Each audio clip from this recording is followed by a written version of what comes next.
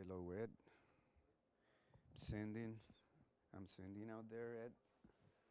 Check, check. So you should have this. I'm not sending through the main, but it does going through your webcast. Are you seeing level? 1, 2, 3, 4.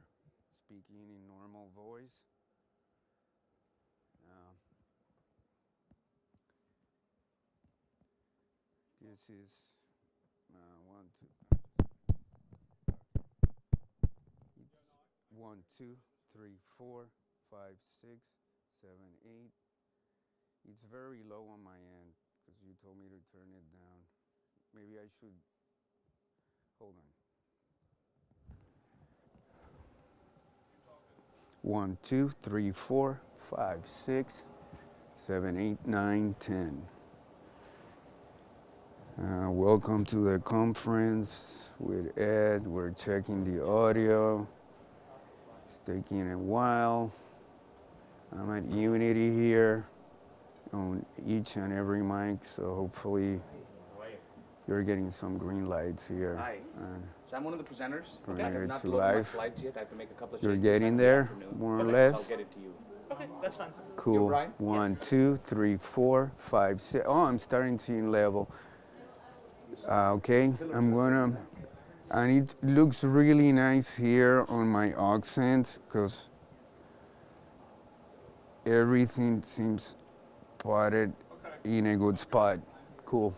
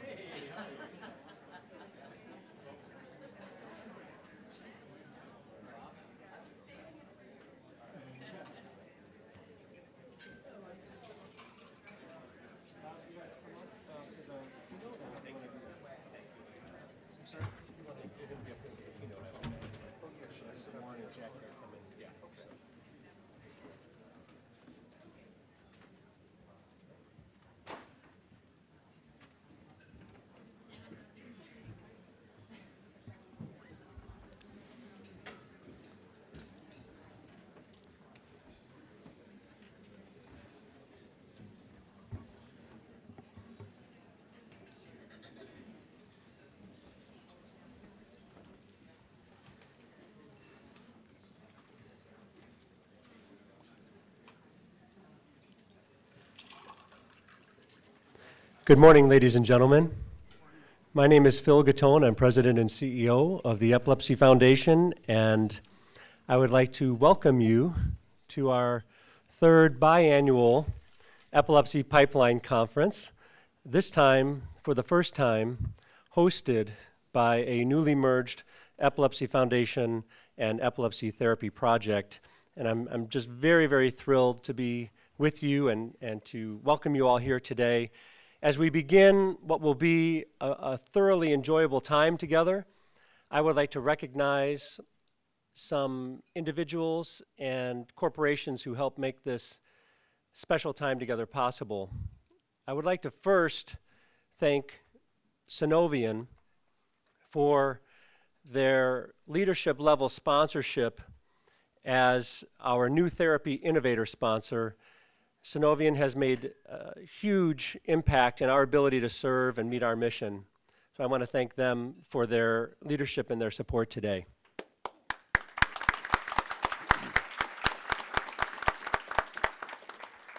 I'd also like to thank ASI and UCB, who sponsored this conference at the new therapy development level. They have also been key partners of ours for many years, and we are thankful for their support as well.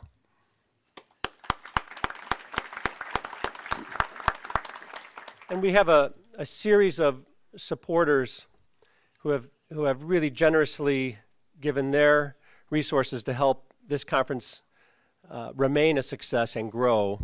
And those sponsors are Upshur Smith, Visual A's, Cyberonics, the Danny Did Foundation, QuestCore Pharmaceuticals, Medtronic, Lundbeck, and Open Concept Systems. Thank you all very much for your support. One note, Open Concept Systems is the support for our app.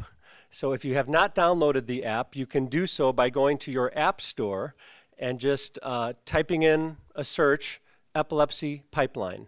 And you will have an app that will provide all of the information you'll need and will be very important when we have our vote tomorrow for the Shark Tank. So please.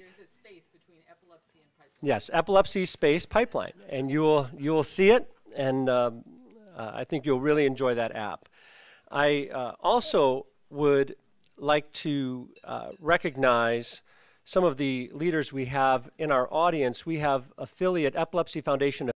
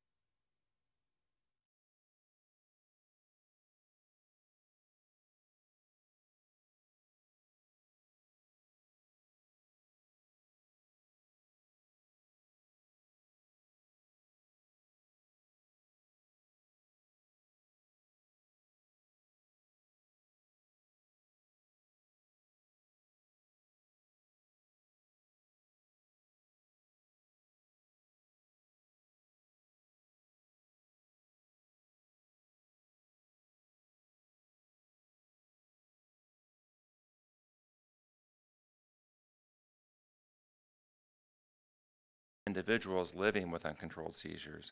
And beyond SUDEP, seizures and epilepsy take far too many lives.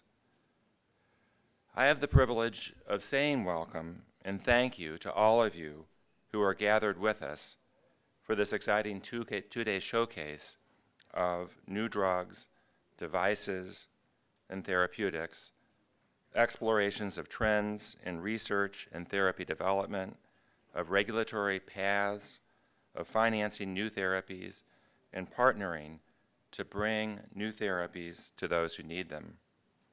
I speak both on behalf of the National Epilepsy Foundation and our 47 local affiliates and chapters, and as the father of a 17-year-old girl, Sylvie, who lives with epilepsy, still challenged, but now doing better thanks to new emerging therapies.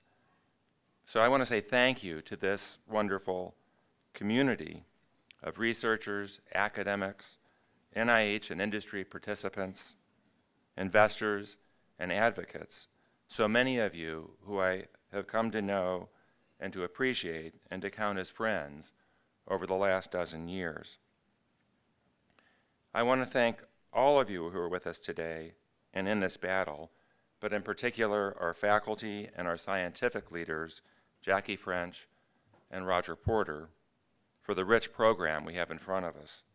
I also want to give my thanks to Marianne Brody and the Epilepsy Study Consortium team, who are our partners in this conference, and to Karen Bergman and Susan Pietrapello for their help and work, and also to Phil Gattone and the Epilepsy Foundation for their contributions and efforts in support of the conference. But I want to extend a very special thanks and appreciation to someone who appears to have just left the room, Kim Macher, Vice President and Director of the Epilepsy Therapy Project of the Epilepsy Foundation, for her role as the chief organizer of this conference in these 2 days, for her incredible dedication and caring and work. Thank you. Let's have some fun and enjoy this tremendous array of ideas, people, and future therapies we have in front of us over the next 3 days. Thank you, Jackie.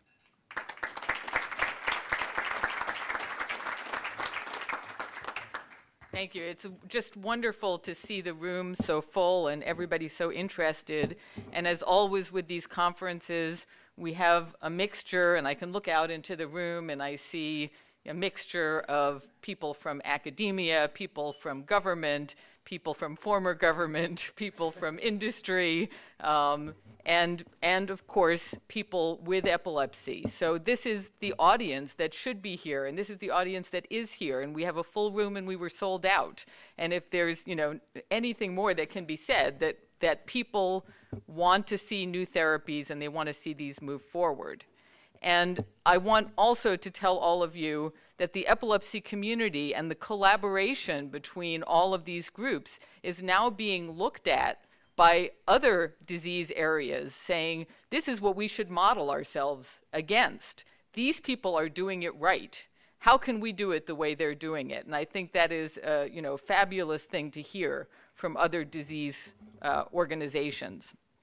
And as far as this conference is concerned, you would like to think that this was like very regimented and organized and everything was done a year in advance, et cetera, but that is not in fact the case.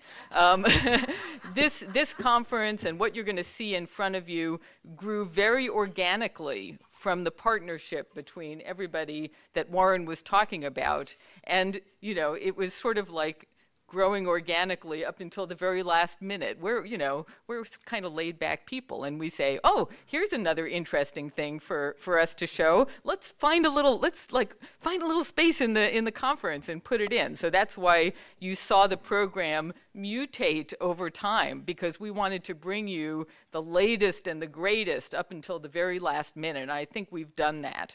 And I think that over the next 3 days, you'll see that. And the last thing that I want to say is that just as somebody who's got their ear to the ground in terms of new therapies in epilepsy, that over the last 6 months, I have seen more activity in this space than I probably saw in the year and a half before that. For some reason, whatever we're doing, it's working and people are coming back. You know, maybe even a year ago when we were at this conference, there was a lot of people are moving out of epilepsy. They're moving away from epilepsy. How can we get them back in? And you'll hear that a little bit probably over the next few days. But I'm here to tell you that they are coming back. There is an interest. And we're going to hear a panel that's going to tell us maybe a little bit from the industry, private sector, why that might be the case. But it is an exciting thing. Just like in this room, we have these pillars that are obstructing some people's view.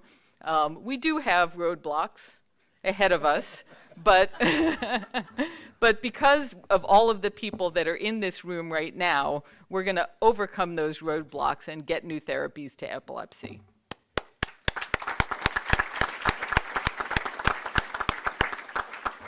And I am the first speaker, so I'm going to introduce myself. Here I am. And my job in 15 minutes or less, which is really not a whole lot of time, is to give you a little bit of insight into the annual state of the pipeline as I see it right now. So I don't know if this works. I'm pressing the forward advance button, but nothing is forwarding and advancing.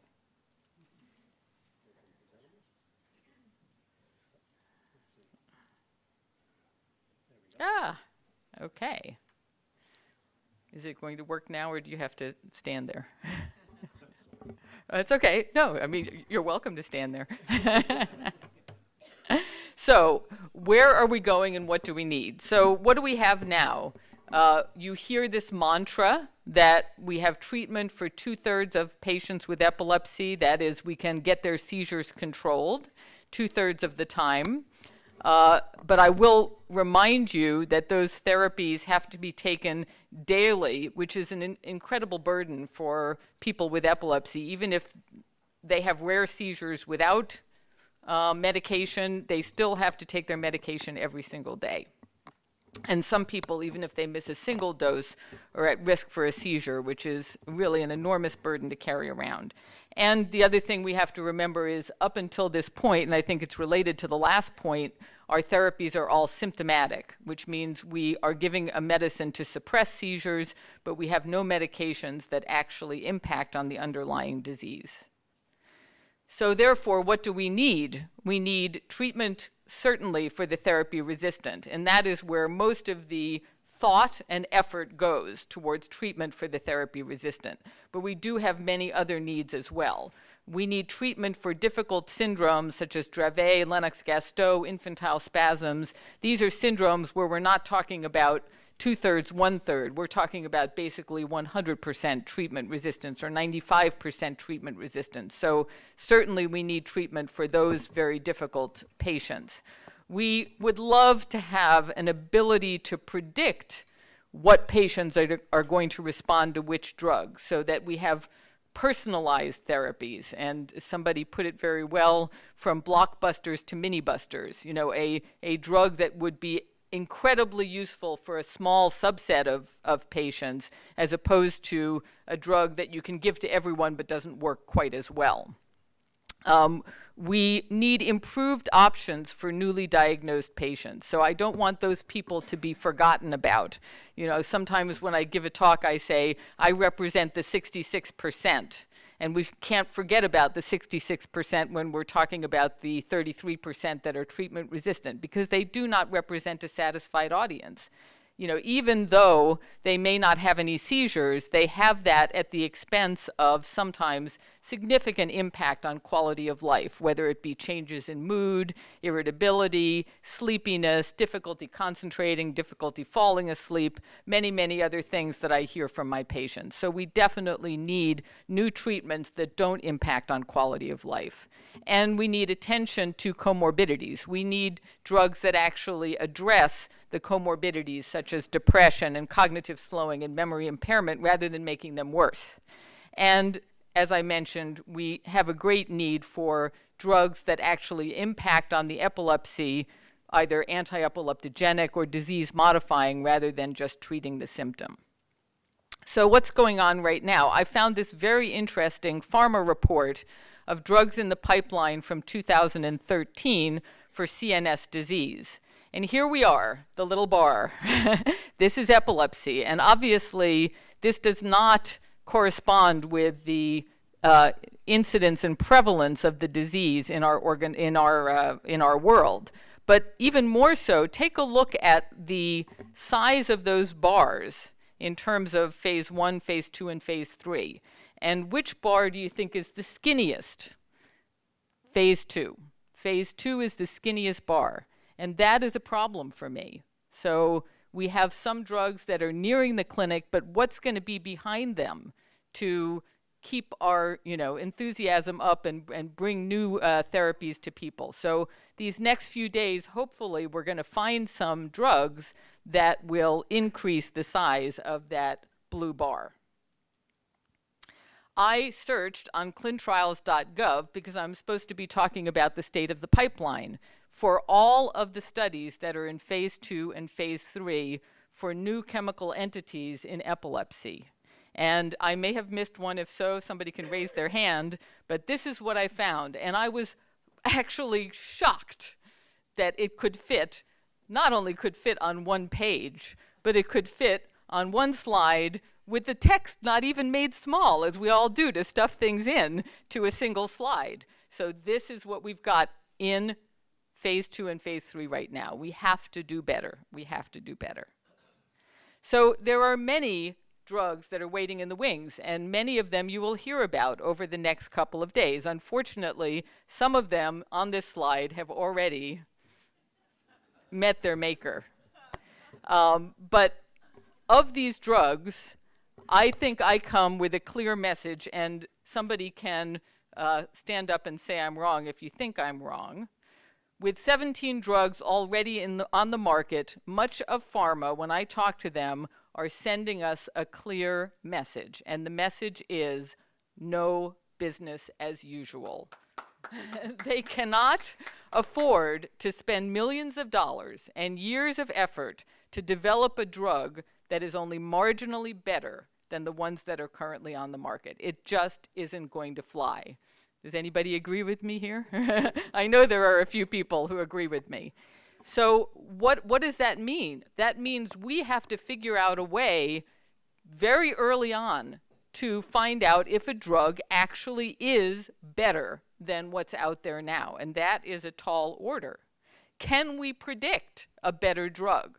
A drug could differentiate itself in a number of important ways. It could be more tolerable for that 66%, or produce improvements in comorbidities. We would listen to that. We would want that. It could have specific efficacy in difficult syndromes, such as Dravet or Lennox-Gastaut. It could be anti-epileptogenic or disease-modifying, or of course it could treat those treatment-resistant. We are hoping for a way to predict any of these properties. It doesn't seem that hard, right? But matching human efficacy to animal models is something that we just aren't good at yet. We have many animal models of both treatment-sensitive and treatment-resistant epilepsy. We do have some models that mimic human disease. But if we're going to use these models to select the next best drug, we have to know how predictive the models are, both of overall efficacy, of specific efficacy in different syndromes, and also of tolerability. But unfortunately, at present, we don't have that capability. And ironically, we need to find a better drug to validate the model, because if all of our drugs are about the same, then how are we going to know if we can't rank them in a model that model will actually predict a better drug? This mouse looks about as confused as most of us are right now. So in order to say, do we have better drugs and worse drugs right now, we actually did a thought leader poll where we took very experienced adult and pediatric epileptologists and asked them to rate each anti-epileptic drug, both in efficacy and tolerability.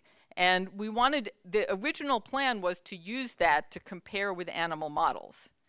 And on what I'm going to show you, if we thought that it didn't work, it it was a red, and if it was very positive, it was green.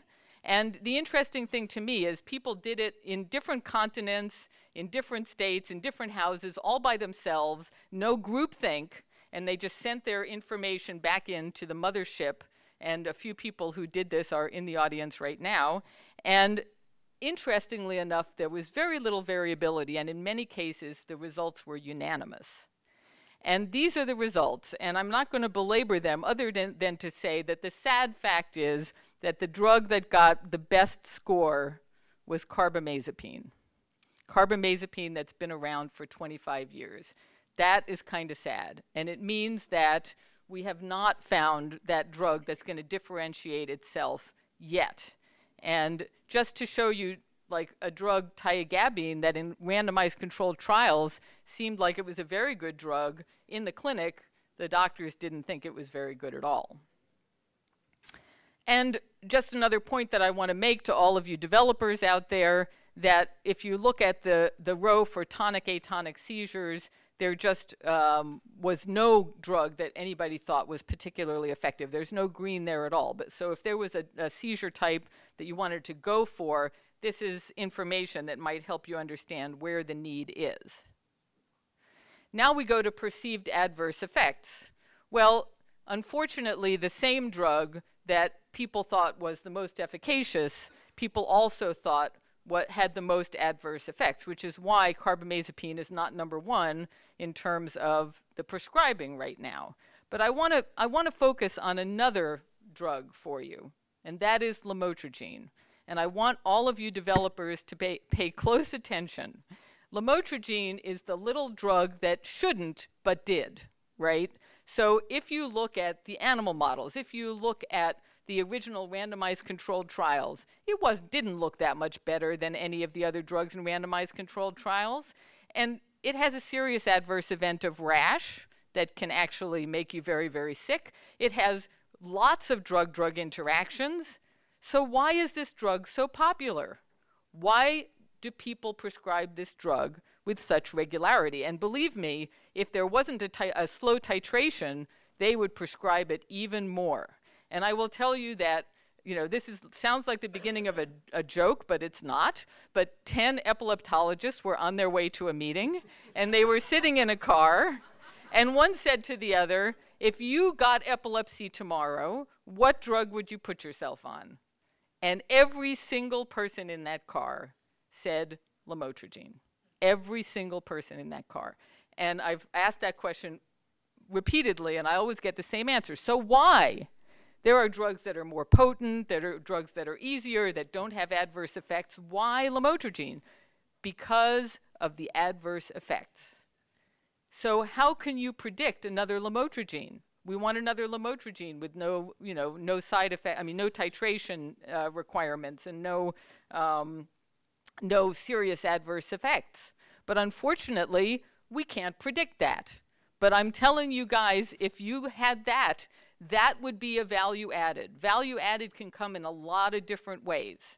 And we just have to find better ways to predict it. We have to find better ways to do early trials to be able to differentiate these drugs. So in summary, there are many new drugs in the pipeline. We need to get more drugs into phase 2. We will need to determine which of our animal models are predictive of better drugs. At the moment, we can't predict relative efficacy of drugs, and at the moment, we can't predict efficacy in severe epilepsy syndromes, and at the moment, we can't predict the next lamotrigine. But those are our challenges for the next few years. Thank you very much.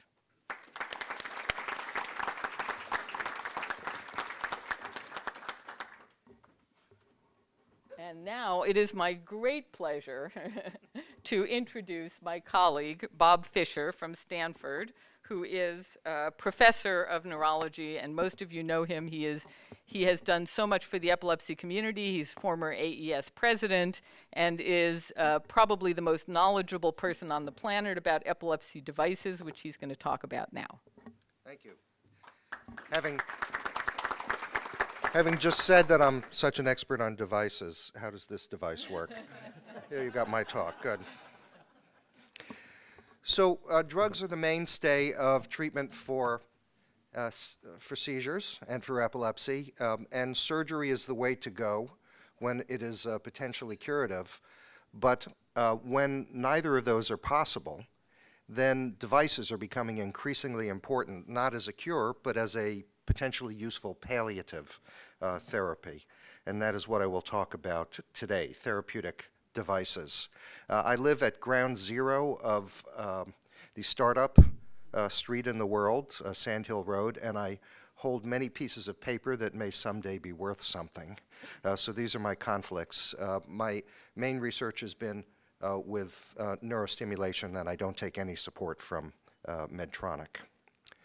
My talk today will be an overview, kind of like a table of contents for the meeting that comes next. So let me start with seizure alert devices or seizure predictors. There's a watch, two watches, smartwatch and EpiLert, that can pick up the shaking of a seizure, Bluetooth it to a cell phone, and then SMS message to mom or dad that Johnny is having a seizure, along with GPS information about where, because what could be worse than knowing your kid's having a seizure and not knowing where. This shake detector is useful to potentially bring aid to the bedside with a seizure, and you will hear later from Dr. Anu Nathan about this device.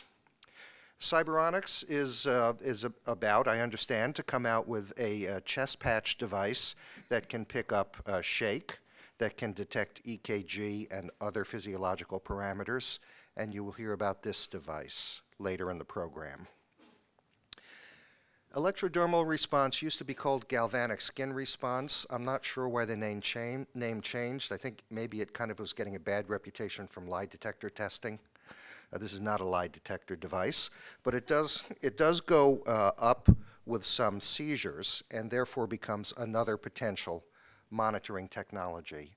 And Dr. Roz Picard of MIT is in the audience somewhere, and you will hear more from her about this interesting new potential monitoring method. Motor activity and muscles are the ultimate final common pathway for seizures, and patterns of seizures can be picked up in muscle. So you'll hear later from Dr. Jose Cavazos about the possibility of EMG, from surface EMG seizure detections. RTI International will tell you about a mobile seizure alert system. And so you see that there are many of these alert devices that are coming into play. Now, I'm not going to talk about diagnostic devices, but in some ways, a diagnostic device that could pick up seizures on the EEG would be part of a therapeutic loop. And yet the problem with that has been the difficulty in doing non-invasive long-term monitoring of EEGs. There are several technologies that are coming into play that might help that, and you'll hear about one, an EEG patch, a little bit later in the program. Detecting seizures is good. Predicting seizures would be better, because then you would have the opportunity perhaps to take a pill, spray a drug in your nose, turn on a stimulator, or maybe just sit down. So how much different would it be for a person with epilepsy if they knew when their next seizure was going to occur? And this seeming fantasy is potentially coming true. The last slide, I'll go back to it because I didn't explain it. Implants subdural or epidural electrode leads, which then connect, much as, say, a vagus nerve stimulator would, to a subcutaneous device on the chest. That device monitors the EEG and broadcasts to a pager on your belt that shows colors. If the color is blue, you're in the clear. You're not going to have a seizure in the near future. If the color is red, please pull over your Mazda. And if it's white, it's intermediate. A trial by Mark Cook of Australia shows results with one patient. This is from his Lancet Neurology article of last year. Each line is a day in the life of one patient. The red arrows, there are 3 of them on the chart, and 1 in the legend, show that every seizure that occurred, which was at the red arrow, occurred during a time of red warnings. No seizures occurred when there was no red warning, although there were red warnings that did not have an associated seizure. So the blues were in the clear. I think this could change the paradigm of seizure management, because one of the worst things about having epilepsy is the uncertainty. And I hope this technology moves forward. Let's move now to adherence monitors. On the upper left, you see an example of a pill box that keeps track of every time you open your pills. On the bottom, you have a subcutaneous implant that broadcasts a readout of your drug levels continuously to a device. And on the right, those little green pills, if you think the NSA is spying on you now, wait until you encounter these green pills that broadcast a signal when they are dissolved by your stomach acid, indicating not only did you put them in the mouth, but you swallowed them. So let's move next to clinical information systems. I think this is likely to be one of the most important advances for taking care of people with epilepsy. The old-timers in the room will remember the great Dr. Kiffin Penry, who basically founded the NIH epilepsy branch. He taught us that paying attention to the details of when people have seizures, when they take their medicines, can enable you to customize your treatment for them and vastly improve the outcome. We need to apply today's technology to that message, because the biggest problem I have in caring for my patients in clinic is lousy information. I will put a patient on a new drug. They'll come back 3 months later. In fact, if we'd been keeping track, their seizures would have been cut in half, which would be a home run in any drug trial. But I say, how are you doing? They go, oh, I had a big one in the parking lot last Saturday. And that's the information I get. I don't know the drug is working. We have to be able to do better than that. And I won't even get into, with Jackie sitting on my left, the quality of information in traditional drug trials. She's laughing, but she's really crying. So we currently have 3 online epilepsy diaries, potentially more being discussed. They're electronic. Some of them, for example, my epilepsy diary, are used by as many as 25,000 people. So here is how I think the possible future will take place. The caption of the cartoon says, we're going to run a few tests to pin down the cause of your seizures. I modified that cartoon from T. McCracken. You'll have a person who has epilepsy. They will have some type of automatic seizure tracking device, and they will have some type of automatic adherence tracking, which will monitor when they take the pills and what the levels are in their system. This will go to an internet cloud, hopefully securely and privately, and it will give customized feedback back to the patient about what to do to keep them in balance. So we have the information we need to treat them, and we have real-time feedback to get the drugs or the therapies where they ought to be. I think this is the way that the management of chronic disease is moving in several areas, and epilepsy is behind some of the diabetes and hypertension advances in this area. We move on to optical control. Bacteria in hostile environments, such as the Dead Sea, have to pump salt out of the cell, and they use light to do that. Dr. Carl Dicer-Roth at Stanford has developed a new technique called optogenetics to infuse the genes to do this into brain cells.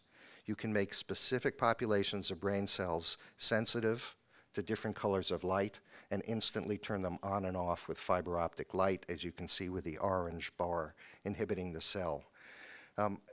This is a potentially exciting way to stop seizures by inhibiting cells instantly with light, but it is invasive, involving viral transfection of brain and implantation of optical fibers.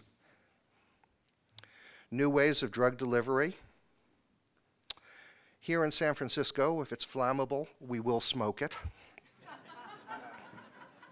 You're going to hear later about the possibility of smoking your seizure medications from Dr. Casella, and based on a technique developed by our own Dr. Michael Rogowski, who's in the audience.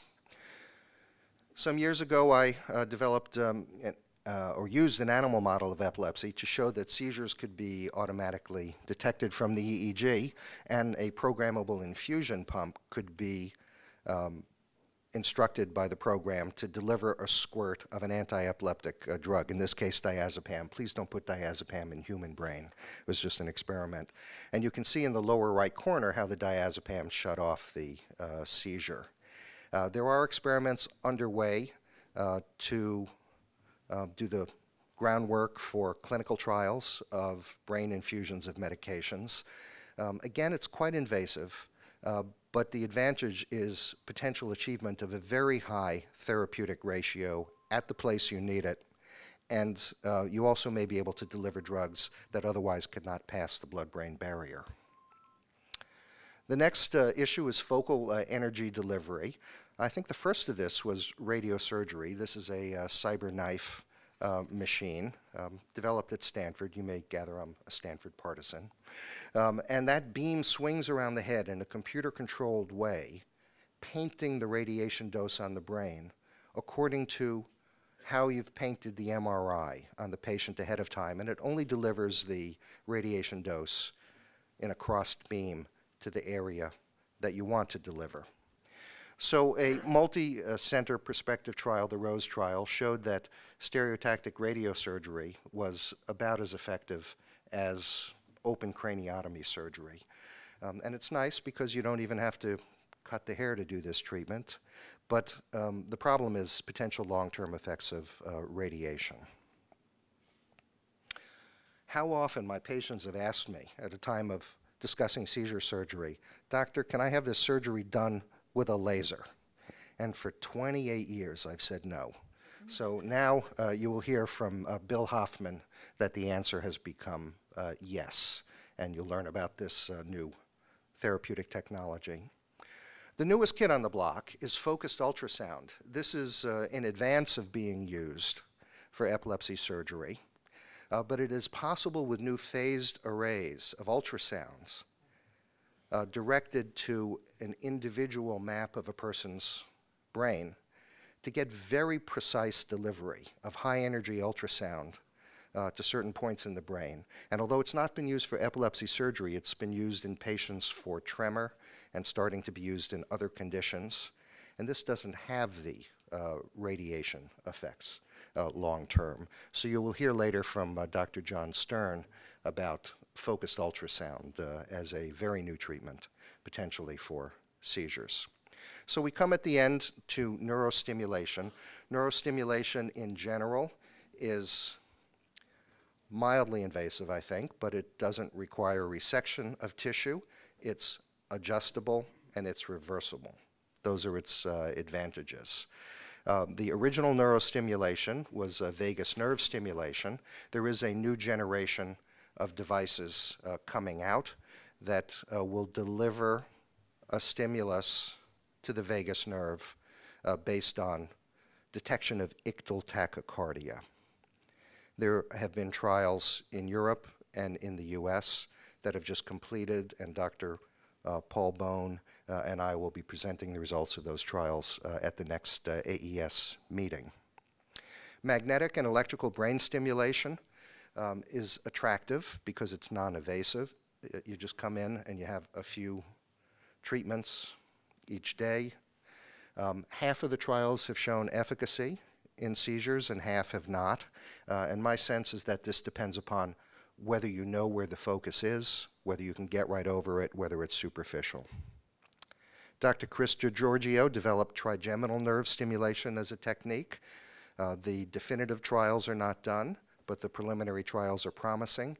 It's much like vagus nerve stimulation conceptually, except it's done on a branch of the trigeminal nerve around the eye, where it's accessible by paste-on electrodes rather than surgical electrodes, so you can try it non-invasively for some months and see how it works. Last is brain stimulation. There have been two pivotal trials showing efficacy of brain stimulation for epilepsy. I won't read this table in detail. The one on the left is responsive neurostimulation, led by Dr. Martha Morell and sponsored by NeuroPace, and you will hear later from Dr. Frank Fisher, I think, more about this trial. It detects a seizure based on customized recognition of that patient's EEG seizure pattern and then delivers stimulation to counteract the seizure. The column on the right is thalamic deep brain stimulation, the so-called Sante trial, sponsored by Medtronic, and I was the first author of the publication on that trial. It has about the same efficacy, which is in the range of about a 40% median reduction of seizures compared to baseline, as does responsive neurostimulation. My view is that the results of both of these are very similar, that they will be complementary to each other, although responsive neurostimulation mostly applies to situations where you know where the seizure focus or foci are. RNS is FDA approved in the United States.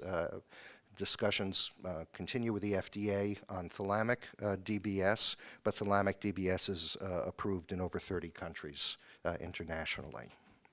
So what comes next from this? Where are we going?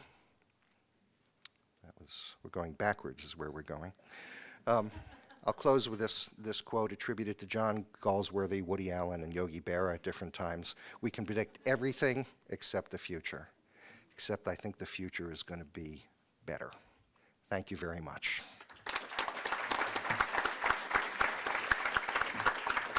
I just want to know, do you think it's going to be better for everything or just for epilepsy devices? So I know we're running a couple minutes behind, but I want to give an opportunity for just one or two questions, if there are any burning ones.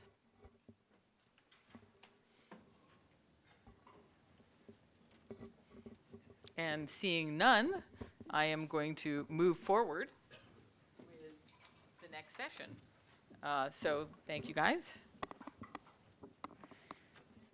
So it is my great pleasure to start out by introducing Rusty Katz, who is the former, he's now, his job title here is Consultant Epilepsy Study Consortium, but many of us know him from his former employment at the FDA, where he was the division director for neuropharmacology for many, many years. He'll probably tell us how many. And he will also tell us that he can tell us about the past, but he cannot predict the future. Right, Rusty?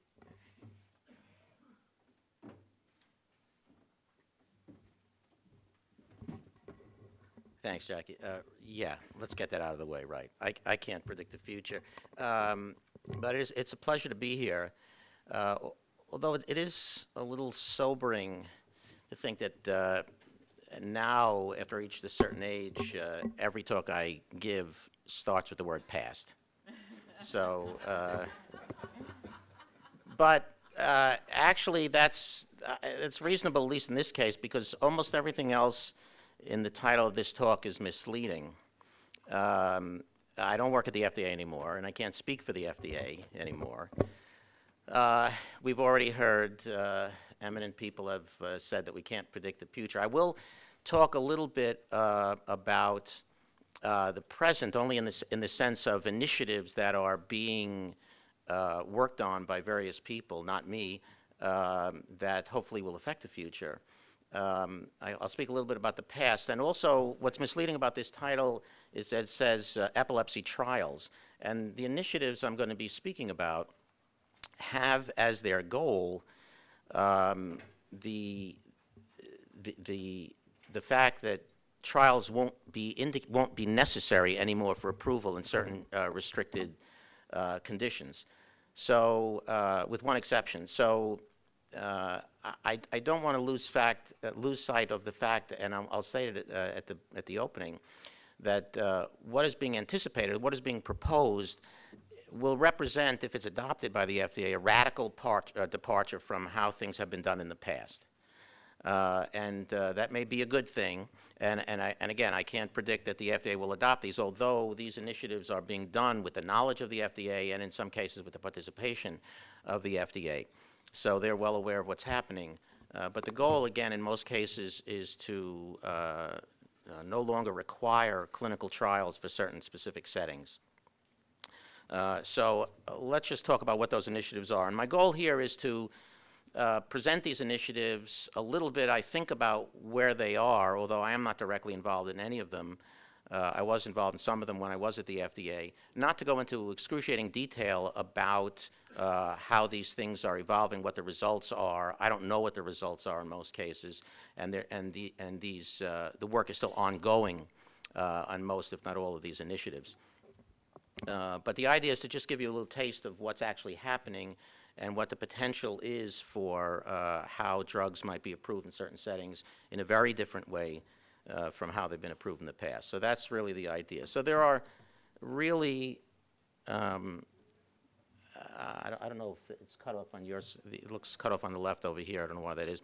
Anyway, there are basically 3 initiatives that I want to talk a little bit about, and if we have some time, I'll talk about the last one. So work is being done on looking at new ways to approve drugs for monotherapy or to grant monotherapy claims for drugs, again, without doing monotherapy studies. So look at how drugs might be approved in pediatrics, again, with the goal of not having to perform controlled trials in pediatric populations in order to get those approvals. There is work being done on new designs for add-on trials for very specific reasons, and we'll talk about that. And then finally, again, if we have time, a recent precedent for the approval of a controlled release product that also did not require the conduct of a controlled trial. And again, that was in the neurology division. That was a pretty radical move, although a perfectly reasonable one in this case. So I'll just go through these one by one and just give you again a taste of the approaches being taken and the reasons why these new approaches are being undertaken. I can see they're all cut off. All right, so let's start with monotherapy trials. So historically, monotherapy studies, as you probably all know, have been difficult to do. There have been many designs that have not just been proposed, but actually been undertaken to attempt to demonstrate that drugs are effective as monotherapy.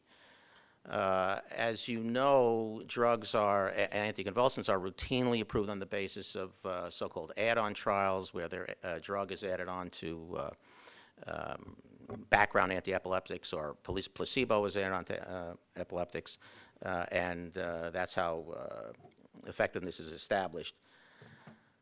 So anyway, previous designs have included very short-term studies in inpatients. These are on the order of several days. These studies have been problematic from the point of view of interpretation, or at least generalizability, because drugs, of course, are given chronically, and it's hard to know what a 2 or 3 day study predicts for the use of a drug as monotherapy in the long term. These have been usually in pre-surgical patients who had their drugs removed anyway to evaluate them for surgery. Studies have been attempted and done in newly diagnosed patients. These studies are difficult to do as well. In the past, low dose versus high dose withdrawal to monotherapy studies have been done. These studies all have, again, difficulties in their interpretation, as well as posing ethical problems. For example, the many low-dose versus high-dose withdrawal to monotherapy studies were done until people began to realize that, well, randomizing patients to, in the monotherapy setting to a low dose, not a maximally effective dose of a drug in question or a comparator drug, really isn't that much ethically different from randomizing patients to placebo, and nobody thinks randomizing patients to placebo, chronic patients anyway, to placebo in the monotherapy in epilepsy is a good idea. Recently, historical controlled withdrawal to monotherapy studies have been utilized in a couple of cases. That is to say, these are designs in which patients are withdrawn to monotherapy, but there is no concurrent control group, and their responses are compared to historical data gathered from these low-dose versus high-dose withdrawal studies. It's a clever idea. The agency has relied on these studies in a couple of cases to approve drugs as monotherapy, but there are difficulties with those studies as well. You are randomizing patients, and they're potentially getting worse in the trial. It's really just an attempt to show that the drug is better than the historical placebo or low-dose groups. So all of these designs are potentially problematic from the point of view of concluding that drugs work as monotherapy. And of course, it bears repeating. As I said, drugs are approved as anticonvulsants are typically approved as add-on. And the label says that they are add-on, and that's the source of the problem. From the point of view of monotherapy, it is certainly not necessary for approval, obviously, to get a monotherapy claim. But there has been, over the years, and increasingly, there's great interest in obtaining monotherapy claims. For a number of reasons, folks feel that there at least are groups of physicians out there who won't treat with monotherapy, which is, of course, the desired situation, unless there are specific labeling indications for it or dosing for it. Insurance might not cover the use of monotherapy if a drug is only approved as add-on therapy, even though physicians will use it as monotherapy. So there are a number of reasons that folks want monotherapy claims. As I say, the agency hasn't been willing, at least to date, to grant a monotherapy claim based solely on add-on studies for several reasons. A simple reason is, and a historical reason, is that the agency has felt that the claim granted ought to be based on the studies that were done to support approval. And since, in most cases, the studies were done only in the add-on setting, it made sense to say, well, look, the add-on studies were done. That's the claim that ought to be granted. This actually, this is a part of the past, the part of the past that I still hold on to the memory of. There were advisory committee meetings in the early 90s that discussed the first 3 drugs of the sort of the new generation, and 3 days of advisory committee meetings. And the principle was articulated by the committee at that time that the claim ought to be based very specifically on the studies that were done. So that's why, and that principle has held forth to date. So these drugs are approved as add-on therapy in adults with certain types of seizures, the seizure types that were studied, usually partial seizures at the outset. So that's historically how the current claims came to be. And there were questions raised about whether it's reasonable to extrapolate effectiveness as monotherapy when a drug has been shown to work only in the setting of background AEDs as add-on. And even if we could extrapolate effectiveness, how would we choose the dose? How do we know that the dose that is effective as monotherapy is derivable from the dosing information that are obtained in studies done when the drug was used as an add-on? So this is the historical case, and these are the issues that the agency has been pondering about extrapolating effectiveness as monotherapy from add-on studies. So nonetheless, the agency has been willing to consider the field's eagerness to obtain monotherapy claims from data generated in add-on studies. So in this regard, many of you probably know that a working group of academic and industry experts is producing a white paper that it's far along, as far as I know, it's not finished, that attempts to address these concerns. And I would just point out that this white paper approach, which I think has been really used to great effect by Jackie French and some of her colleagues, has worked in the past, and I think it's a useful way to try to get the agency to move on certain issues.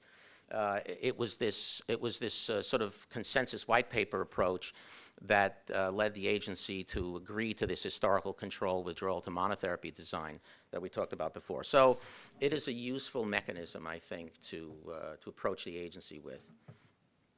Anyway, I'm not going to go into great detail about the specific arguments. It's a detailed document that goes in great depth in a number of issues. But I will just say a few words about some of the sort of the highlights of the argument. One argument that the white paper being generated makes is that there has been considerable inconsistency at the neurology division in the past about claims granted to drugs. So, for example, a drug might be studied in multiple sclerosis as monotherapy, yet the claim is granted for the treatment of relapsing remitting multiple sclerosis, or a drug might be studied in Alzheimer's in a certain setting, but there's no specific add-on claim for Alzheimer's drugs or monotherapy claim for Alzheimer's drugs. These drugs are approved for the treatment of dementia of Alzheimer's disease, and on and on. So that claim has merit. It's not always true. Sometimes in some of these other settings, the neurology division has granted specific claims as add-on or monotherapy using a different language, but that's the implication. But largely, I think, having had been at the FDA for 30 years, I think I'm in a position to say that there has been inconsistency. So I think that's a fair point that needs to be considered. Other arguments that the white paper makes is that their non-clinical data non-clinical data for all the anticonvulsants coming down the pike certainly suggests that in each case the sole agent is effective. The non-clinical data typically generated in the so-called monotherapy state. So there's very good reason to believe, based on preclinical data, that in fact these drugs work by themselves and don't need other anticonvulsants behind them. There's the case that most previous studies of drugs done in monotherapy have been positive, so that whenever a drug is studied as monotherapy that had been previously studied as an add-on have been positive. Not every study, but most. And although it is true that there isn't a huge background of adequately designed monotherapy studies, as there have been for add-on studies. So, but nonetheless, this is an argument that the paper makes. Another argument that the white paper makes is that clinical practice suggests that drugs that have been shown to be effective as add-on, in fact, are effective when they are used in patients as monotherapy. This is not what I would call data, but it is an impression, certainly, that many folks have. And also, it makes the case that there's no data to support the conclusion that a specific background anticonvulsant or combination of anticonvulsants are necessarily necessary for a new anticonvulsant to be effective as adjunctive therapy. In other words, these drugs, when they're approved, are added on to many different combinations of many different anticonvulsants. And the fact that they are shown to be effective as adjunctive therapy in that setting does strongly suggest, according to the paper, that in fact, they must work by themselves. The agency doesn't, and this is the point the paper makes, doesn't in particular go back and analyze add-on studies by looking at every other specific combination of background anticonvulsants that the new drug has been added to. So the fact that it works in the setting of many different types of combinations does suggest that the drugs have intrinsic anticonvulsant activity by themselves. The case is made that adverse reactions seem to be less in monotherapy compared to when drugs are added on to other background anticonvulsants. And the case is also made that in dosing, which is a question I raised before, how do we know what dose to use in monotherapy if the drugs have only been studied as against the background of other anticonvulsants? This white paper tries to make the case that in trials when monotherapy trials have been done, and again, there haven't been that many, but when they have been done, the effective dose range more or less overlaps the effective dose range when it's given as adjunctive therapy. So these are, in broad brushstrokes, the arguments or some of the arguments that the paper makes. I would point out, though, it is possible due to pharmacokinetic interactions that the plasma levels of an anticonvulsant in monotherapy may be greater than when they're given as adjunctive therapy, depending upon the potential interactions. So it is possible that you do need a higher dose in monotherapy than has been studied or been shown to be effective when it's given as adjunctive therapy. So this is something that I think the paper will attempt to address. But nonetheless, these are the arguments that are laid out. And certainly the FDA is aware of ongoing efforts to try to extrapolate the monotherapy from adjunctive studies. So that's one major initiative that is ongoing. Another major initiative that's ongoing is pediatrics. The agency has, to date anyway, always required a clinical trial in pediatric patients in order for a pediatric claim to be granted. These drugs typically, again, are approved based on studies in adults only. That's actually fairly unfortunate. The agency has regulations that allow for a pediatric claim to be based on data in adults if it is determined that the disease in question is sufficiently similar between adults and pediatric patients, and pharmacokinetics and pharmacodynamics are sufficiently similar. The agency also requires that studies be done in children for drugs that are approved in adults if the indication that it's approved for in adults exists in children, and obviously that's the case here. I said it's unfortunate before that pediatric studies typically in drug development programs are done quite late. In fact, they're often not undertaken until the drug is already approved in adults. That's unfortunate. The regulations don't require that, but companies tend to do these studies later and later and later to the point where it can be very, very difficult to do pediatric studies once a drug is approved for adults because the drug is available. And why would you enroll your child in a study where there's a possibility that they might get placebo if they can just get the drug? So I think that's the fact that there haven't been many controlled trials in pediatric patients is an artifact, in part, about how drugs have been developed for pediatrics, and I think that has been unfortunate. Anyway, the agency's never granted a claim for pediatric epilepsy in the absence of a controlled trial in pediatric patients because they haven't felt, we didn't feel, and they haven't felt that the criteria of similar pharmacodynamics and disease similarity have been adequately addressed. Nonetheless, obviously, people want information about whether drugs are effective in pediatric patients. They want dosing information, even though the drug's only been studied in adults. And so there has been renewed interest in trying to address the question of how can we get to a pediatric claim without doing studies in pediatric patients. Again, another working group has been impaneled consisting of industry experts, academic experts, and also enlisting the aid of pharmacometricians at the University of Maryland. And the idea here, it's a two-pronged approach that they're taking. One is to attempt to establish that the disease in pediatric patients is the same as it is in adults. And also to show that where there have been studies in pediatric patients, that the effective plasma range in adults is the same as the effective plasma range in pediatric patients.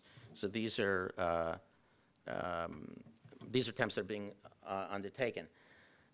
This pharmacokinetic approach is very analogous to an approach we took in several cases when we approved a drug for pediatric monotherapy, where there were studies in pediatric add-on studies and adult add-on studies and adult monotherapy studies. In a couple of drugs, we said, well, if the effective plasma range in add-on studies for pediatric patients is the same as it is for adults in add-on studies, we will assume that the effective range in pediatric patients as monotherapy will be the same as the effective range as monotherapy in adults. And we just extrapolated to approval in pediatric monotherapy. And the approach that's being taken now is a direct extension, in my view, of those analyses, which have been accepted. It's not entirely obvious from a kinetic or mathematical point of view, how do we establish that the effective the effective plasma range is the same? What do we mean by same? How do we test to say, well, these are the same in adults and pediatric patients? But nonetheless, it's a tractable problem, and it's been solved in the past. All right, and so if it's true that in every case that they're looking at, the effective plasma range in pediatric patients as add-on is the same as the effective plasma range in adults as add-on, it might be reasonable to say, well, all right, it's always true. For the next drug that we won't study, we expect that it will be true that the effective plasma range in pediatrics will be the same for the next drug as it is in adults. So that therefore, the contention is we would be able to extrapolate to pediatrics from adult data. Safety, of course, would have to still be assessed in pediatric patients. That's not the kind of thing that is easily extrapolatable. The best type of safety data comes from controlled trials, and if we don't do controlled trials in pediatric patients, then it's going to hard to be it'll be hard to know how to evaluate the safety data. But nonetheless, it's a possibility.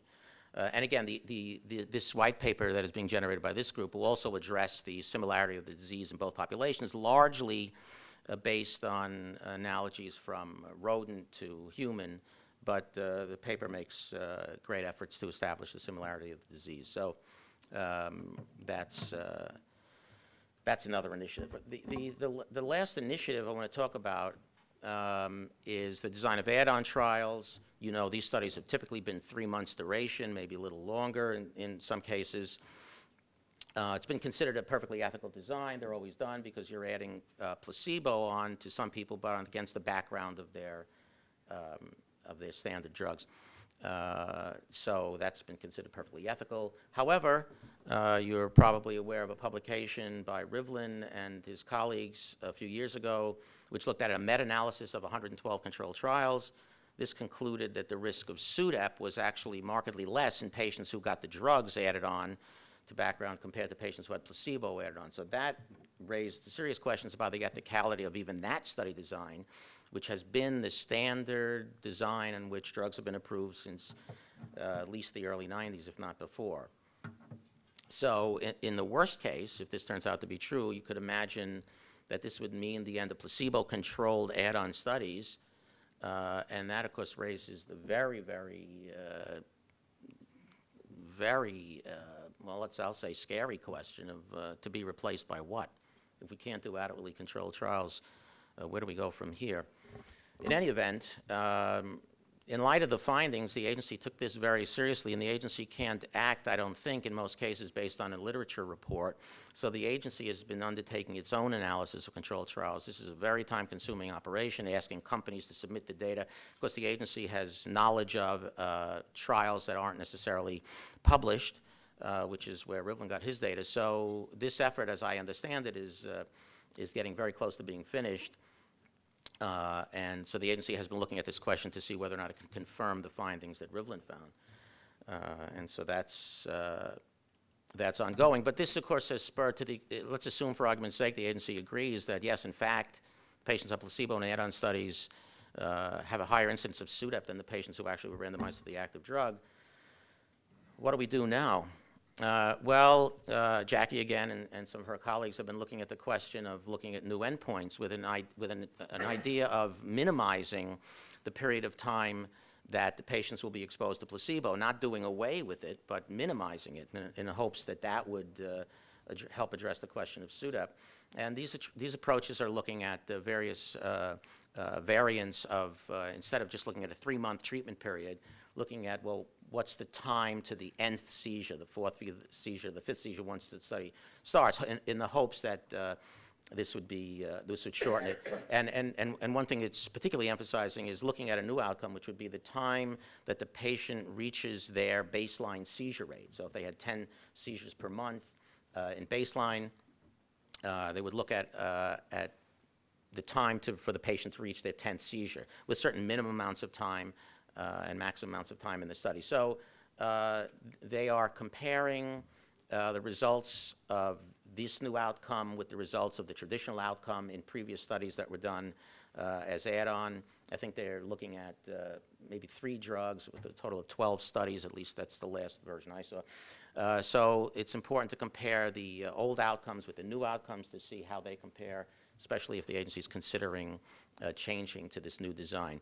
These efforts are being discussed with agency staff. The agency is very well aware of what's going on here.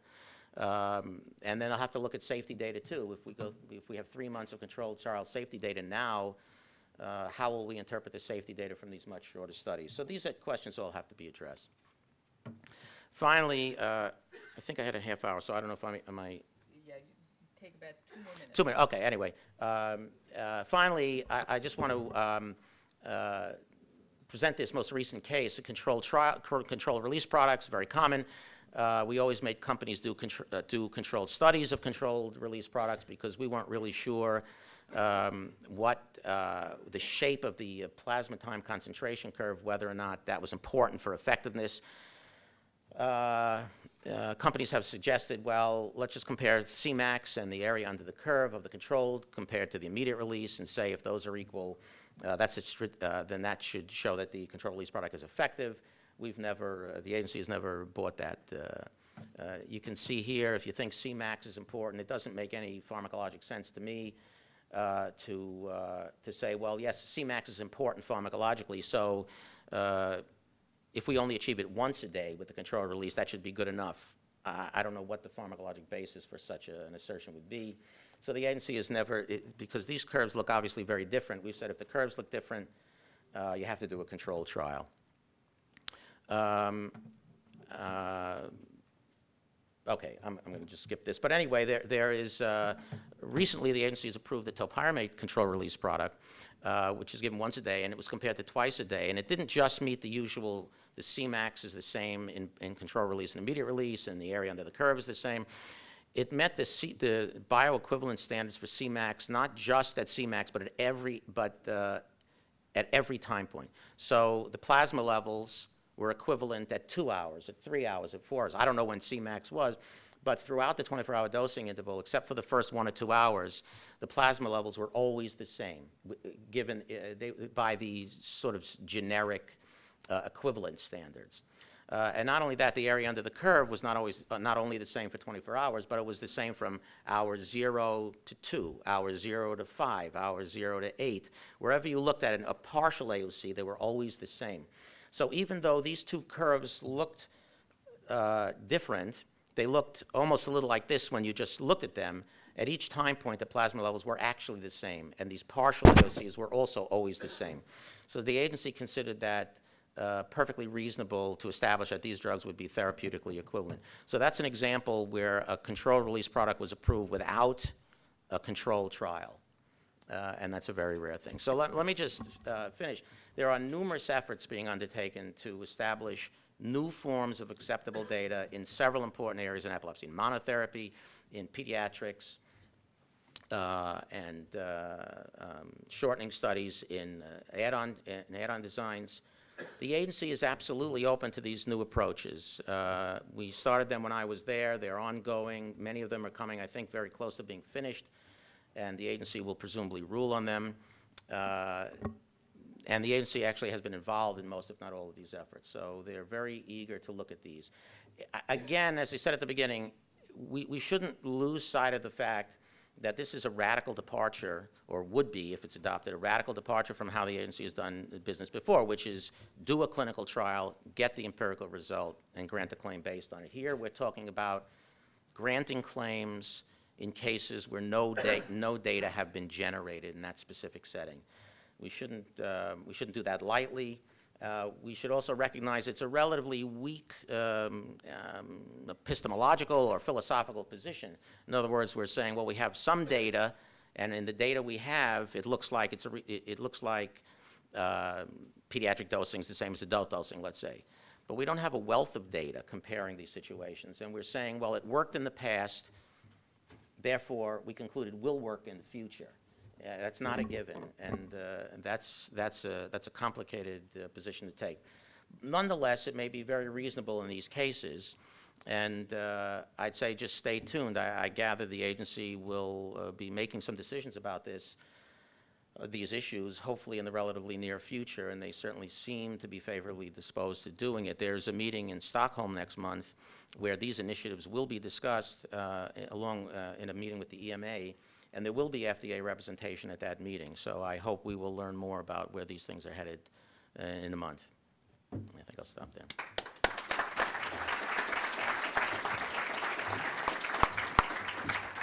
I just want to say, as Rusty steps down, that the tone that he set of collaboration with the community is really why these efforts can go forward, and it has set the tone for the next administration. And I think we owe him a great deal of debt. We gave him an award for exceptional contribution at the American Epilepsy Society last year, and he was well deserving of it. So a round of applause to Rusty.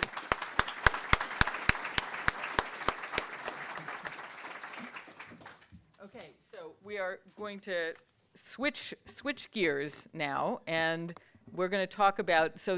I failed to mention that this group of talks is called "Why is it better in 2014 than it was in 2013 or 2012?" We're trying to start off on a very positive note. So you just heard from the FDA why things might actually be better moving forward, even though we can't predict the future, that there are some of these exciting initiatives going on. And next, I am very happy to introduce my friend and colleague, Chris Gallen, who is the president and CEO of SK Biopharmaceuticals.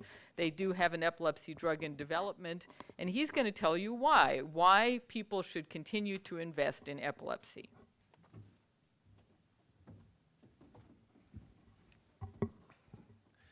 Good morning. Why should industry keep investing in epilepsy? The short answer is because we can win, because we can succeed, because it's possible to create better therapeutics. Now, I'd like to begin looking at why I think that's true, sort of in the big picture context. From the Neolithic period, 8,000 years ago, when agriculture was invented and civilization began, all the way through to the late 1700s, there was basically never a society in all of human history where the average man or average woman lived past the age of 35. Life was, in the phrase of Hobbes, nasty, brutish, and short. This began to change around 1800. 1798, Jenner invented the smallpox vaccine, whose successors eventually eliminated smallpox from the face of the earth. 1806, morphine, one of the first small molecule therapeutics, was isolated. In the ensuing years, the combination of German organic chemistry, originally invented to make prettier dyes for clothing in an affluent bourgeois German society that was emerging, were applied to natural products being isolated in England, Italy, and France to produce the first pharmaceuticals. At that time, in 1800, average lifespan in the United States in the South was about 20. In the North, it was about 25. By 1900, it was 50. By 1935, it was 65. That's why the retirement age for Social Security is 65. They figured half of the people they'd never have to pay off. Now it's about 82. We've made life longer. We've made life better. We've removed a lot of suffering from the world, but there is so much more to do. The combination of academicians, physicians, advocates, public health workers, and the whole therapeutics industry, small molecules, biologicals, vaccines, diagnostics, in the future, genetic therapies. Together, we've changed the world. This is the fundamental substrate for why the industry exists. In the course of this, we've created a $1 trillion therapeutics industry and a $10 trillion healthcare industry. Why epilepsy? First, why CNS? Since CNS has been an area that companies have been abandoning. When you look at any disease to figure out how important is it in its effect on the real world, one thing you could look at is how many scripts are written for medicines in that area. What you can see is that more scripts by far in the blue are written for CNS drugs than any other therapeutic area. It's by far the largest area of unmet need. I might note parenthetically that that little purple triangle, oncology, is a small number of scripts, but it happens to be a large dollar value area because pricing is so high and because approval is so much easier. Why do companies not invest in CNS? Why have they abandoned it? There's one big reason, because the success rate in CNS therapeutics, seen there bringing up the rear on the right of the chart, are appallingly low, 4 to 5%. Why is that? And why is an area, for example, like infectious disease, or if we put the curve up here for oncology, very similar to infectious disease, why are other areas experiencing much higher levels of success? And what does this have to do with epilepsy? Well, I'll talk briefly about why infectious disease has such a higher rate of success, and note that the conditions for success in infectious disease, while they're not true in central nervous system diseases in general, do apply in certain central nervous system diseases, and I believe epilepsy is, in part, one of them. The big difference between, from my point of view, easy areas like infectious disease and oncology. And I can say nothing is easy, but having been involved in registering infectious disease products and oncology products, I have some sense of it, is they have two things going for them. First, they're dealing with a simple system. You can grow infectious disease in a dish. You can grow cancer in a dish. You can study it in a cell. And they have a high level of predictivity. If an anti-infective works in a test tube, and if you can deliver it in human beings at the right concentrations to the right tissues at the right time, it's basically, and if the patient lives through it, if they tolerate it, it's basically a pretty good chance that it will work as a therapeutic. Central nervous system, not so simple. 100 billion neurons, using over 100 different neurotransmitters, maintaining 100 trillion connections, firing basically multiple times a second, all arranged in complex systems that modulate each other, that interact with each other, and that often have in their complexity a compensatory mechanism such that when you poke the CNS with one therapeutic hitting one part of the system, the CNS pokes back. The CNS tends to compensate and neutralize the changes that you've made. Complicated system. It's hard to, in that situation, while you can, in oncology or infectious disease, pretty much understand from the initial genetic cause to the final consequences, the complete sequence of how it is, the logic of the disease process, the pathophysiology, and you can figure out a targeted intervention to block it. This is virtually impossible in the CNS. It's just too complicated. There are exceptions to this, but there aren't many. So we deal with the fact that we deal with a more complicated world. The second thing is that for many central nervous system diseases, animal model predictivity is terrible. Why is that? Well, why should animal models matter? Ideally, the animal would be experiencing the same pathophysiology. You do it, completely understand the pathophysiology of the animal. You completely understand the pathophysiology of the human disease. And the two of these would be congruent in all important respects. The reality of it is that we rarely reach any of these conditions. We don't really understand the pathophysiology of the animals. We rarely understand the pathophysiology of the human diseases. And human beings, because they're outbred, are genetically very much more complex than our inbred mice, are rarely the same. And the two of these, the animal models and the human disease, are rarely congruent. They're rarely the same. You know, what is a schizophrenic rat? Does a rat have enough brain to hallucinate? Epilepsy, in the grand scheme of things, is not perfect, but it's not the job of industry to succeed in a perfect world. It's the job of industry to figure out how to succeed in the real world. And while I think we can argue that epilepsy models are imperfect, that our understanding of the disease is imperfect, I'm here to say that compared to developing an antidepressant, epilepsy models are perfectly predictive. They're great, right? This is true for many different illnesses. Epilepsy is not simple.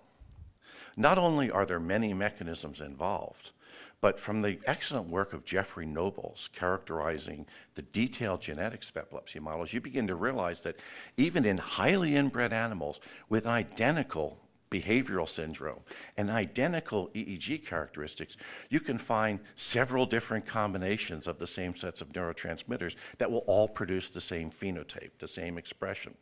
I think from trying to understand the epilepsy from the fundamental level is not, it's not in the cards at this point in time. It's just too complex. But we do have models that are pretty predictive.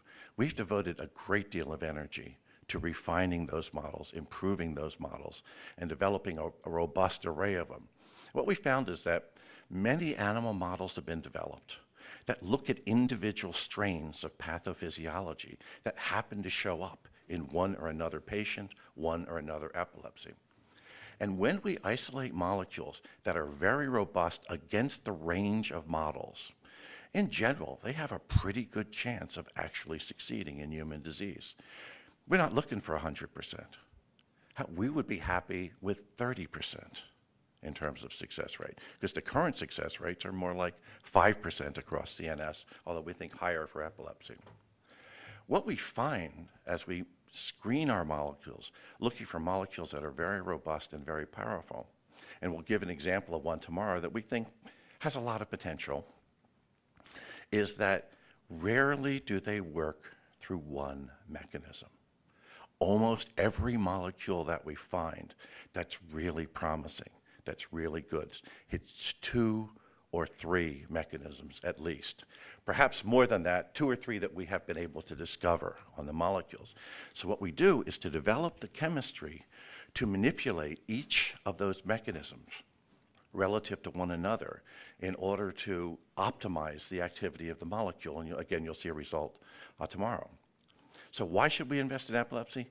First, because it's doable. It's possible to succeed. Epilepsy is an area where the animal models have a reasonable positive predictive validity, where there are some human screening models, for example, the photoconvulsive epilepsy, that has reasonable predictive capacity, and where it's pretty straightforward to measure whether your drug is working or not. We were talking about technology earlier this morning. No doubt, objectively being able to count the seizures would be even better than relying on diaries. But I'm here to say that relying on diaries of counts of events is a hell of a lot more accurate than asking someone, how do you feel today? As a measure of efficacy of your drug. And because while there is a placebo effect in epilepsy, and I think it's a placebo effect that reflects a great deal that people become more compliant when they're in the clinical trial, the placebo effect itself is a manageable level. It's a reasonable level, about 20%. Why invest in epilepsy? Because it's a great market. It's a serious illness that has considerable unmet medical need. There's 3 million patients, about 1% of the population. It's a $4 billion market growing to $5 billion, and spending a lot of my life in Asia, an area that is growing phenomenally, that will add 3 billion population over the next 20 years, and where incomes of people are doubling every several years because they've adopted capitalism and they're just moving forward and focused on growth. The market's going to grow more than current estimates as the Asian middle class moves to the fore. Because specialty marketing is efficient. A small number of physicians, neurologists, well-trained, tend to dominate the vast majority of prescriptions, so you don't waste huge amounts of money paying for large sales forces. There's lots of challenges. This is a crowded marketplace with a lot of pricing pressure, a lot of generic erosion, which increases the pricing pressure. It's hard times if you're a Me Too molecule. As we talked about earlier, Me Too molecules probably not worth developing, even though they may actually be useful in a specific patient. But the seriousness and the disabling nature of the illness that we're treating is such that a differentiated, better medicine is going to command a significant market. Why invest in epilepsy? Because when you develop a drug that works in epilepsy, you are modulating one of the underlying most important mechanisms of brain functions, neurotransmission, neuromodulation. And if you develop a drug that affects neurotransmission and neuromodulation, it's going to affect other illnesses. Many of them can be bigger illnesses, bigger markets: migraine, neuropathic pain, fibromyalgia, generalized anxiety disorder, mood disorders. But they're bigger areas, but they're hard areas to conduct trials in. They're inefficient areas to conduct trials in compared to epilepsy. So as I see it, the logic of winning is all about your strategy. One of the fundamental elements of strategy in war and in business is to attack where your opponent is weak, to attack where your opponent is absent. The very fact that companies have abandoned CNS in large part, to a very significant degree, makes an opening for companies like ours to penetrate this area. You then focus on picking indications where the cellular and animal models have positive predictive validity. Epilepsy is a good example. You then pick an indication where if the drug works, you pick an indication that is serious so that you don't spend your life at the FDA being nitpicked over all kinds of tiny safety risks because you're focused on dealing with a serious and major illness. So you can really define the safety profile of your compound. You then focus on an indication where if the pharmaceutical works, the clinical trial will work. In depression, half of the drugs that are approved when they're put in clinical trials fail in their trials. The drug works, but the trial fails. In epilepsy, for the most part, if a trial is well conducted, the trial and the drug works, the trial will work. So as I see it, the strategy is your first development and registration program should be focused on epilepsy. You use that to determine the right usage, the right dosage, the right tolerability. You expand it across a wide array of populations, looking at different subtypes of epilepsy to find out what works. And then you expand the usage of that compound to other larger markets.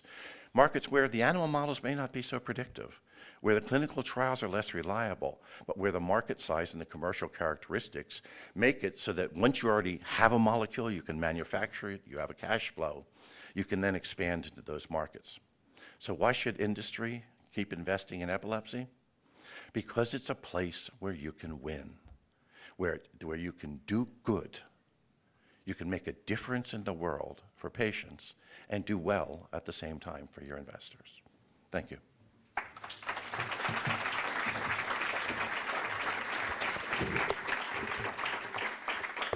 Very, very well put. And we will hear more about industry's thoughts on investing in epilepsy as the conference continues. And now I would like to invite up the 1-2 punch from representing NINDS. First, it will be John Kane, who is the program director and works with the anticonvulsant screening program, and then the director of the anticonvulsant screening program and the winner of this year's Accelerator Award for everything that he's done in the field of epilepsy, Steve White. So we'll start with John. Thanks, Jackie. Great talk, Chris. And you made a lot of points that I think are important for understanding our talk and why the anticonvulsant screening program has been so successful for 40 years. So Steve and I are doing a tag team approach. I'm going to give a very brief introduction and let him really spend a lot of time covering some of the exciting scientific advances and new model development that are taking place in the anticonvulsant screening program. So let's see if I... Okay. So the anticonvulsant screening program has its home in the NINDS Office of Translational Research. And the mission of the OTR is to facilitate the discovery and development of new therapeutics for neurological disorders, including epilepsy. So this slide gives you a sense of where the ASP program lies within the context of all of the programs in the Office of Translational Research. We have many programs which fund studies, research from basic research and target ID all the way to first in human. The anticonvulsant screening program has another component in which we're looking for agents as countermeasures against chemical threats, but I'm not going to talk about that part of the program any further today. So the ASP provides services and expertise to investigators who are interested in discovering new anticonvulsants. It was established back in 1975 and is the sole remaining part of what was the larger anticonvulsant drug development program at NIH. So the program provides, for free of charge, compound testing that's performed through a contract mechanism. And this mechanism is currently through the University of Utah, and Steve White is the principal investigator on that contract. The program uses a battery of seizure models in which compounds are evaluated for their potential in treating epilepsy. An important part of this program has always been that the supplier who submits compounds to the program retains the intellectual property for those compounds. Furthermore, once they enter into the program as an official participant, confidentiality is maintained. So this is important for further development of their molecules. So since 1975, there have been a total of about 580 participants in the program, and they have submitted over 31,000 compounds, and these have come from 38 countries, so it's really truly been an international effort. So roughly a 60%, 40% allocation of submissions from academia versus industry, and a little minor contribution from government as well.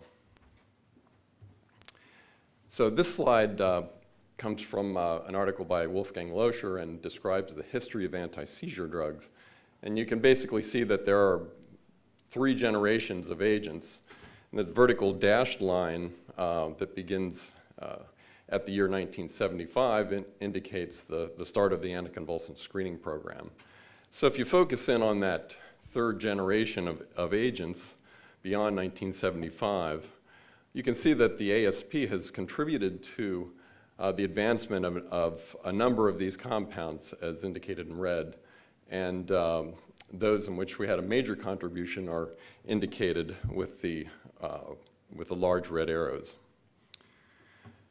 So several years ago, the NINDS Council commissioned a working group to evaluate the anticonvulsant screening program.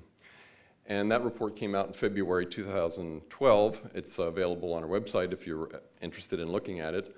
But in that report, they recognized the ASP for its really major contributions to the discovery and ultimate development of a number of anticonvulsant drugs. But the report also identified, as Jackie mentioned, areas of really remaining unmet medical need in epilepsy, and indicated that the program should adapt to begin trying to address these areas of unmet need. So over the past couple of years, the ASP has been involved in a number of efforts to help discover new agents that will hopefully help overcome pharmacoresistance. That is 30% of patients who don't adequately respond to current medications. We're looking for treatments that will have a better side effect profile than existing agents. And of course, we're very interested in trying to prevent or slow progression of epilepsy, for which there really are no current treatments. And we're also interested in this difficult question of treating comorbidities, such as depression and cognitive impairment or slowing. So this is an overview of the sort of the evolving ASP testing workflow. So compounds come into the program. They come in at enter in at what we call the identification phase. And we typically run the sort of workhorse acute models, maximal electroshock, 6 Hertz test, as well as a mouse model of corneal kindled seizures, and do a little bit of behavioral toxicity evaluation. And based on the outcome of these tests, if there's no activity, the testing is stopped. However, activity of compounds leads to a progression to what we call an initial differentiation phase, in which we begin to look at the compounds in other models, sometimes more resource-intensive models, but we're particularly focused on models of pharmacoresistance. And again, activity at that stage leads to a progression to a full differentiation phase where we're looking at trying to fill out the profile of the compounds and look at some of the more subtle aspects, for example, cognitive profiles of the compounds. Do the compounds have a better side effect profile, as well as looking in models of, in more resource-intensive epileptic rodent models. So in addition to this, I'll call it a standard track approach, in which we're using a serial screening protocol to make go, no-go decisions, we've also implemented what we call a special projects track. And this is really intended for drugs that might have a mechanism of action that would not be necessarily detected in our early acute screens. And an example for one example would be drugs which reduce neuroinflammation. So we've introduced this special projects track really to add some additional flexibility to our program, which we think is really critical to help us better address the working group recommendations. So I just wanted to end by talking briefly on our Panache database. This is a publicly accessible database that contains non-confidential information and data that's been generated by the Anticonvulsant screening program. This is an attempt at transparency, but also an attempt at sharing data with the world and helping facilitate the discovery process. This database was publicly released at our December, or the last December AES meeting, and we initially released a batch of about 100 reference compounds, and just recently released another 50 compounds to the database. And the release will be an ongoing process over time. I don't have time to give a demonstration, but there is the URL to the link to the website, and I encourage you to get on and check it out. It's a really nice database, and will tell you a lot about the details about how the ASP runs. So I'll just end by briefly acknowledging the ASP team. This is importantly a collaboration between NINDS and the University of Utah, but also within NINDS, there are collaborations between our core ASP group and other parts of the department, as well as the extramural program directors who are in the epilepsy cluster, and Brandy Furman, Randy Stewart, and Vicki Whitmore, and Brandy's at the meeting today. And then just finally, I'd like to end by saying that I did want to take the opportunity to congratulate Steve for his receiving the Lifetime Accelerator Award. And I'll simply say that his dedication and contributions to the ASP have really been superlative, innovative, and unquestionably critical to the success of the program. So on that note, I'll hand it over to Steve.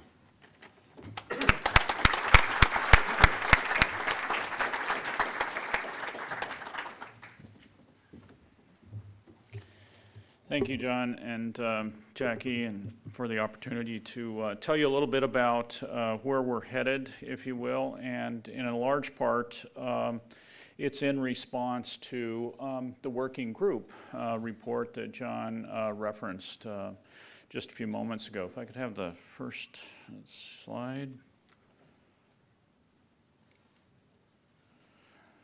And I'm going to have just a few minutes really in the time that I have to give you a snapshot of some of the models that we're in the process of developing and characterizing and perhaps bringing online, if you will, with regard to the tracks. And I'll spend just a moment about the intrahippocampal kainate model of mesial temporal lobe epilepsy, a battery of tests to evaluate cognitive reliability. I'll spend a little bit more time on a etiologically relevant virus model of encephalitis-induced epilepsy, and a new approach to the chronic delivery of anti-epileptic drugs to epileptic rats.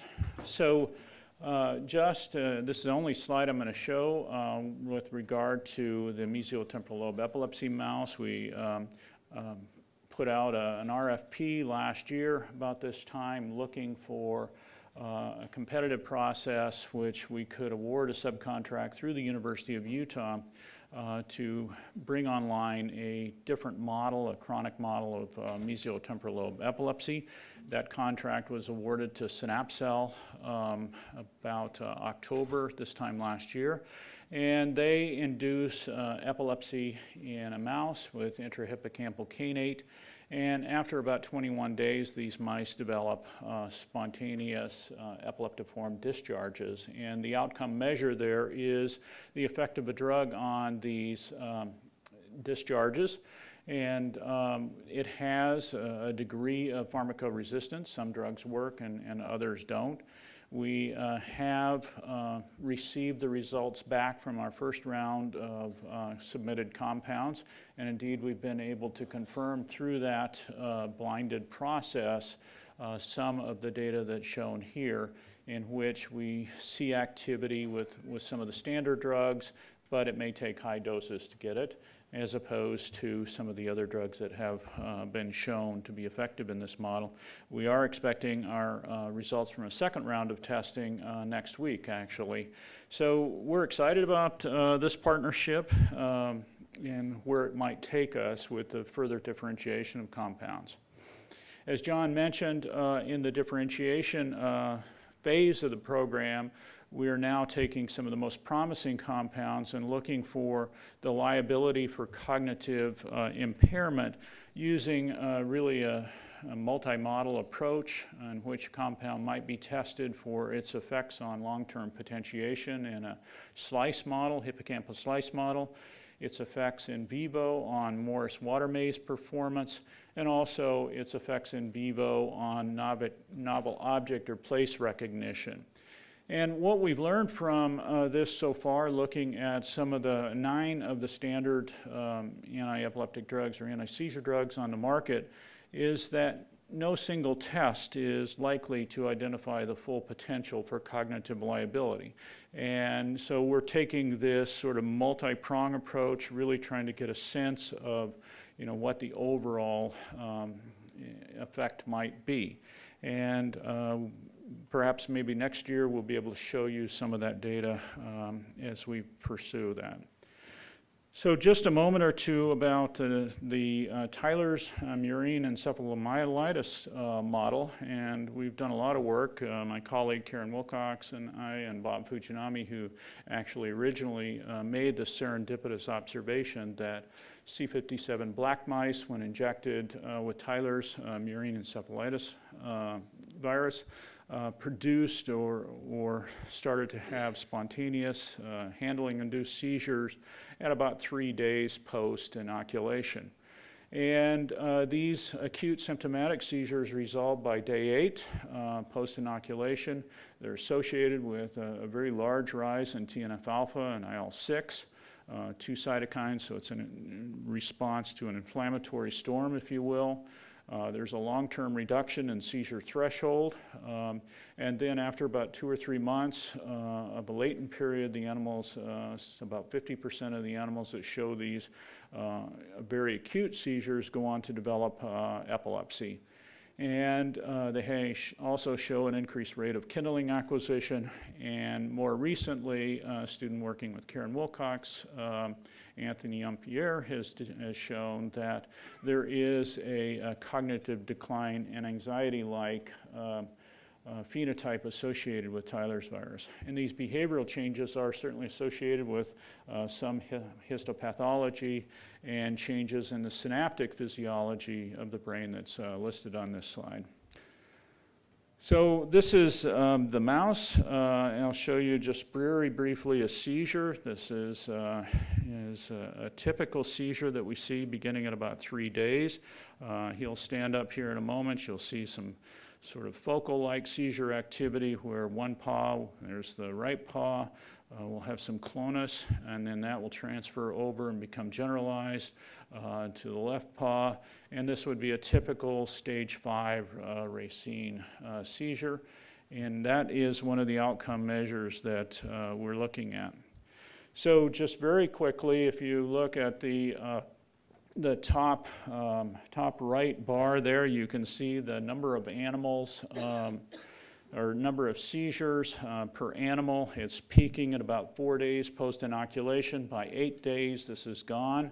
And again, the seizure severity increases over the course of those first few days, but by 8 days, all of the seizure events are gone. So the outcome measures that we're really looking at is whether a drug, be it a standard anti-seizure drug or some of the novel drugs that John referred to, is having an effect on the distribution of seizures, the severity of seizures, and hopefully, as we move forward with this, the long-term cognitive decline associated with this virus-induced seizure.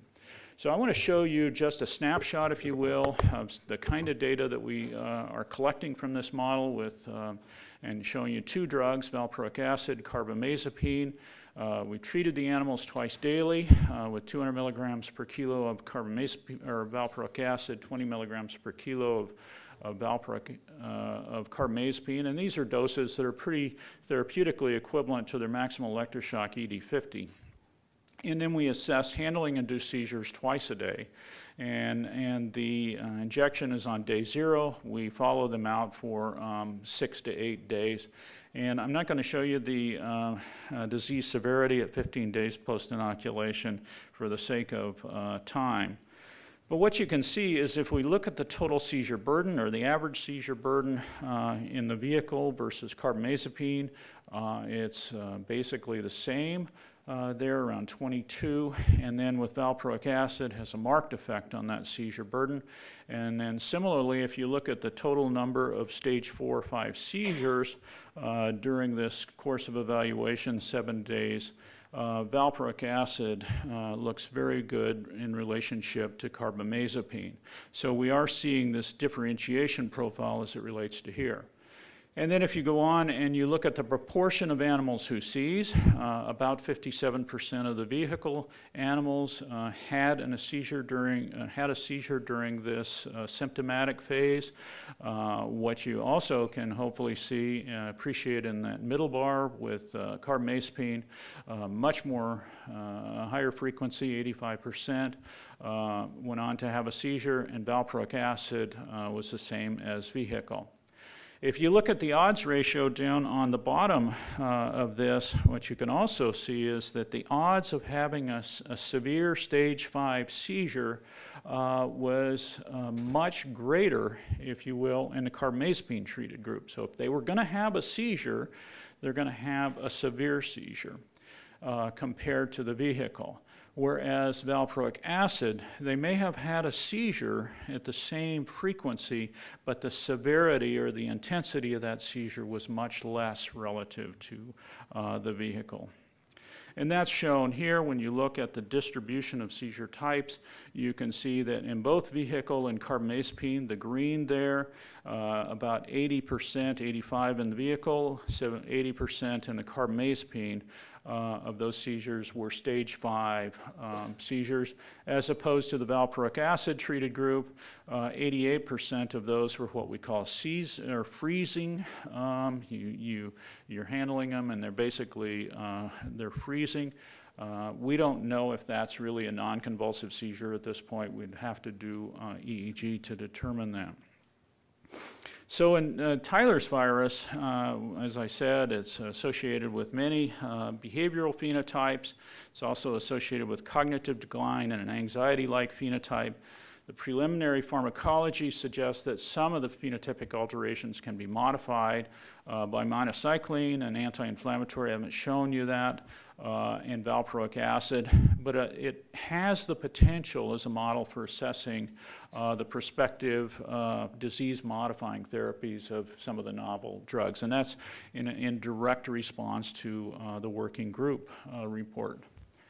So in the last few minutes that I have, I want to turn to the chronic administration of an anti-seizure drug, looking at a specific model of acquired epilepsy. And anybody that has worked with rodents and doing chronic studies know that they're laborsome. You know, you can only push your graduate students so far.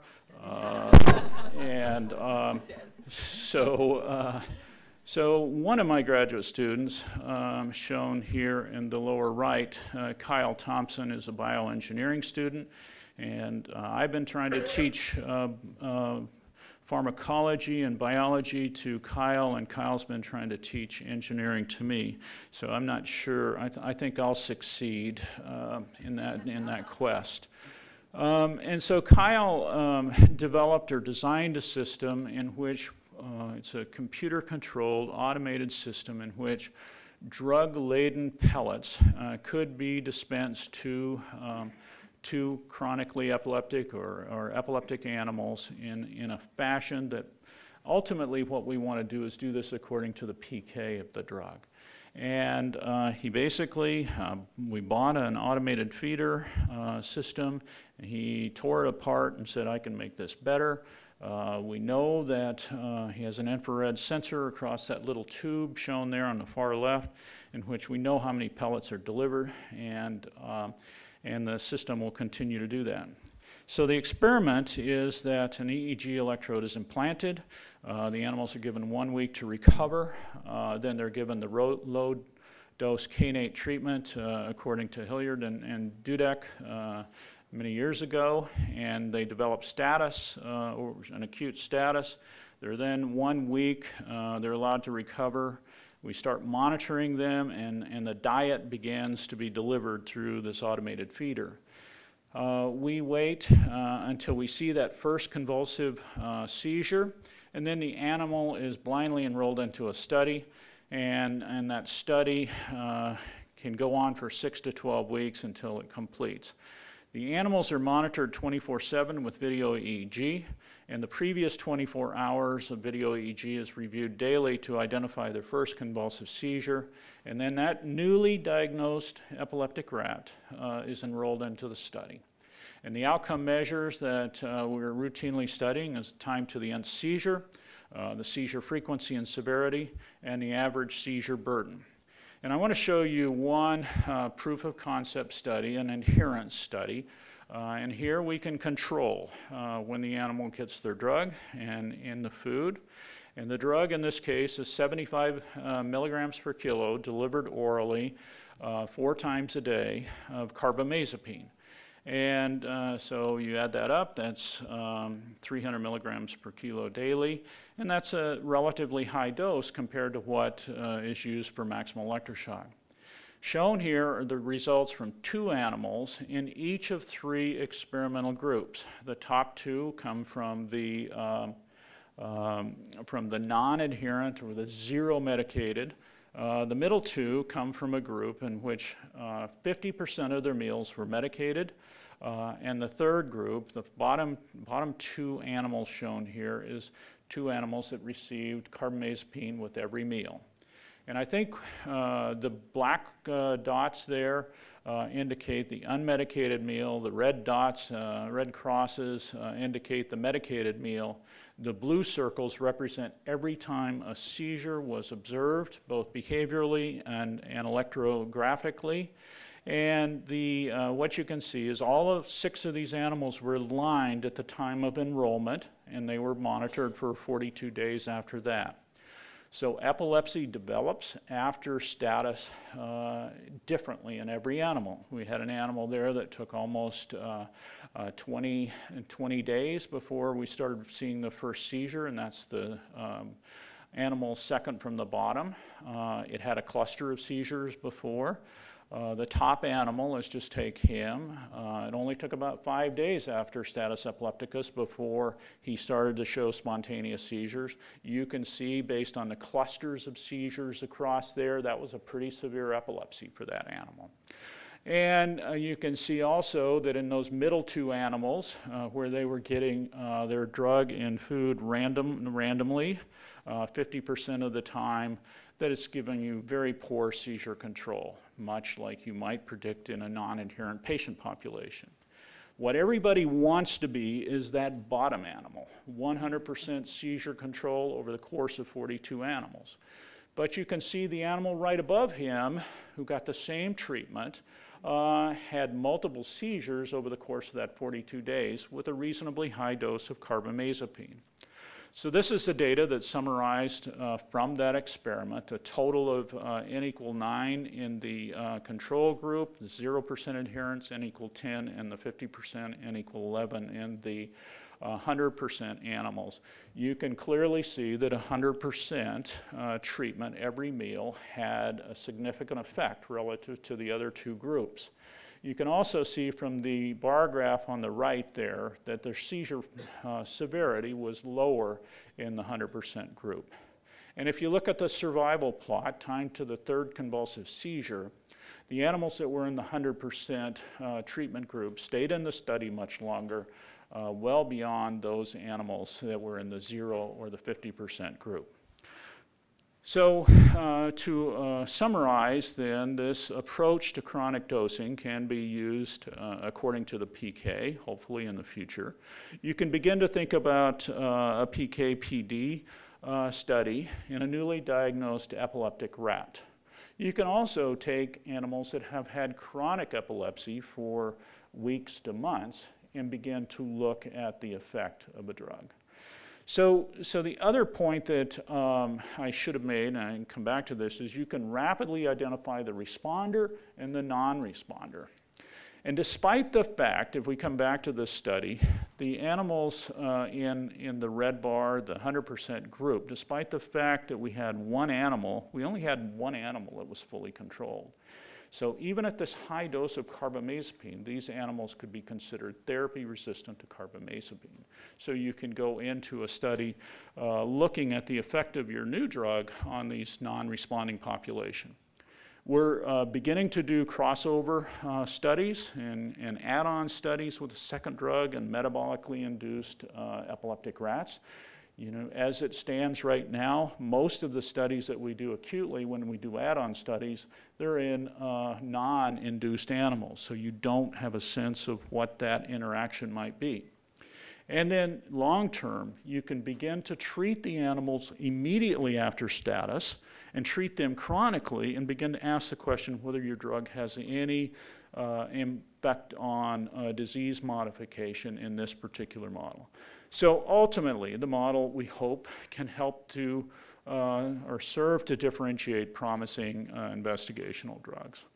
So what I'd like to say is, you know, I haven't had a chance to really go through these in a lot of detail, but these four models or these four approaches that we've talked about are going to aid in the differentiation of the most promising compounds that are submitted to the ASP.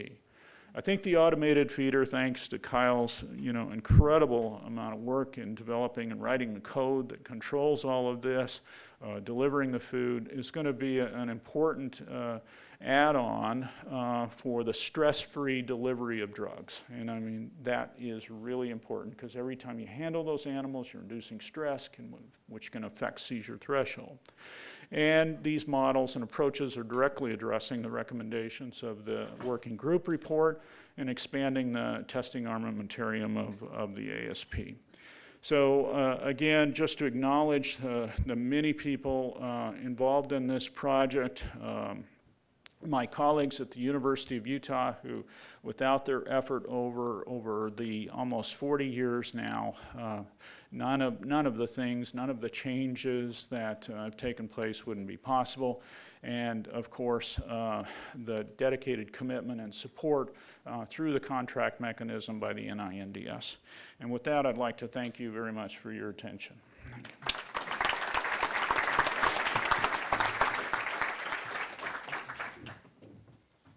Very exciting. And I just wanted to say, probably many of you have noticed, we're about 15 minutes behind time.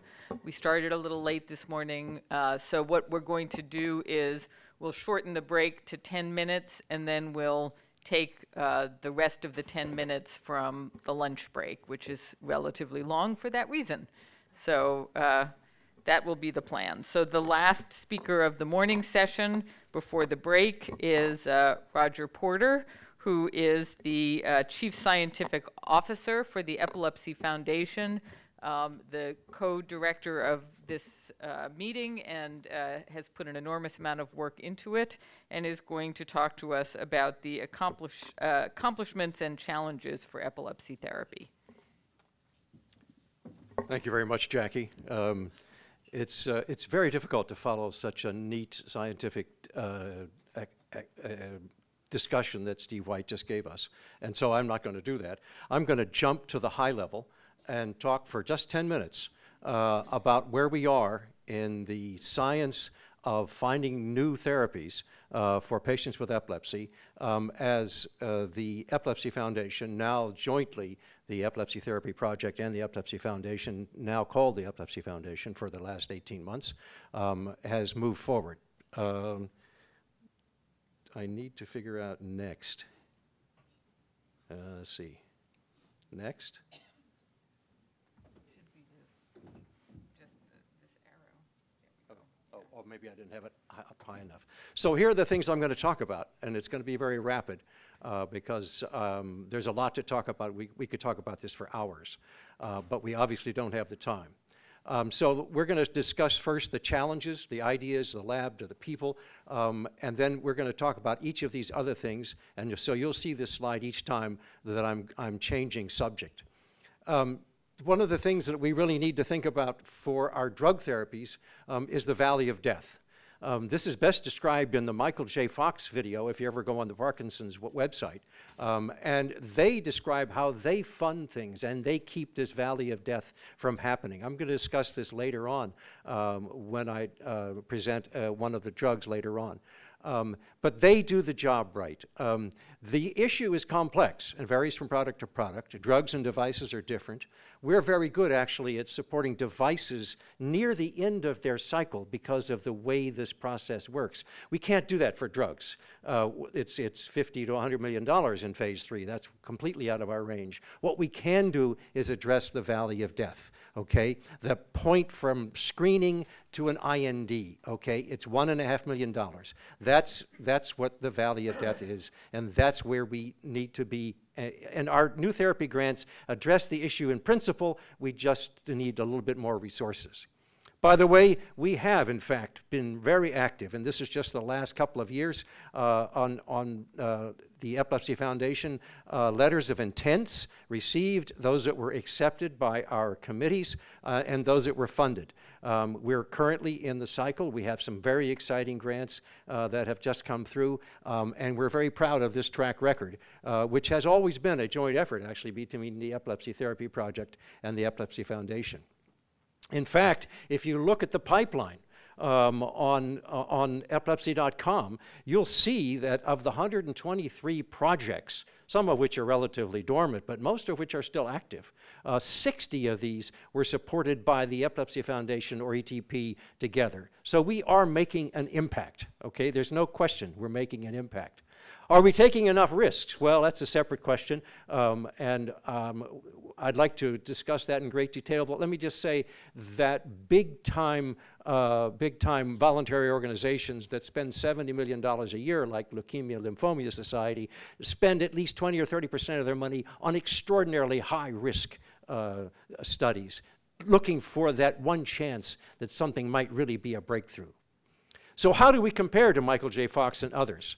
Okay, and if you look at this diagram, which I've shown before, this is from 2011, but the numbers haven't changed that much.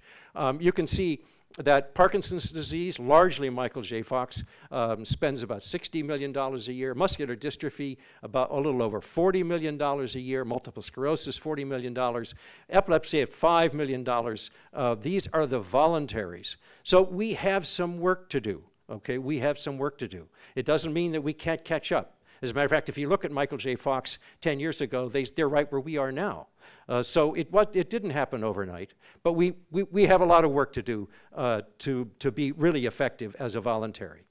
So how well funded how do these well-funded voluntaries accelerate new therapies? I'm just going to give you one example, and again, coming back to Michael J. Fox, and they had 2 different clinical rating scales. And this was causing confusion at the FDA. It was causing confusion among investigators. What are we going to do? Because we don't know which of these clinical scales is the right one. What they did is they initiated, with their own money, a clinical trial to show which of these scales was the right one to use, okay? And they solved the problem. So they drive the clinical research. That's what we want to do right here for epilepsy, okay? That's what we want to do. That's our goal, okay? So are we set up to do the job? That might be the next question, okay? We have our new therapy grants, our Shark Tank, our SEALs, okay? Are we really set up? Yes, we have the mechanisms. We have first-class program for our new therapy grants twice a year. We have first-class program for our innovation SEALs, Epilepsy Innovation Seal of Excellence Awards for projects that we frankly would like to fund but can't, okay? We're in our exciting year of our third year of our Shark Tank, which is Jackie's invention, which is fantastic. Our first-class website with our pipeline and some really terrific people like Ken and David in the back there who have made it work. First-class meetings in San Francisco and Jackie's meeting in Florida. First-class Epilepsy Foundation leadership, okay? So we're set up to do this. Do we have the right kinds of committees? How about the SAB and the BAB, okay? Or do we have the right kind of committees to do this, okay? Yes, I won't go into the list of people that help us as volunteers on the Scientific Advisory Board and the Business Advisory Board to tell us which of these projects ought to be funded, but we have first-class people. It's absolutely amazing the energy that these people have to help us, and they're the very best. We need to take more risks, okay? If anything, these committees are too conservative, partly because we don't have as many resources as we'd like, but we need to think more about risk-taking as we get bigger and better, which of course I'm hoping is going to happen. So finally, how innovative can we be, okay? Well, we have no lack of new ideas and projects. You can see them in the program that's right in front of you. We're prepared for innovative clinical trial designs. You heard all about that from Russ Katz and all of the things that many people, especially Jackie, have done in this clinical arena. We invest in platform partnerships, as we have with Pfizer and Intellimedics. You'll be hearing some about that later in the program. And we're beginning to launch efforts in crowdfunding. Okay, we are actually not just having new ideas in science, we're having new ideas in funding. So, final slide. We have a massive underserved population of persons with epilepsy. Only 2 out of 3 patients, as Jackie pointed out, have adequate therapy, and even there with some problems. We have the teams and the mechanisms to leap forward and make big progress here. In order to make this leap, we need more research resources, okay? And so the new combined Epilepsy Foundation and Epilepsy Therapy Project, now 18 months old, it's not quite new anymore, gives us new hope for the future, and I'm very proud to be a very small part of this operation as we move forward. Now, Jackie, what time are we going to resume? I suggest 10:35. That is absolutely correct. 10:35, I'm going to start the program because we have 13 projects to present before lunch, okay? See you then.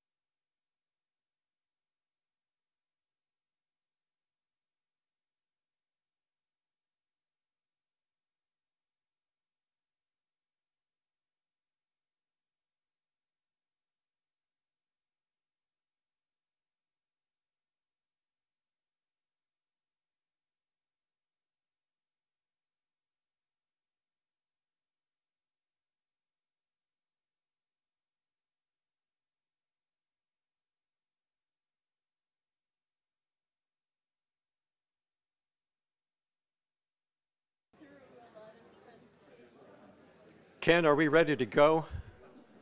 I was asked to hold back for a second.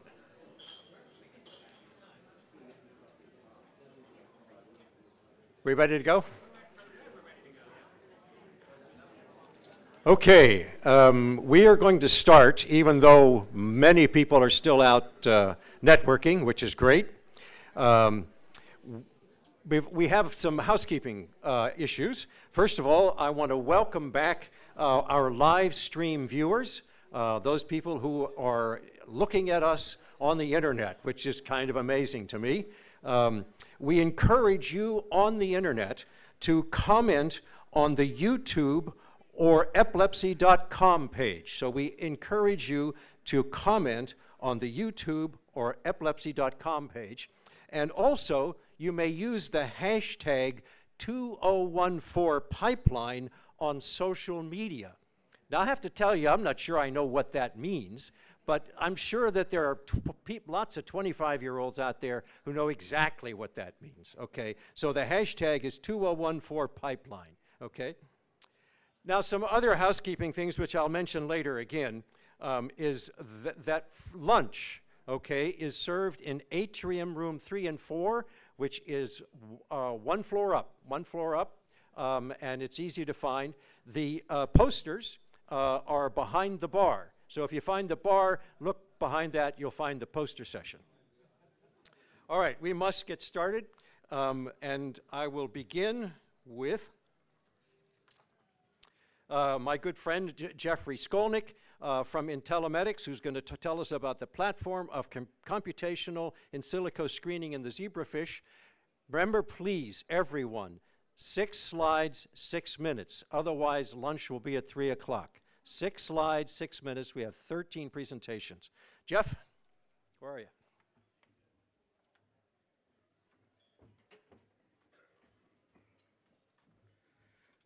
Okay, so let me cheat. This was just the title. So let me just take you through the basic pipeline ideas that we're doing. Our idea is to try to use computational modeling to prioritize drug targets. And so basically what we do is we're going to predict the 3-dimensional structure of the putatively biologically active form of the protein of interest. In practice, this covers 86% of the human proteome.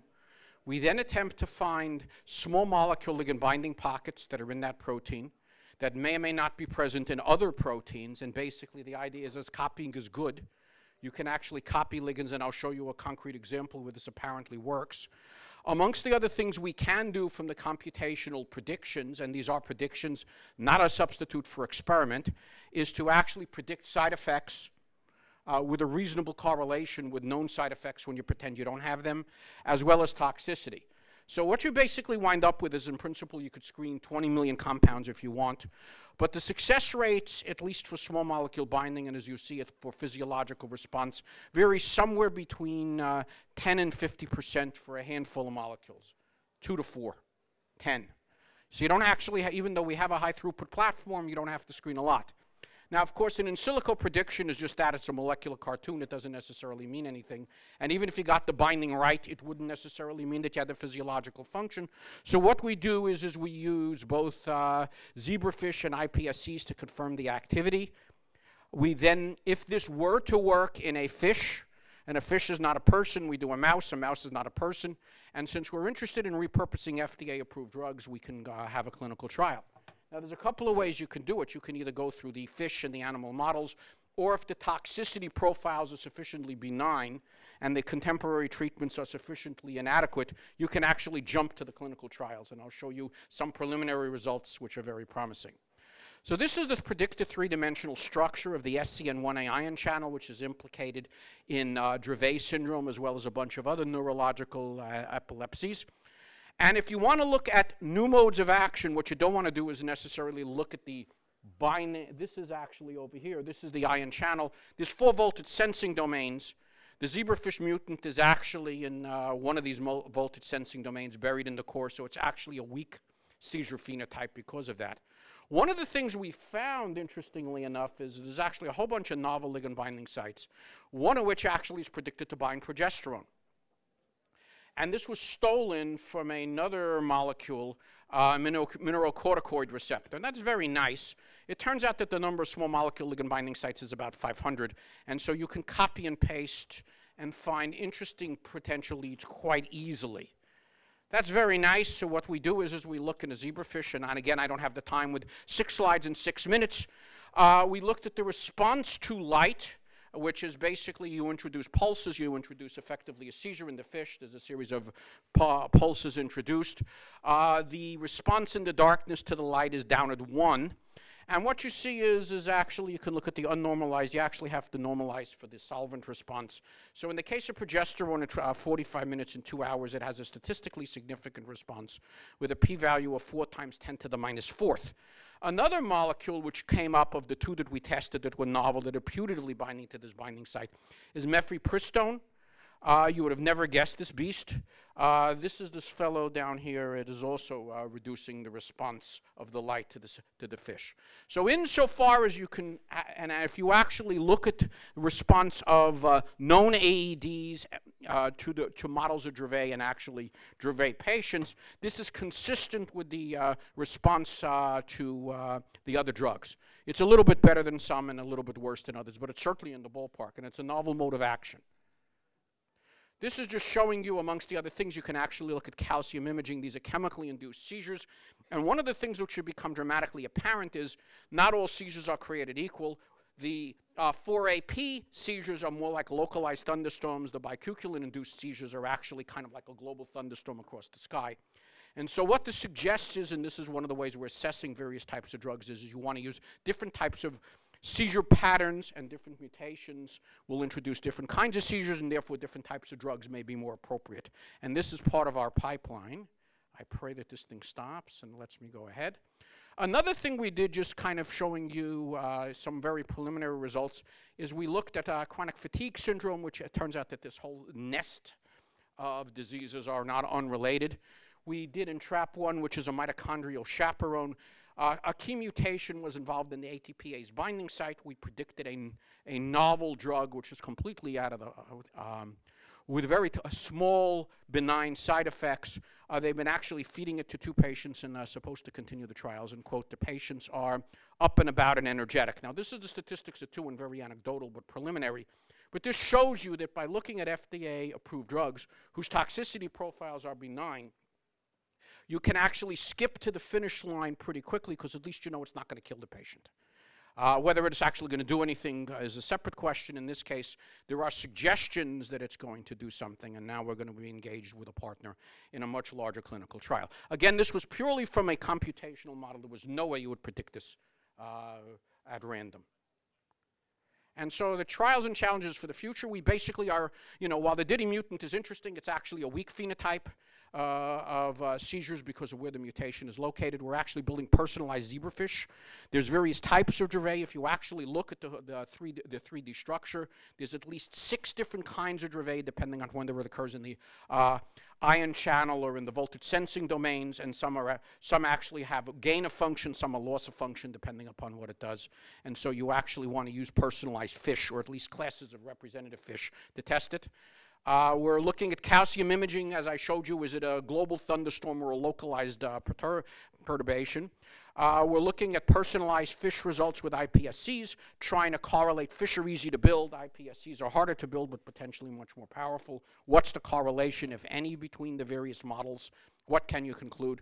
We're testing progesterone, mifepristone, and we have a whole bunch of other drugs in mouse models as well as in single ion channels to demonstrate that the putative mode of action is what we think it is. We actually have lots of other molecules, and we can look at lots of other novel binding sites and play this game very quickly. So even though it is a computational model and your initial response might be, well, it's very interesting, but it's a cartoon, it's a very useful predictive cartoon for prioritization. And depending upon the results of the progesterone and the mifepristone, we're actually trying to convince some MDs to actually try clinical trials. By the way, progesterone actually is used in a form of catamenial epilepsy. There's a lot of anecdotal evidence as to it does work in some patients. It was never tried in Dravet. There is anecdotal evidence, if you actually look back on some clinical trials, that it helps when girls go into puberty and are put on birth control pills. But the question is was this an accident? Or it may well not be. And this is a typical example of how you can actually repurpose binding sites to repurpose drugs and do this in a very accelerated and very rapid way. Time to market. So I thank you, and I'll be happy to try to answer questions in the femtosecond I have. I need a live mic here, please. Thank you, Jeff. We have time for a question, and there are 3 microphones in the aisles. Since I don't see anyone there, Jeff, is this a small molecule effort in terms of finding a new therapy, or is this something other than a small molecule effort? The answer to your question is both.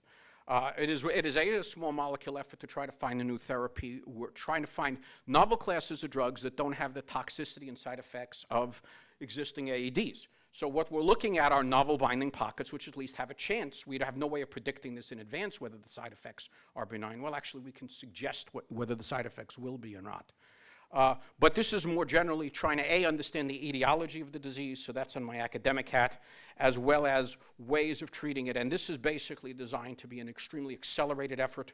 It's very much a look here, not there, and then test it very quickly in animal models and try to move these FDA-approved drugs to a clinical trial as quickly as is possible. So it's a hypothesis generator. Thank you very much, Jeff. Appreciate it very much. Great talk. Our next speaker is Dr. Cynthia Rask from Asclepios, who will talk about Galanin gene therapy. Thank you. It's that green button, and you have to hold it up.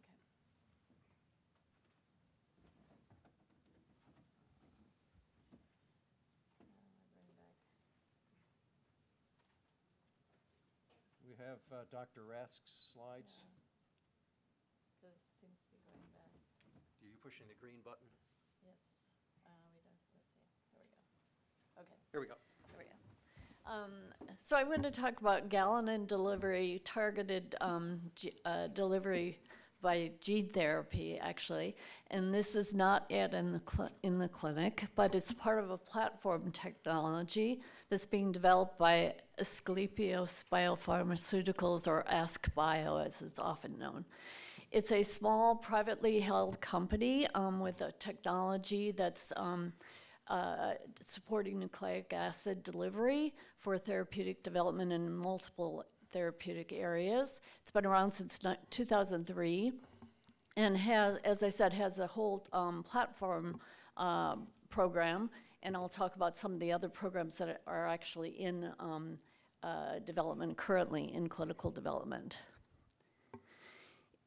There have been studies in Duchenne's that have been published, that have been done by Jerry Mendel and others, and we have an ongoing trial right now in hemophilia B, and there was a spin-out of AskBio formed specifically for the hemophilia project, and that was recently acquired by Baxter Healthcare because of a good safety profile that's been demonstrated thus far, and some promising, what look to be promising results in the limited number of patients who have been exposed to date. There are also a number of preclinical gene transfer projects in hemophilia A, macular degeneration, and the one I'll focus on here is mesial temporal lobe epilepsy. And this has involved numerous collaborations, both academic and with other companies. So the technology is based on work that's been done primarily by Jude Samolsky and Dr. McCon at UNC, and there have been multiple proof of concept studies conducted thus far in a variety of diseases. And it's really an exciting time, I think, for gene therapy, because there has been a gene therapy that's been approved now using an adeno-associated virus. Glybera was approved in 2012, and so is actually on the market. And there have been a number of successes in ophthalmologic indications, which you've probably read about, and the safety profile appears now in over 60 trials or so that have been conducted to date, appears to be quite good. So it's a way of delivering a targeted neuroactive peptide to the brain, to specific areas, and without the systemic delivery. And getting it's a one-time administration and getting long-term efficacy and safety, hopefully. And it will build on other techniques. So why galanin specifically? It is a localized constitutive factor, which there are multiple proof of principle studies in the literature that show that it does has an effect to attenuate seizure activity in various animal models. That galanin knockout mice exhibit a significantly greater seizure sensitivity, whereas if they're overexpressed galanin, they have a marked reduced seizure sensitivity. And this has been, there are a number of publications since about 2000. Here you can see a list of studies that have been done and what sort of models they've used. So I think the mechanism is quite well understood. It's being done in conjunction with the proof of concept studies that are have been used, built on technology that's what has been used previously in Parkinson's disease and in other CNS indications where the drugs have actually been delivered in a targeted fashion to the CNS. So the proof of concept studies in the public domain, there are multiple studies. A dose escalation study to determine the upper limit and maximum amount that's deliverable has been completed.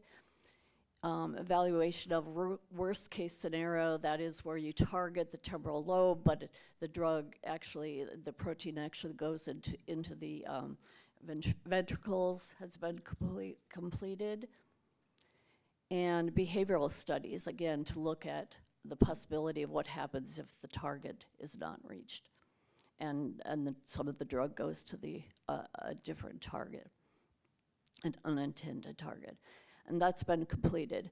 The current status is that we had what's called we sometimes call a pre-IND to get advice from the Center for Biologics group on design of the toxicology studies. There are preliminary studies in non-human primates and sheep, which have been completed.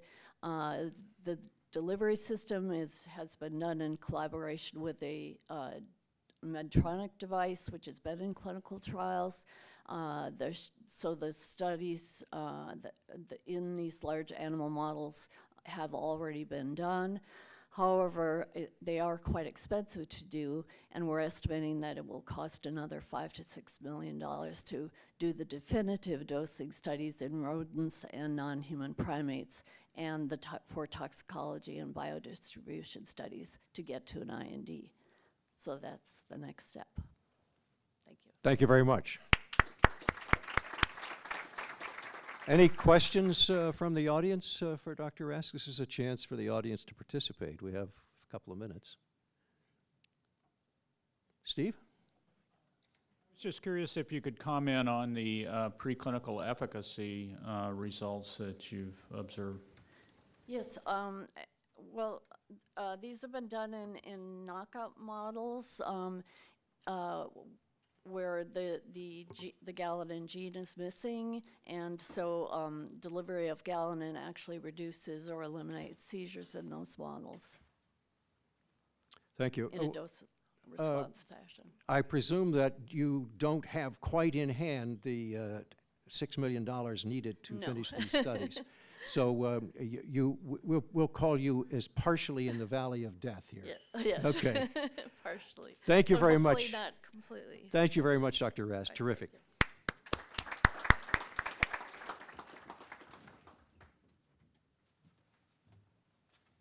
Mr. Amir Pessian had a family emergency and asked me to present his slides. I won't take any questions because I'm not competent, I don't think, to answer any questions. So this is AMPX 0079 from Oramed Pharma from Utah, and I'm filling in for Mr. Pessian for this presentation. This drug is effective in models. We heard Chris Gallen talk about our models are predictive. All those lovely little pluses that you see in there tells you that this drug is effective, okay? And including, I don't have a pointer, but the mesial temporal lobe epilepsy model that was so well described by Steve White also has a plus. So this is one of the first successes out of that model from the anticonvulsant screening program. So this drug looks good when you look at the efficacy models, okay? It's been through a SERAP full bioprint. Now, I had to Google that to be sure I knew what it was. Some of you obviously know exactly what it is, but there was no significant activity. It is a CYP450 substrate, no P-glycoprotein inhibition, lack of cytotoxicity, lack side effects of these targets, minimum predisposition for drug-drug interactions. I'm not absolutely sure I understand how that squares with the CYP450 substrate, but we'll let that go since Amir isn't here to defend that. And there are implications for a novel mechanism of action. And which, by the way, is all we can hope for in terms of finding mechanisms of action, is it's novel. And if you want to look at that, there's a poster upstairs. The average age of the authors of that poster, of which I'm the youngest, is about 78. So this could be the oldest poster ever posted. Go by and look about, talks about mechanism of action. Okay, immediate plans are phenotypic screening, prediction of sedative side effects. He's interested in seeing if this is a sedative compound. Obviously, I hope that this is not a primary issue for him. But here is the real problem. This is where he needs to be. This is the valley of death. He needs analytical work, genetic tox, general tox, safety pharmacology. This is the $1.5 million that's the valley of death for so many of our compounds. And we don't have the resources yet. We're working on it. We don't have the resources yet to get to this, to an IND, where we at least have a hope, not a guarantee, at least a hope that Big Pharma will pick it up. So here are the development challenges. He's contacted everyone from VCs and pharmaceutical companies. I happen to know that. And they say, well, tell us what you've got when you're into phase 1. Well, it takes $2 million to get to phase 1. He's giving away equity, he's offering partnership, licensing, he's doing everything he can to try to make this drug work. So that's Oramed's AMP X0079. And as I said, I won't take any questions because I'm not competent to answer them. So our next speaker is from BioCrea, Dr. Norbert Höfgen. I hope I'm saying that right. On GABAPAMs. Did I hit it? My umlaut was perfect, huh? Where's the? Oh, I have it. The green button pushes forward and hold it up. Okay. Well, thank you very much. BioCrea is a small biotech company in Germany, and the good message of today is that the German organic chemists are back in epilepsy research. The team, the company is roughly 3 years old, but the team itself is involved in epilepsy research since more than 20 years now in different organizational forms. And we were able to discover and develop anticonvulsants which are at the market now. The one example is retigabine, and the other one is imipidine, which entered the market for veterinary use a year ago. The program I'm presenting today is on the GABA receptor and got the innovation seal earlier this year. Yeah. Though, as you all know, the GABA receptor is not a new target, it's an old one. And we all know about the benzodiazepines. and the efficacy of these compounds in several seizure animal models. However, we also know about the limitations. In epilepsy, we are faced with tolerance development, and then even all the other things like sedation, abuse liability, cognitive impairment, and so on. Though what we and even other groups would like to achieve is to use this old target, but by a new mode of action to make the value of this target accessible to therapy in a more unlimited way. And what we are using here are small molecules which do nothing at the benzo site, but are able to positive modulate the gamma A receptor via total independent binding site. Though the benzo binding site is located, as shown here in red, at the alpha-gamma interface. As a consequence, the subtype selectivity of the benzos is linked to all the subtypes which contain a gamma subunit. Our drugs are sitting at the alpha-beta interface, which allows total different subtype selectivity, though it's not required to have a gamma unit in, though this should allow to even stimulate extrasynaptic GABA receptors, which is the case. So this allows additional therapeutic value, hopefully for instance, status epilepticus treatment, but even for other treatment-resistant areas in epilepsy. Though what we would expect normally, having the request for alpha and the beta subunit, is that these would be unselective pumps for all types of GABA receptors. Surprisingly, that's not the case, though the profiling of these compounds yielded that we see for the beta unit a certain selectivity, a preferred activation of beta-2 containing receptor subtypes, as shown here for the alpha-1 beta-2 gamma-2 version, kind of discrimination of a beta-1 containing receptor subtypes, and some activity on the beta-3 receptor subtypes. Though there are some, at least animal studies, indicating that a beta-1 containing subtype could be related to some of the side effects, especially sedation. We will test if this is true with this type of compounds. Could open up an avenue for better tolerability.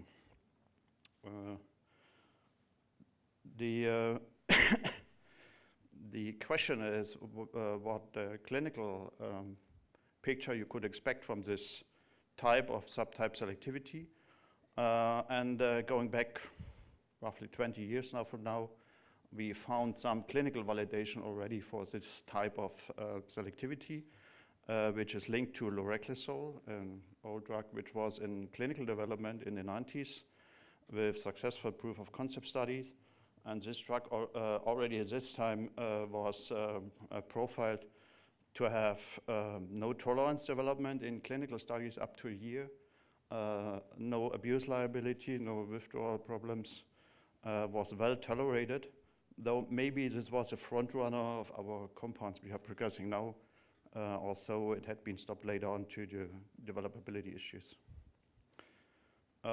Though what we aiming for is to provide drugs for certain kinds of refractory epilepsy for status, and this in combination with avoidance of the limitations we know from the benzos.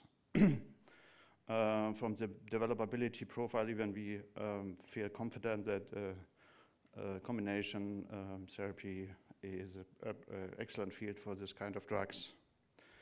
To give you a flavor on the in vivo situation, again only with yes instead of a plus, what we could expect, as known from the benzos or other GABAergic drugs, we have a broad field of activities in seizure models for generalized and partial epilepsy, but also for refractory epilepsy in the well-known 6 Hz model.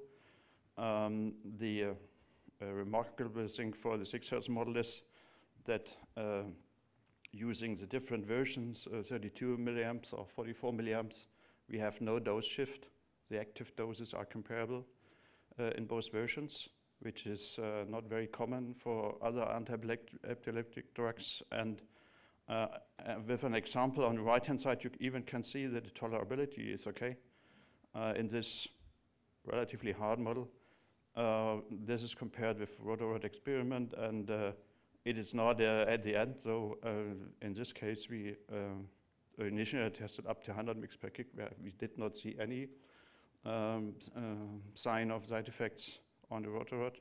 And this is in line with even the rotor-rod experiments from the screening models, where we have, even in a mouse, a TI of at least 10-fold, which is a good indicator. The key question to us was, due to the mechanism and the receptor the benzos are using, what about tolerance development? What we established is a relatively short investigation in the MS threshold model, where we used a 5 days, twice daily dosing scheme. And already after this short period of time, we could detect loss of efficacy of diazepam as a standard diazepam of about 30% between day 1 and day 5. Sorry. And compared to this, the drugs we are testing had no drop in efficacy in the same time frame. So this is an experiment at least demonstrating the differentiation between the benzos in terms of tolerance development, providing hope that we were able to overcome this problem with this new kind of drugs.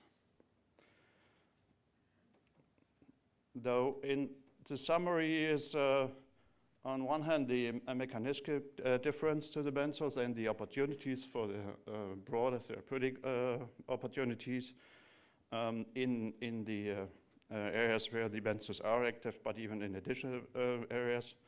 And this in combination with excellent developability. Though we are even taking care for, in the optimization loops we were running for an ideal PK profile, for instance, for CYP inhibition profile, which is clean, to be even prepared for combination experiments and to avoid drug-drug interaction problems here.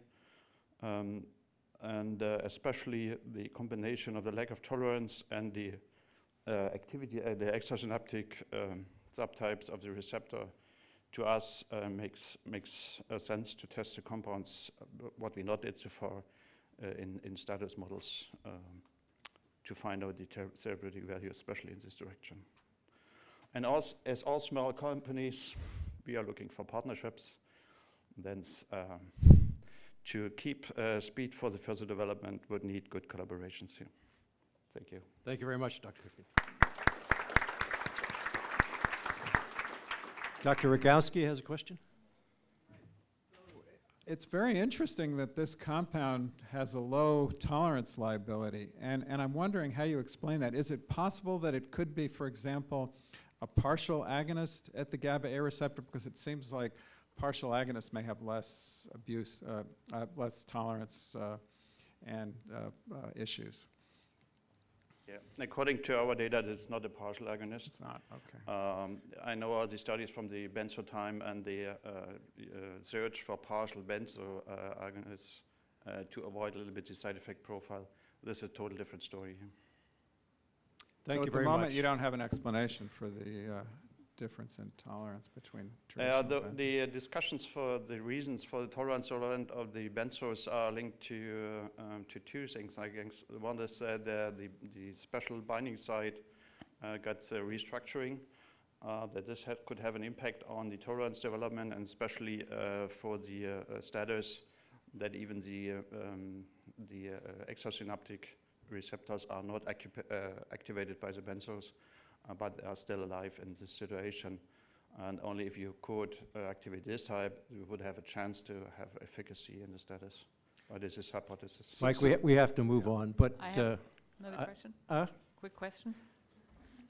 How can I say no to Jackie French? Make it quick. It's real quick. So from a clinical trial perspective, what do you expect to happen in the setting of benzodiazepine use? So if patients in a study of this compound were to use intermittent benzodiazepines or chronic benzodiazepines, what do you think would happen? Are you concerned about an interaction between benzos and the GABA PAMs? What we see is a little bit of an allosteric modulation of the binding efficacy of the benzos in the due to this kind of molecule. So the binding to this new binding site is even modulating the binding affinity of the benzos at the benzo site. It is not much, but it's a little bit. So the binding affinity is increased a little bit for the benzos. What this means at the end in the clinic is not clear, if this is a reduction of the benzo dose or if it is a risk. Needs to. I greatly regret that I'm going to have to stop this, and my apologies. It's so quick. How did you determine the MTD for the rotarod test? The maximum tolerated dose? This is via rotarod. But you said there were no effects. No. So how do you know you were? In the direct comparison of the 6 Hz 44 milliamp versus rotarod, we tested up to 100. There was nothing. In the screening approach, you are going higher, 300 or so, and then the first signs are coming. This is a fascinating, fascinating project. Our next speaker, thank you, Dr. Höfgen. Offline discussions. It's a fascinating. I have 10 questions I'd like to ask.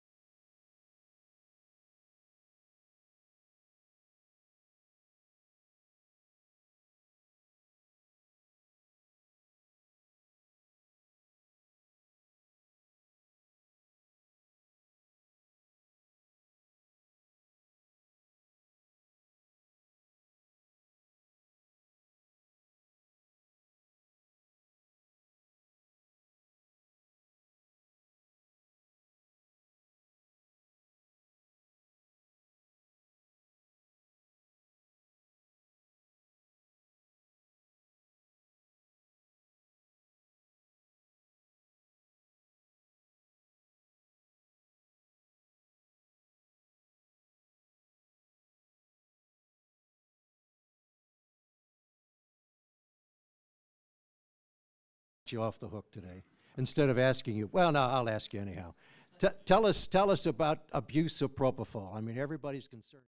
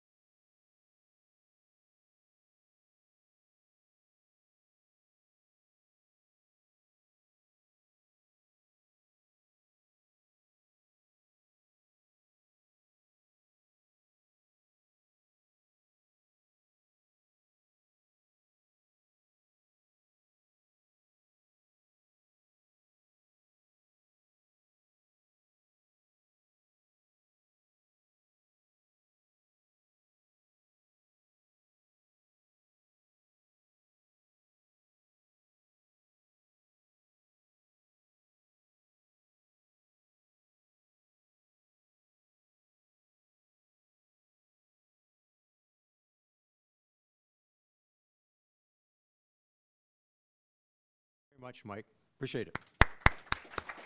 Our next speaker is Dr. Slassi from Florinef, who's going to talk about FV082. Oh, it's the green button, yeah, and hold it up. Yeah, good. Good morning, everybody, and thanks, Rosie, for the invitation and for the opportunity actually to be here and to tell you about our research in epilepsy at Fluorinov. Fluorinov is a small biotech company in Toronto, and we have been actually blessed to be here today to tell you about what we have in epilepsy and our latest results. Today's talk is about one of our lead molecule, FV082, as a safer orally active broad-spectrum anti-epileptic drug candidate. FV082 is a small molecule generated from a highly focused medicinal chemistry effort in collaboration with NIH ASP program, of which today I would like to take this opportunity actually to thank the ASP program, with whom we have been working closely actually for the last 3 years, and you will see some of the outcome of this effort. The background and rationale, powerful and effective strategy to control seizures, prospect freedom from seizures and adverse side effects are major challenges, as we all know. Limited number, unfortunately, of AEDs, such as Dipacot, have broad-spectrum anti-epileptic properties, and many patients remain refractory. It's about 30%. All of us, we know those statements. So the identification of a broad-spectrum AED with indication beyond epilepsy, such as pain, for example, as Dr. Gallen mentioned this morning, like pain, depression, and others are huge. So Fluorinov Pharma have developed proprietary technology to effectively synthesize novel fluorinated small molecule AEDs with significant clinical potential. And really our objective is to develop novel orally active small molecules with broad spectrum anti-epileptic with superior safety and tolerability profile. So the safety is really our driving force in this effort. And we have been using, as I said, the ASP program fully. We have been taking full advantage of this program and working very closely with the group at NIH. And to de-risk the strategy, what we have done actually, instead of working on a single class of molecules, we started actually with 3 chemotypes, structurally different, and we made about 45 compounds. So we used the decision tree from NIH, but we incorporated some key features for drug development, such as safety, DMPK, and of course, other animal models. So we took full advantage, as I said, in the right-hand box, the animal models actually we used at NIH, and again, it has been a pleasure. Somebody from Canada using this service fully, it has been a joy. And I can tell you, last month actually I got an invitation from Ontario government to effectively to tell them about this program. So they are looking for actually to implement this program in Ontario and Canada as a whole. So FV082 displays a broad spectrum efficacy profile and well tolerated in multiple AD animal models. And just what I did here, I selected some animal models actually, and just to compare them to Dipacot and Capra. And in terms of safety and broad spectrum, Dipacot is a broad spectrum AD, and Capra, it seems, is one of the safest drugs AD in the market so far. So if you look at actually, if you focus on the therapeutic index of the three molecules, apparently FV082 is quite tolerable. And we got really an MTD of 082 in animals, mouse, rat, and in dog. In mouse and rat, it was over a gram, and we dosed animals with a gram of drug, and it seems that the animals were happy with the drug. So it was really a nice surprise for us. In addition to animal models actually we generated with this molecule. So FV082 exhibits a superior preclinical safety profile when compared to the two, I would call them gold standard drugs. One of the models actually I put here is the amygdala kindling in a rat, and this model actually was run at University of Toronto, and the drug works beautifully with a dose response, which was actually between 30 and 100 mg per kg, and it seems, as you can see from this slide, FV082 has worked in this model, and as all know, the amygdala kindling is a model which really would predict the clinical efficacy for the treatment of complex partial seizure. The full details of all the data on 082 is described in a poster, and I would be very happy actually to discuss the data with you during the poster session. Of course, the mechanism of action. So we were blind actually when we started this program, and we didn't have a clue about the mechanism of action. So what we did actually, we selected 082 and other molecules. It's a really, and what we did, we broad spectrum, we broad profile the drug against over 120 targets, including all the ion channels, actually, not all, but the majority of all, the bulk of the ion channels, which would have activity in epilepsy and the pain. And from this panel, as you can see, we use the whole cell patch claimed assay, the flipper assay, as well as hippocampal slides and syrup broad profiling. And the result we came up, actually, surprisingly, that the FV082 hit the sodium channel NAV 1.8 selectively compared to all other ion channels we screened.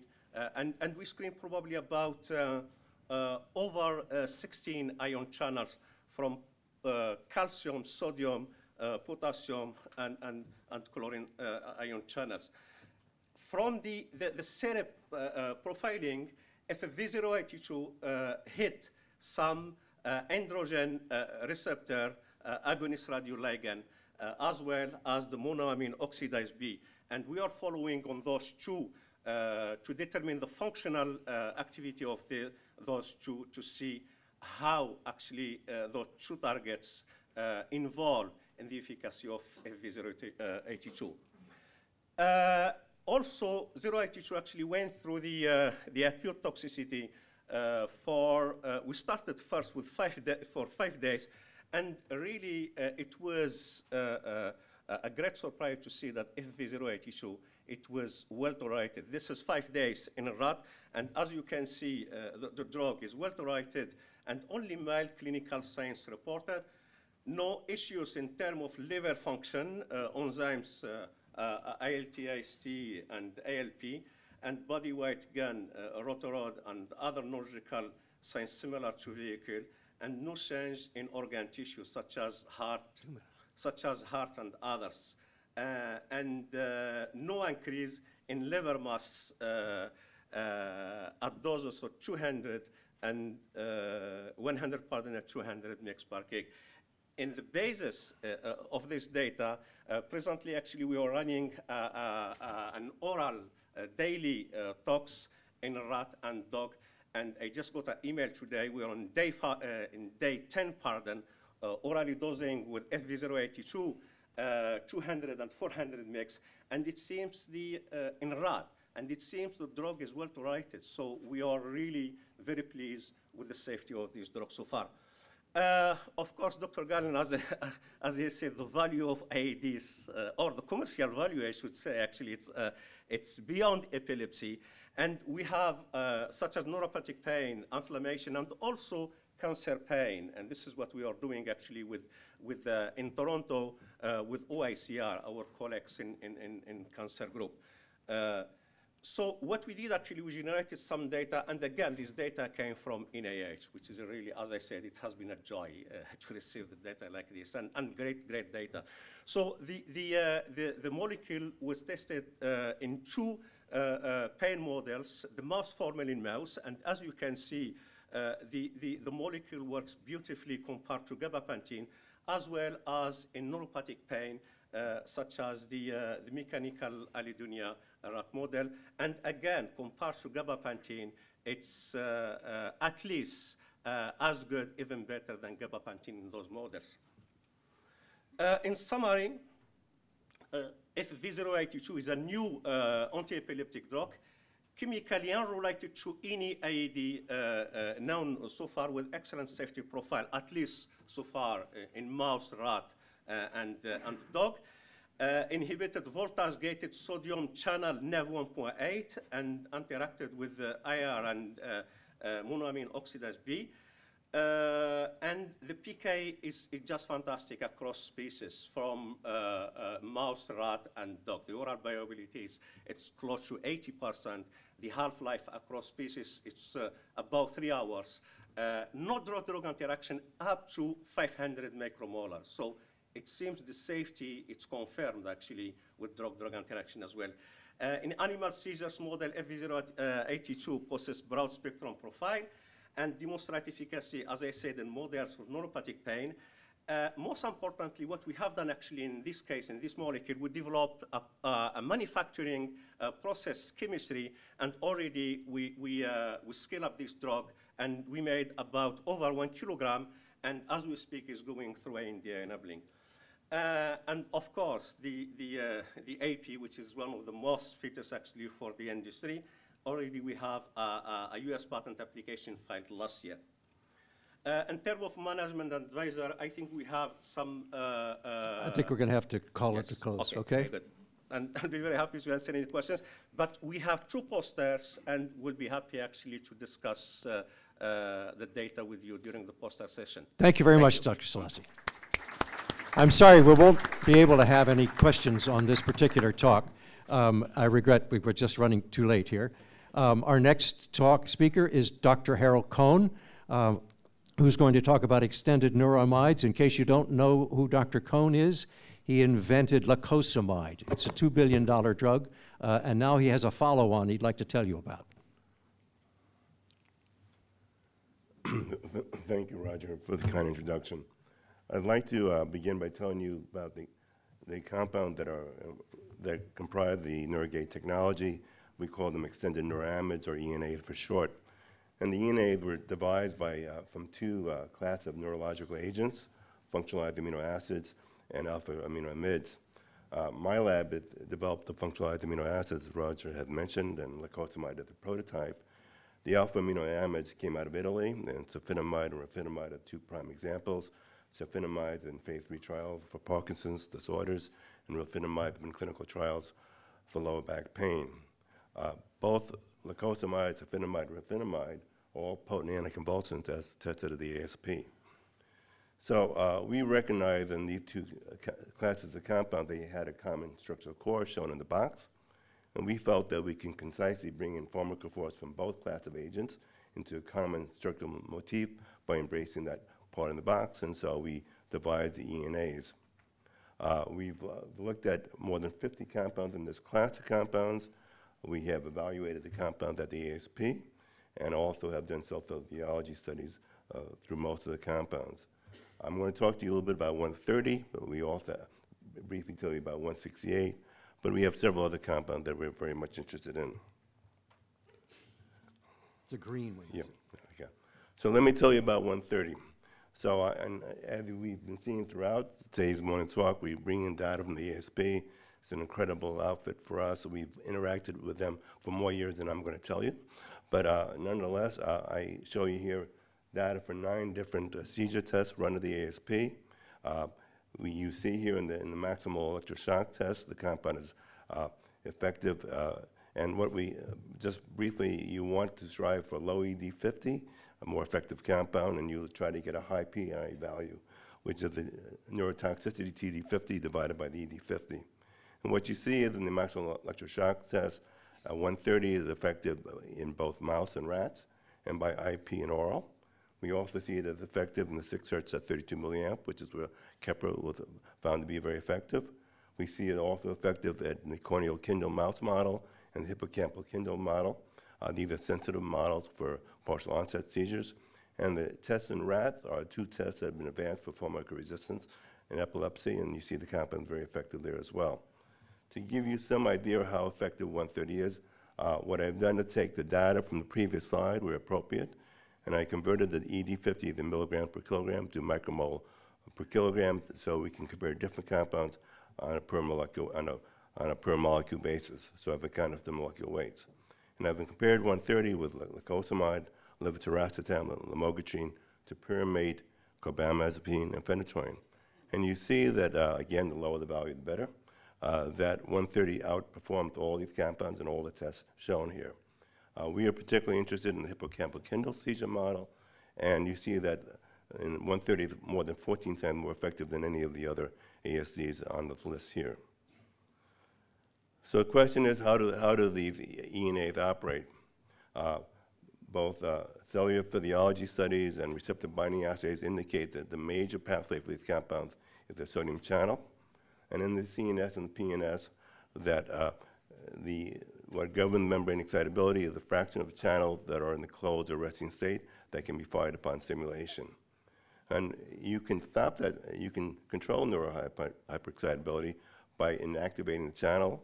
There are 3 major pathways which you can do so: fast inactivation, slow inactivation, and a frequency use dependent that target an inactivated state. Of these 3 pathways, we actually favor the slow inactivation pathway and the frequency use dependent pathway, because slow inactivation occurs upon sustained depolarization and spiking, while frequency use occurs upon repeated excitations. And these conditions simulate what occurs in neuronal hyperexcitability, conditions that you would see in seizures and pain and the like. So on this slide here, I provide you some data on how 130 functions. On the left-hand panel, you see the slow inactivation curve for 130. I compared that with control, no drug, and also lacosamide. Lacosamide is, of course, the principal mode of action has been attributed to that compound by its ability to induce slow inactivation. The lacosamide curve, the red curve, was done at 100 micromolar. The 130 curve was done at 10 micromolar. And what you see is that the channel availability markedly decreased in the presence of 130. It turns to be a concentration-dependent process, allowing us to calculate the IC50 values for slow inactivation. The lower the number, again, the more effective. And when you do so, 130 is 100 times more effective than lacosamide in inducing slow inactivation. We have other compounds in our repertoire of compounds that go as high as 600-fold more potent. On the right-hand side of the curve, we show the frequency use inhibition curves for just 130 with no drug, 1, 2, and 6 micromolar.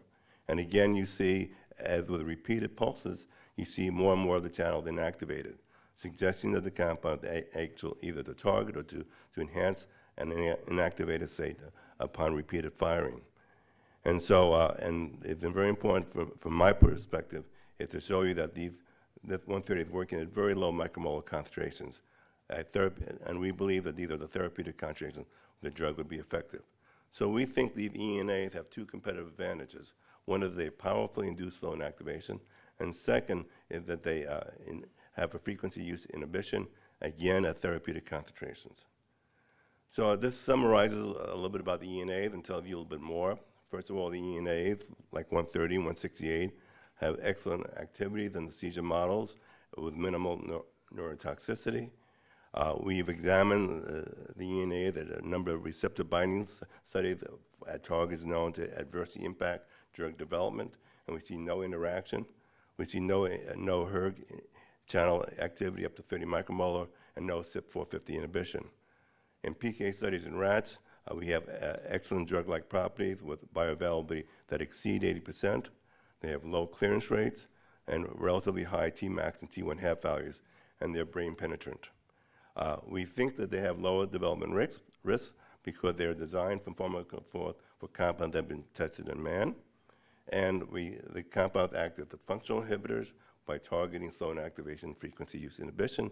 And finally, they have longer duration of action, and they show activity in pharmacoresistant models. Lastly, I wanted to thank a few people here, the University of North Carolina Track System, North Carolina Biotechnology Center, the Epilepsy Foundation for Innovation Award, thank you, Roger, and the NIH for a Phase 1 grant. I, of course, very much indebted to the Anticonvulsant screening program. I can't tell you how important they are to the program, and to Raj Khan at the University of Arizona for the cell physiology studies, and you for your kind attention. Thank you, Dr. Cohen. We have time for a question. So let me just ask the obvious question, Harold. A nice, deep-pocketed partner would be helpful. Is that correct? Yes. Okay, another drug trapped in the valley of death. We have another minute, so I think I will just say, and maybe you would like to elaborate on this, that we haven't given the anticonvulsant screening program, I think, enough credit. The last two speakers done a great job. But all the data that you've been seeing throughout this session has been generated by the ASP. And without the ASP, I don't think we'd be having this meeting. It certainly wouldn't be the same kind of meeting. So we're very indebted to NINDS and the ASP. You would agree with that? Sure. There's no other organization that provides that kind of insight and service and joy to work with, actually. So. Terrific. Thank you very much, Dr. Cohen. Our next speaker is Dr. Tom Satula, who's going to tell us about neurogenomics. It's the green button. Right. Thank you, Roger, and I'd like to thank the program organizers for the opportunity to speak with you today about the development of 2DG as a therapy for epilepsy and traumatic brain injury. This development effort is an academic and commercial partnership involving the departments of neurology and medical physics at the University of Wisconsin, where the therapeutic properties of 2DG were discovered, and Neurogenomics, which is a Madison, Wisconsin-based commercial entity seeking to advance this therapeutic opportunity into human use. The work that's been done relative to the Valley of Death that Roger has highlighted earlier this morning, I think 2DG is climbing out of the valley, and it's been done through some of the agencies you've heard about, the ASP, the NCATS Bridges program that was also mentioned, WARF, the Wisconsin Alumni Research Foundation, the Department of Defense, private investment, and lastly, the Epilepsy Research Foundation, the Epilepsy Therapy Project, and EF, who have actually funded what will be, we hope, the first clinical trial use of 2DG in another year. It was funded back in 2009, and they have displayed extraordinary patience waiting for all this work to get done. So a lot of people have made this happen. I know you can't see the bottoms of the slides farther back in the room. 2DG is 2-deoxyglucose. It differs from sugar by the removal of a single oxygen atom. And with the removal of that oxygen atom, it blocks glycolytic metabolism. It's been a very well-known molecule. It's been used in PET scanning, which you see there on the lower left of the slide. That's a PET scan from a 9-year-old in status epilepticus, and you can see the labeled form of 2DG, FDG. It is concentrated at the site of where the seizures are originating. So this is a molecule and a potential drug that goes to where it needs to go. The mechanisms of 2DG are unique compared to all known anticonvulsants. And I'm going to talk to you briefly about the neuroprotective as well as the anticonvulsant mechanisms. We have data that it inhibits the release of certain subsets of synaptic vesicles, and it also has chronic effects which involve the metabolic regulation of gene expression related to neural circuit remodeling. The studies, preclinical studies for epilepsy have included ASP performed work in the 6 Hertz stimulation model, Fring's auditory audiogenic model. Other investigators have demonstrated therapeutic effects against status epilepticus induced by canic acid and pilocarpine.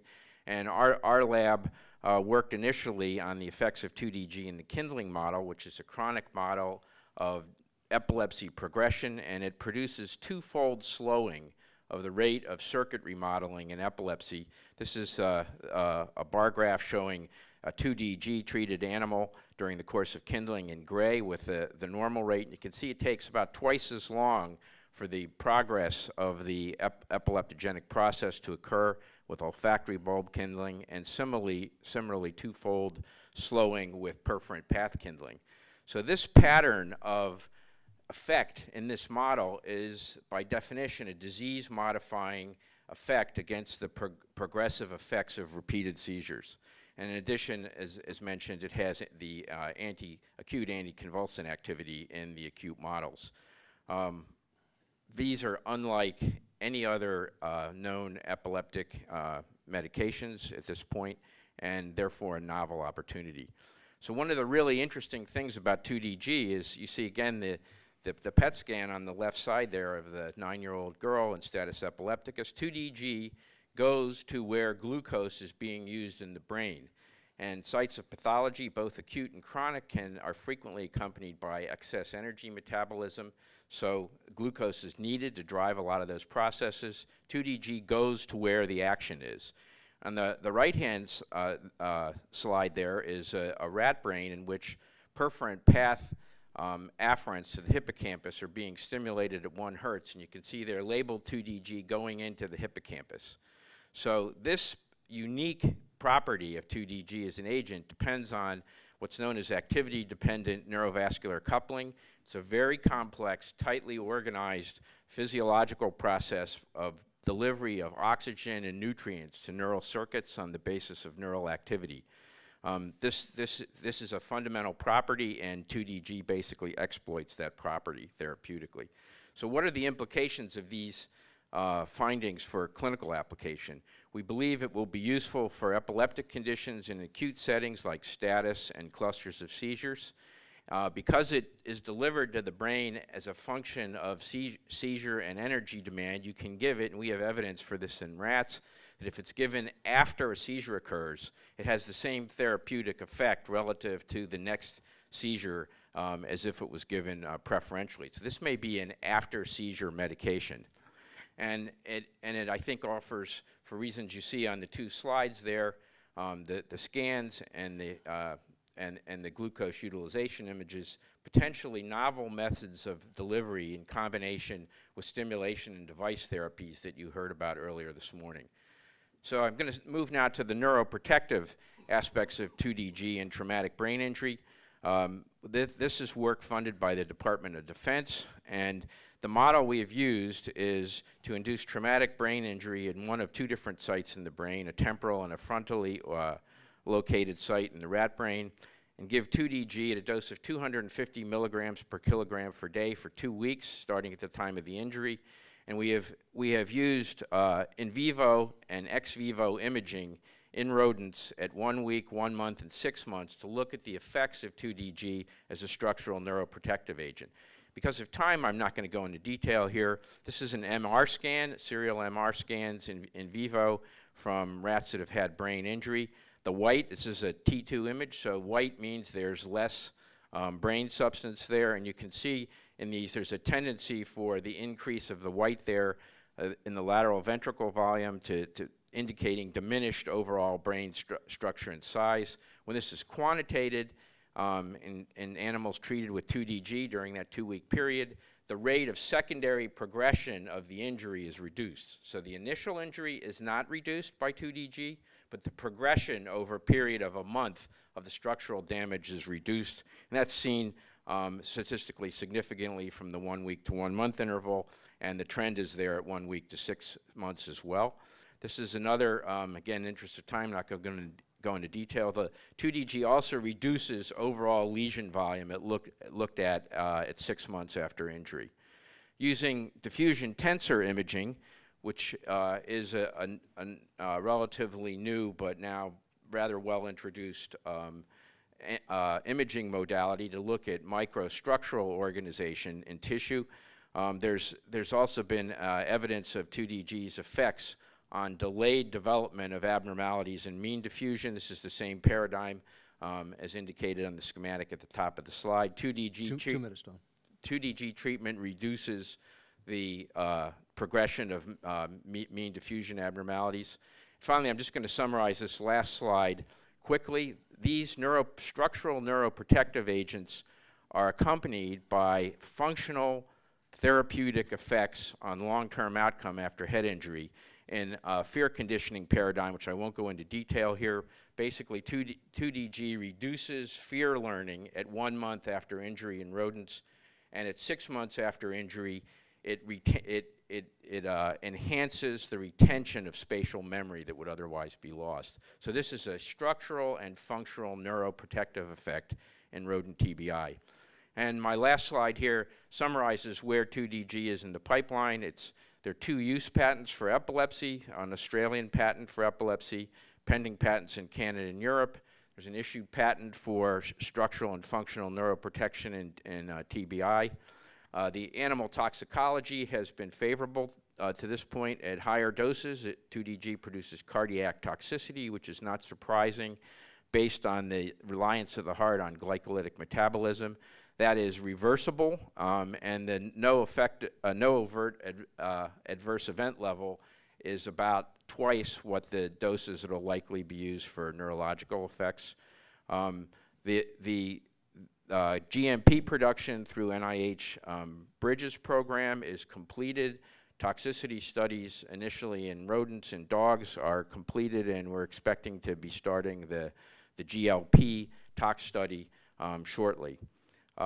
We're also very fortunate to have, as I said, the patient support from the Epilepsy Therapy Project and the Epilepsy Foundation, Epilepsy Research Foundation for the first clinical trial, which we hope will begin pending IND approval at the FDA with Nathan Fountain at the University of Virginia. So I'd like to thank you for your attention. Thank you, Tom. I don't see anyone at the microphone. We do have one question. Does the systemic glycolytic inhibition with this elevate blood ketone levels, and does it also elevate adenosine levels? We're not aware that it has those effects systemically. The question, I think, is a good one. The way we got onto this was thinking about why the ketogenic diet works, so the interest in ketones like the ketogenic was diet part of of pill, yeah. sort of, yeah. Okay, thanks. Thank you very much, Tom. Our next speaker is Mark Davis from Insys Therapeutics on synthetic CBD. It's the green button. Thank you very much, Dr. Porter, and thank you to the organizers for giving Insys the opportunity to come and present today on cannabidiol in epilepsy. Given that I only have 6 minutes, I promise not to read this slide word for word. As an introduction to Insys Therapeutics, we are a commercial stage pharmaceutical company, and we have products that we are using in cancer settings. Specifically, we're using a proprietary sublingual spray technology for fentanyl. And we're using that same technology for multiple platforms and looking at other opportunities for that, using that proprietary delivery system. We also have an extensive platform in cannabinoids. We have launched a generic product for Marinol called Dronabinol SG capsules, and that's a THC-based product. And we're in the process now of preparing to submit a license application for an oral formulation of Dronabinol, which again is the THC-based product. And then the company has a commitment to a cannabidiol, specifically development project. And so to get into that a little bit, anybody in the room knows that there's a lot of anecdotal evidence for the use of cannabidiol in epilepsy. There's been a recent CNN article or presentation on it. We know of families that are moving to Denver, Colorado in order to be able to get access to realm oil and other things that they really believe are going to help them with their epilepsy, especially parents taking children. And there's a lot of state initiatives in place right now for getting cannabidiol into the use in epilepsy. So INSYS has developed a pharmaceutical cannabidiol alternative for treatment of epilepsy. Just a little bit about the cannabidiol. It is produced via synthetic reaction and purification process. It's not a plant-based, it's a synthetic-based cannabidiol. It's consistently and reproducibly manufactured per GMP guidelines. It is greater than 99.5% pure. And INSYS has its own manufacturing plant in Texas, where it's an FDA and DEA approved facility for manufacturing these cannabinoids. Sorry. So there at that plant, we produce the Dronabinol and the cannabidiol. And importantly, this is scalable to commercial volumes, so we believe we're going to be able to supply this for the market in good quantities. Just quickly, this slide is just showing the simplicity with which we manufacture this. It's synthesized chemically. It's purified through liquid chromatography. The solvent is removed and then it's ready for formulation. And one thing I noticed I didn't have on these slides is this product will be an oral formulation, and we designed that specifically partially for getting into children with epilepsy here, using an oral formulation. So in terms of the cannabidiol specifically in epilepsy, the company is committed to moving forward with this. We're looking at adult and pediatric epilepsy indications. For adult, we're looking at the treatment refractory local or focal seizures. And in the pediatric indications, we're looking at Dravet and LGS. We are getting close to filing an IND so we can start clinical trials on this product, and we hope to get that in 2014. And we've hired a CRO to help us with the whole regulatory and development strategy. And then we've also filed for orphan status in Dravet and LGS, and we're hoping to hear soon on those two. And we're engaging our key opinion leaders, many of whom are in this room, to help us with the whole development of the protocol and treatment in these patients. And lastly, I just wanted to say that there are a number of other potential indications that we're looking at for cannabidiol. As you can well imagine, as many of you know, there's a lot of noise going on about the use of medical marijuana in a number of different indications, and we believe that we have a good alternative to address some of those, specifically in helping with cocaine addiction. There's data to show that it works in glioblastoma and in peripheral neuropathic pain.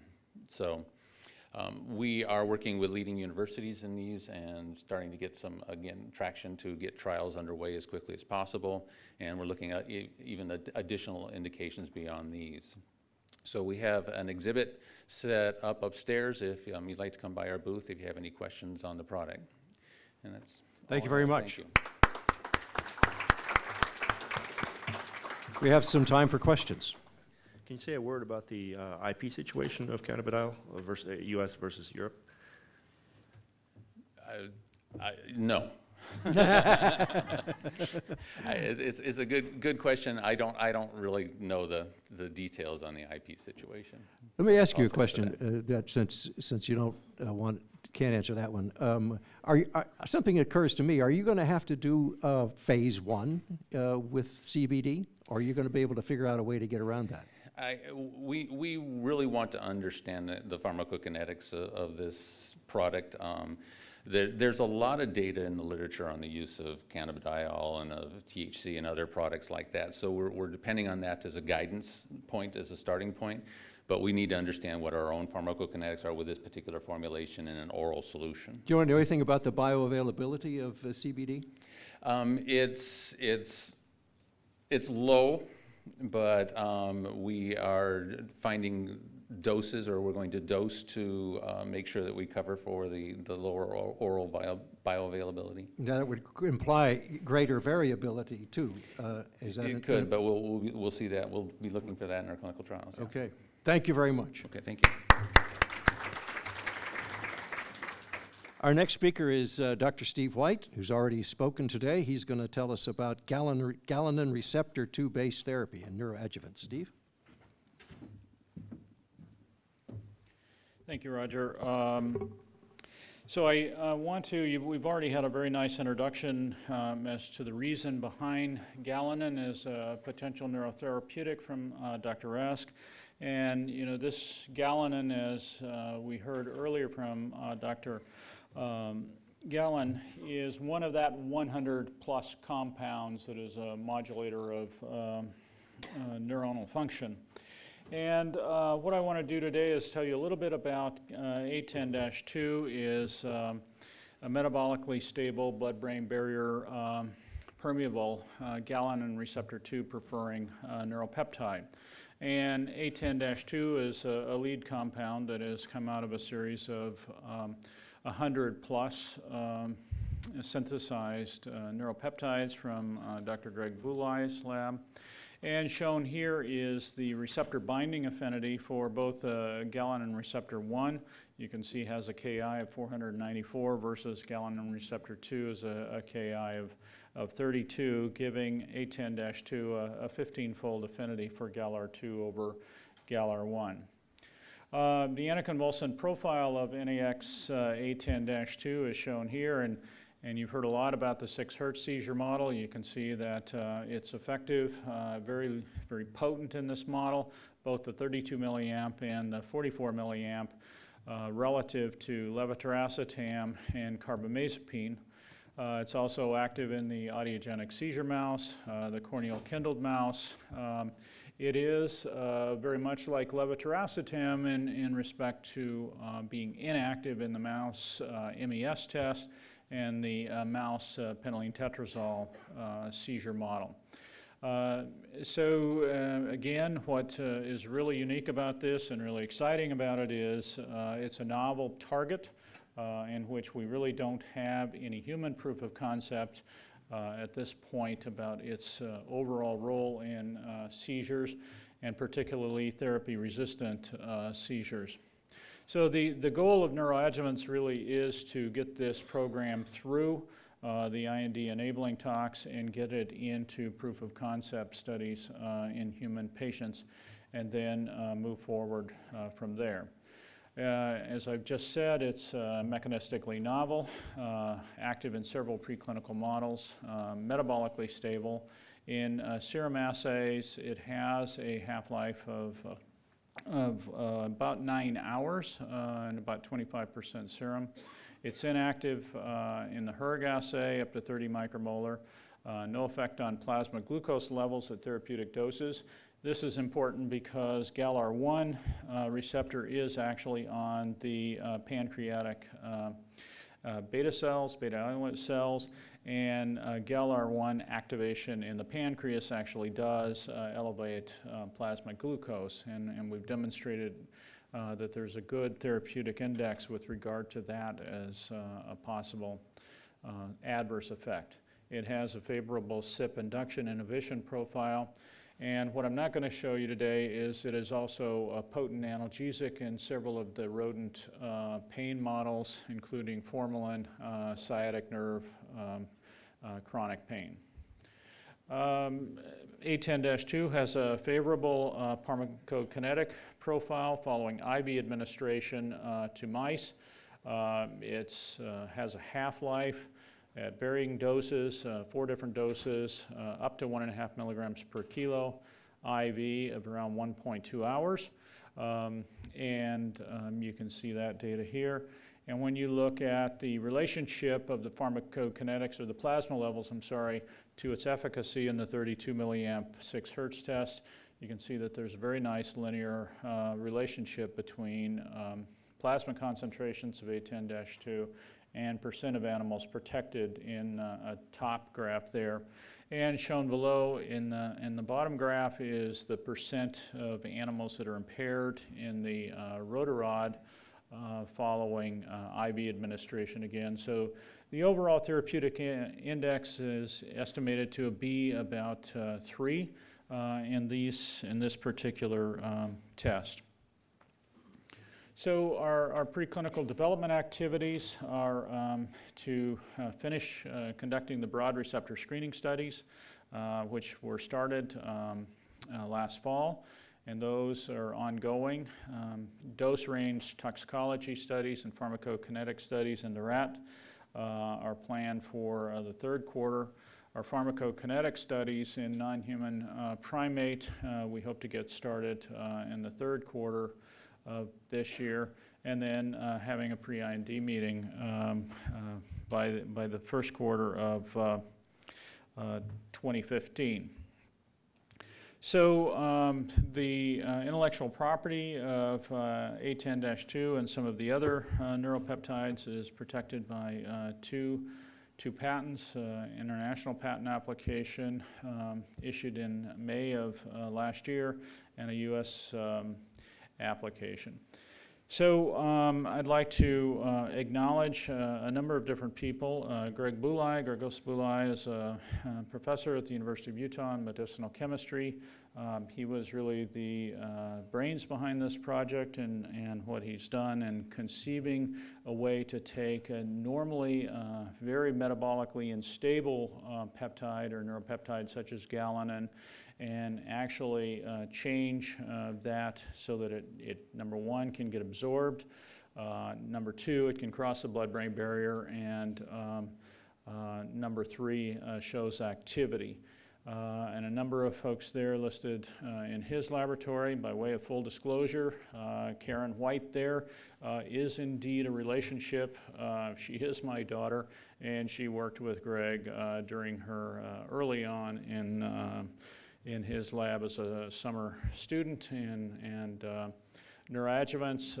The team there, Hunter Jackson, Ted Stamley, Brian Klein, who is now moved on and would normally be giving this presentation, Cameron Metcalf, and two others. The funding for this, actually, one of our very first grants, thank you again to the Epilepsy Therapy Project for that, the Epilepsy Research Foundation, Upstart Ventures in Salt Lake City, and a U01 translational grant from the NINDS. And with that, I'd be happy to entertain any questions. Thank you, Steve.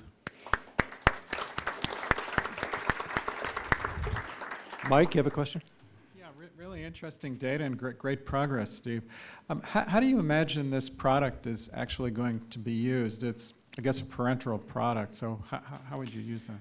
It's an excellent question, Mike. I mean, right now we are moving towards the formulation is an IV formulation.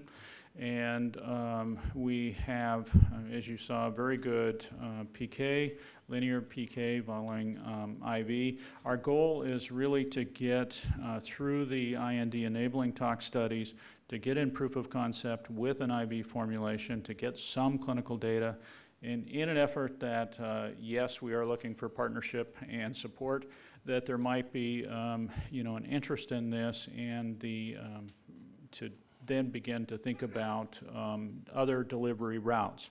We do have some data, limited data following intranasal administration. So one could consider that as a potential route. We also have subcutaneous administration demonstrating efficacy. That could be a potential route of administration. One area in which we actually could consider exploring is status epilepticus, as well as cluster seizures. Thank you very much, Steve. Thank you, Roger. Our next speaker is Dr. Dominic D'Agostino. Am I close? I'm sorry. The ketogenic compounds.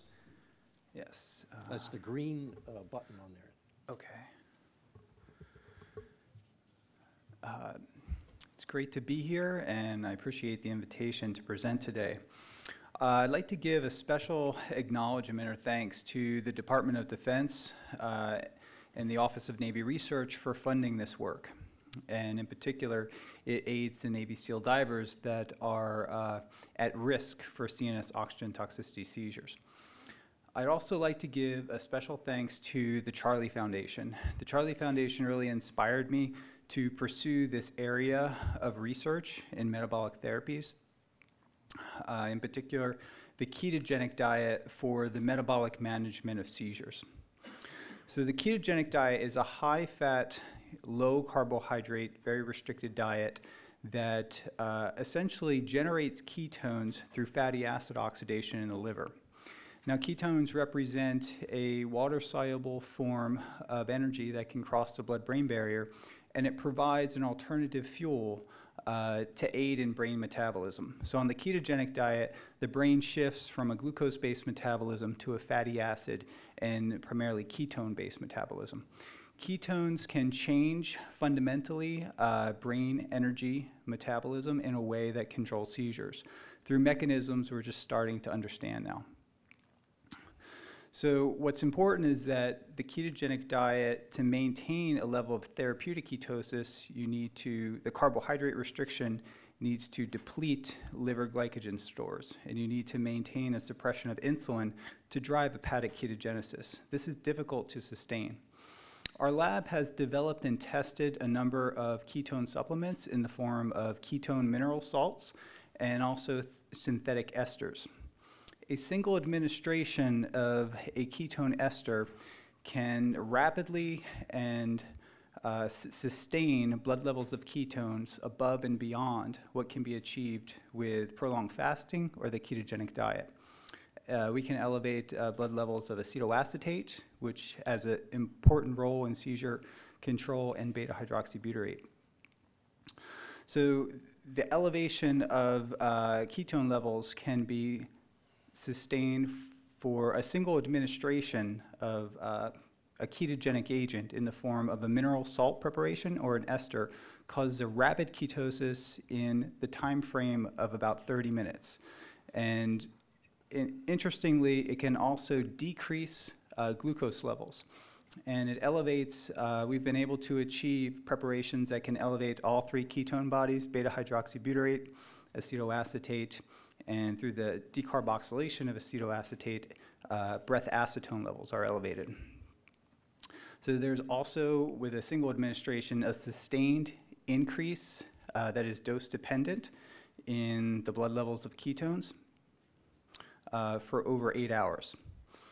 In a recent study, we've demonstrated that therapeutic ketosis with a ketone ester can delay central nervous system oxygen toxicity seizures. So with the single administration, we found that the latency to seizure can be delayed up to 575%.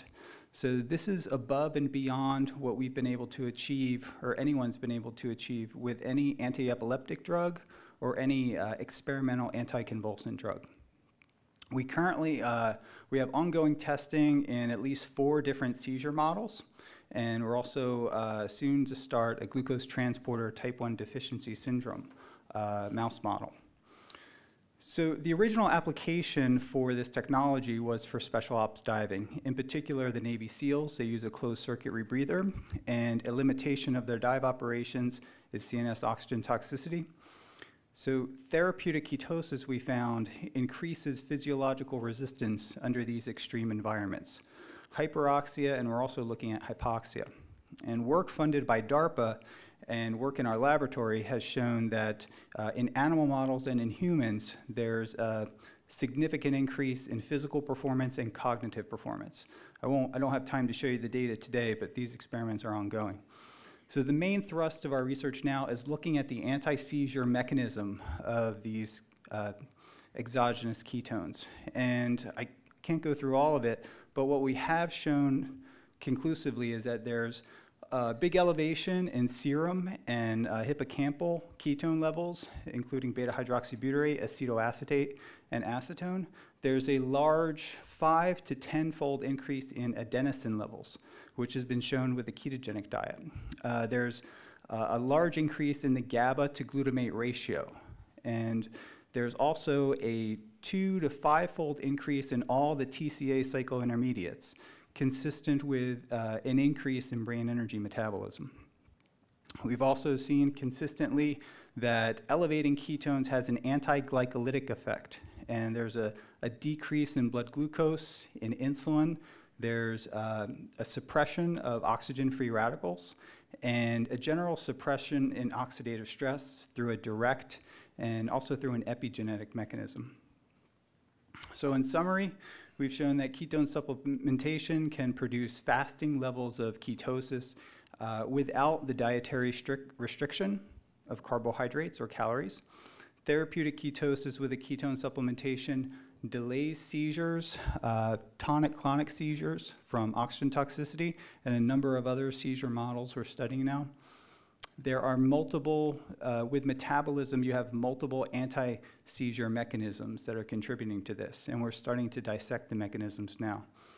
There's a pending FDA, generally recognized as safe approval. We're doing all the studies to meet the GRAS application for this approval, and we hope to start a phase 1 pilot study within a year. So thank you for your attention. Thank you very much. Dr. French. Very, very interesting and promising looking. I did see on one of your slides that glucose levels go down. Yeah. Is that potentially a safety issue, or can you speak to that? I should have mentioned that when you take these products, you can actually lower blood glucose to 1 or 2 millimolar and not have any signs of hypoglycemia. So the therapeutic implications of that are tremendous. So insulin shock, there's a variety of things. So ketones replace brain energy metabolism in the face of hypoglycemia. And by lowering blood glucose, that could also be another mechanism that it's having an anti-seizure effect. So it's pretty profound. Like above, we do a lot of work with metformin, and it's a lot more potent at lowering glucose than, for example, metformin. So hepatic glucose output is reduced, we think, and it's also has ketones can enhance insulin sensitivity. So there's an effect there. So we're looking at diabetes models and stuff too, and it's very effective for controlling glucose. Last question. Thank you. My name is Adrienne, I'm Bay Area Epilepsy Health Coach. This is fascinating. The question that runs through my mind is, since it's not done in the context of a dietary shift, what ideas do you have? I think about red, yellow, blue packets and kind of how the body gets geared up for sugar when it doesn't really receive sugar. Any ideas about what's going on outside of the dietary changes? Very good question. My original application was this would enhance the ketogenic diet, and I really thought that carbohydrate restriction was needed to produce the physiological and neurological effects.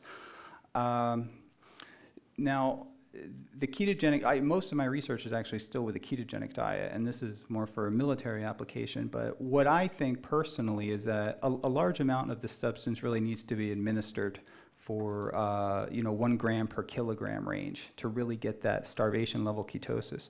I see it as a way to augment the ketogenic diet. So we know a 4-to-1 ratio ketogenic diet is very restrictive, but an Atkins-like diet, a 1-to-1 ratio ketogenic diet is very sustainable, and it has therapeutic effects. And a ketone supplement 2 or 3 times a day would boost ketone levels above and beyond the classical ketogenic diet. So I see it fitting in as a way to augment a less restrictive ketogenic diet. Thank you very much. Our next speaker is D. Scott Edwards, Vice President, General Manager of Cyflor Life Sciences. Competition for the podium right there. So. No problem. It's the green button. Yeah, thank you so much. So I'm going to spend the next 6 minutes and literally 6 slides telling you about a compound that we have in preclinical development that is a potent and selective potassium channel KCNQ2-3 activator as a potential anti-epileptic drug. A little bit about Cyflor. We're a drug discovery company. We're a chemistry company based in Cambridge, Massachusetts. So unlike many other companies, we do all our chemistry in-house and we outsource all our biology, either through CROs or through academic collaborations, which I shall describe a few of those. And we too are incredibly indebted to the NINDS ASP program, and I like to reiterate the thanks that they've been getting, well deserved. When we started in a couple years ago, we looked for targets where we felt that using our chemical insight and some very strategic incorporation of fluorine into those small molecules, we could make improved compounds in terms of their pharmacologic properties. The first one we picked, which was an interesting choice given the time frame, was in fact the potassium channel activator retigabine. And those of you probably know that choosing that 2 years ago led to a little bit of consternation because as soon as we started working on it, then a lot more started being known about the toxicity and latent clinical toxicity of retigabine.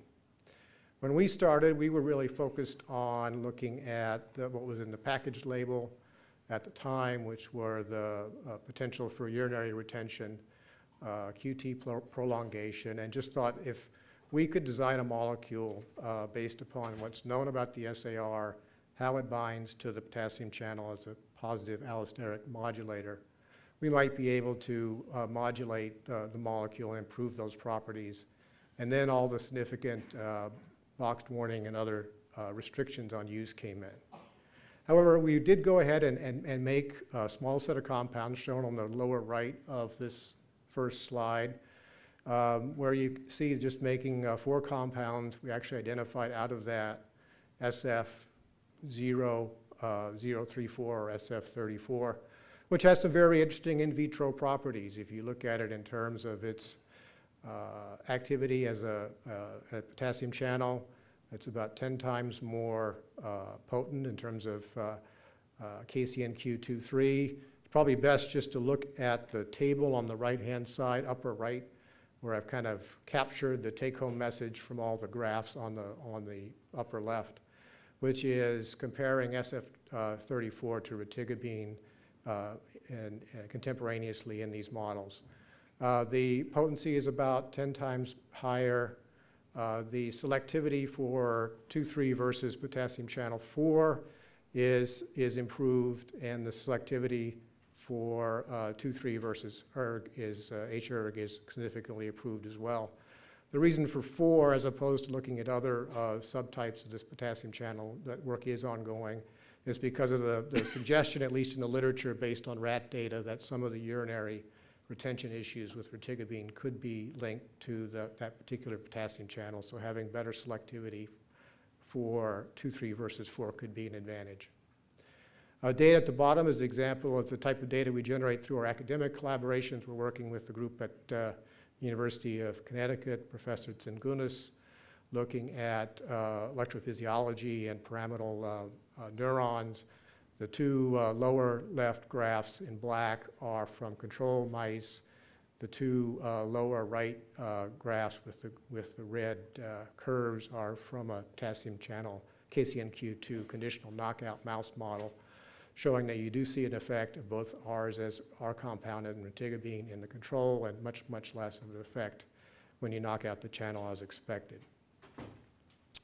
As I mentioned, the NINDS has been invaluable to us in terms of testing our compound in vivo. We've been through the qualitative and probably a good part of the intermediate stage testing, and you can see we continue to show very good efficacy ED50s that are at least as good, or in many cases somewhat lower, meaning superior to retigabine. In some cases, the protective index is significantly better, both in mice and in rats. These studies were actually done contemporaneously with retigabine that we synthesized and supplied to the NINDS. It's not comparing to the historical data.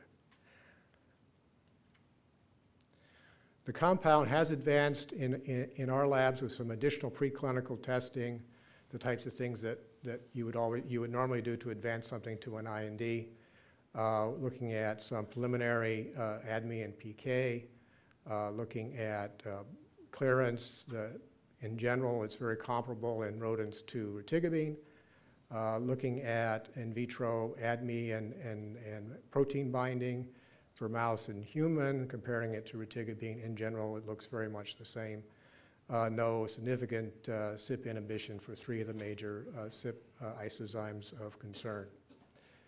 The additional testing that's been done, genotoxicity, Ames test negative, synthesis is readily scalable, formulation is readily attained. The intellectual property has been published as a PCT within the last 6 months or so. So the intellectual property is covered.